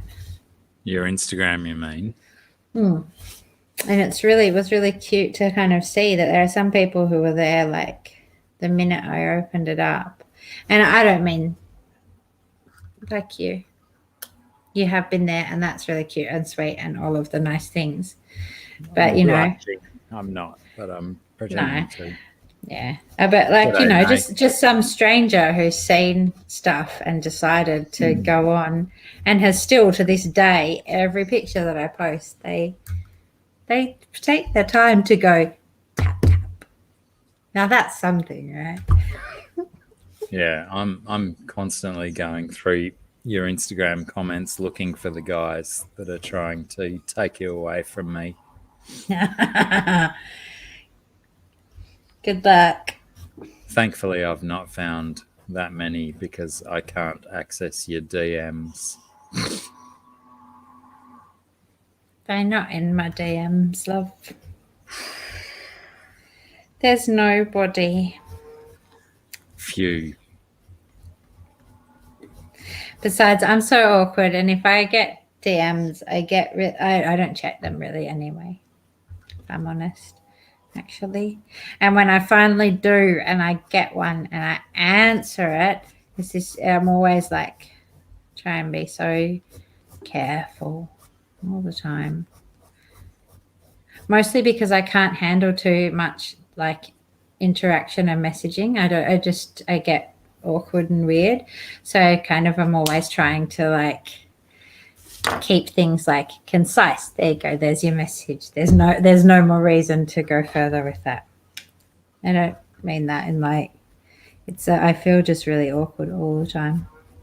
So there's the challenge set out to the last few viewers of this stream is jump on Scungy's Instagram and drop a comment that you think will initiate a conversation with her and see if she replies, and then we'll No, I'll run 100% reply if you put a comment. If you just send me a DM, I may not even read it. Well, hang on, say that again.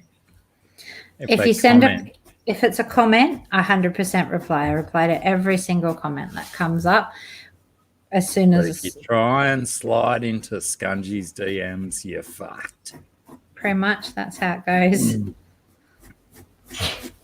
So yeah, just drop some comments and see what replies you get. And if I'm vigilant enough, I'll monitor those replies as well and go, "Oh, you can't say that to my woman, no." Or if it's a nice comment, I'll say 2 thumbs up and stuff. Bloody lunatics.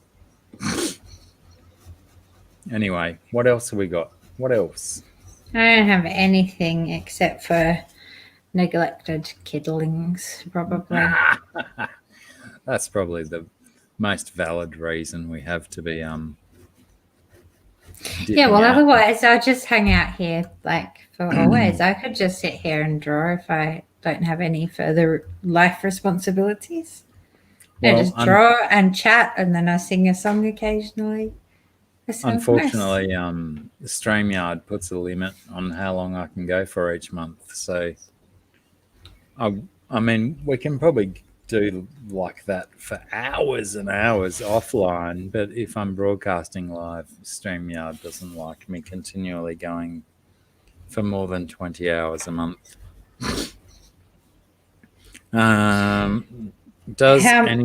If anyone has any extra questions for Scungy or myself, now is the time to do it. Scungy, do you have recommendations of any sort for the people? Oh, wow. I don't know if I do. I think that the people should, make sure that they take little quiet moments to feel. That's my advice, that if I'm looking for what I'm recommending for myself at the moment, that's what I'm feeling. And so that's what everyone else can do, is just take a few little quiet moments. If that's the best I got, because I'm a little bit, tender. Feel tender. If that's not the finest, g'day Kenny, how are you? If that's not the finest insight into your personality, that when all you can think of is the goodness that other people can achieve, then that's, what a bonus, what a selling point for people.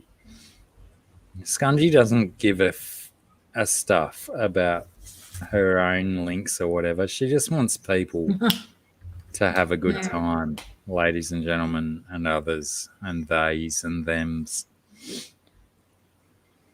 She's not out to promote herself. She just wants the world. Well, and to not feel just a good time, people.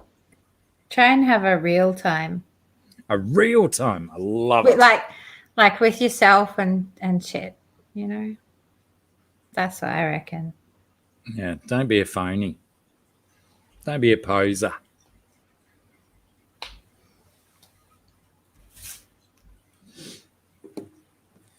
So that was me posing. If you didn't pick up on it, But you didn't do these ones.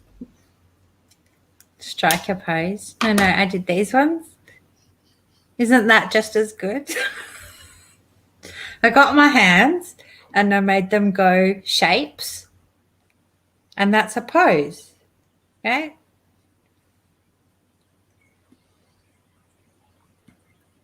Strike Yeah. a pose.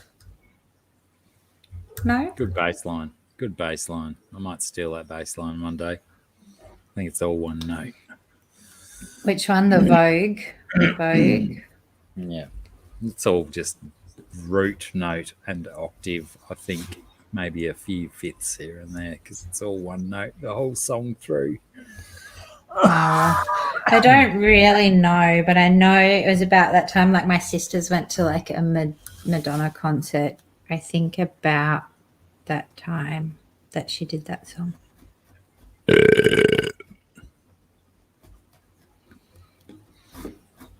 I had to put that burp into the microphone because I don't think I'd burped into the microphone today, and that would be out of form, out of character, and stuff and such. And Like just generally disappointing. Yeah. Is this turning into a freaking Madonna video? No, it's not, Vince, because we can't afford the royalties if we used her music. She would rape us in the bum one at a time. But essentially, I believe, unless Gunji is going to finish her picture within the next 2 minutes. Yeah, I am not. My picture essentially it needs 40 minutes.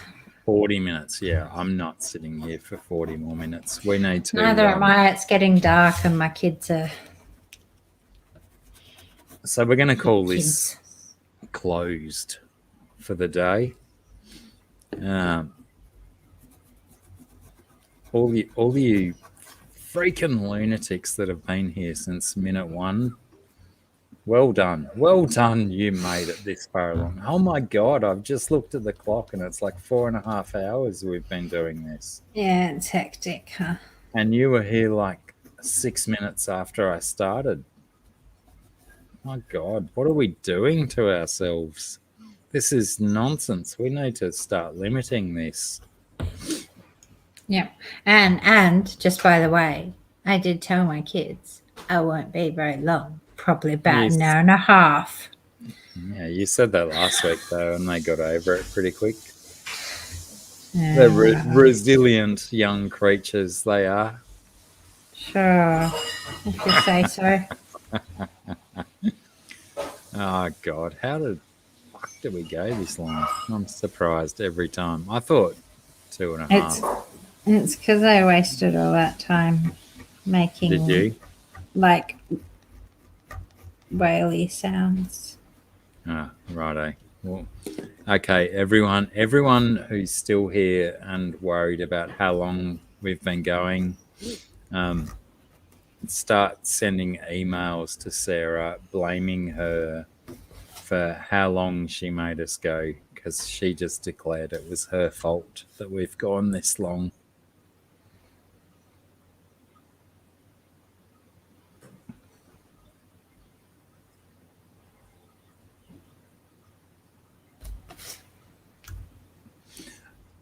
I didn't mean that at all. But yeah, thanks for hanging out, guys. Like you can send the emails, but I won't read them. No, she won't. But do send them, though. Send them via me. send them via my email address, drblack66@gmail.com. And if there's really, really, really good ones, I'll go all your mum's house on it, and I'll forward them to Sarah so we can do a segment on the next live stream. Nice. So as loath as I am to encourage that, please send me emails about Sarah so we can initiate a new segment on the show. Dr. Black gets emails about Sarah. We could do half an hour on that stuff easy if we get enough emails. But anyway, you guys have been great. Thank you for being our audience again. It's one of our, the biggest benefit that I feel myself from doing these live streams is that we're so segregated from each other these days that I just get to hang out with some of my friends and stuff, and people. drblack66@gmail.com. BJ, you've already got it. You've emailed me before. Appreciate everyone for hanging out this long. I don't understand. Like I said, 4.5 hours. How does any normal human being sit through this shit? Especially when Corvus is here. Doesn't he carry on? Jesus. It's all right. He doesn't watch the replays. But yeah, we appreciate each and one of you. Each and every one of you, I think, is how that sentence is supposed to go. And really, even though Sarah, spends most of her time looking down at her table, I think we both appreciate the time that we spend with other people apart from the ones that we can spend time with in the flesh, because we just don't have that liberty at the moment down here. Yeah. So whenever we get to hang out and spend time with you guys, it gives us really good vibes and good rumblings in the trouser regions. So thanks for hanging out. I'm glad Sarah ignored that comment from me. I thought I'd get a little bit of a or something, but I didn't. Well, I was thinking about how it didn't make me feel anything in my trousers. I wasn't talking about our trousers. I was talking about everyone else's trousers. BJ, if you want to elucidate on that and email me, I'd appreciate that, because I've had a few interesting comments lately that might be detrimental to my channel. So by all means, let me encourage you to communicate with me about that.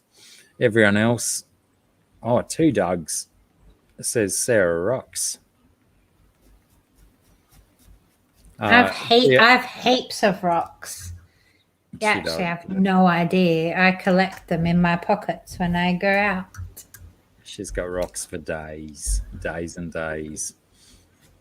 Guitar pedal of the week, GRB. I'm going to recommend the Boss Digital Metalizer. Old 1990s classic. If you can get your hands on it nowadays, congratulations. Very, very, very good distortion pedal for the heavy metal kiddies. Hi, sweet girl, you can come cuddle me. Yeah. And while Sarah's cuddling the dog, we're going to say goodbye. The shadow goat. The shadow goat.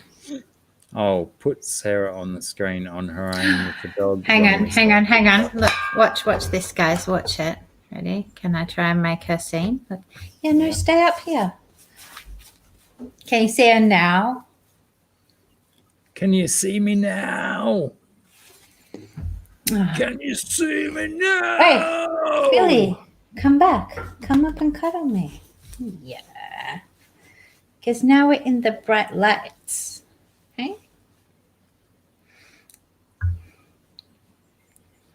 That's my goat.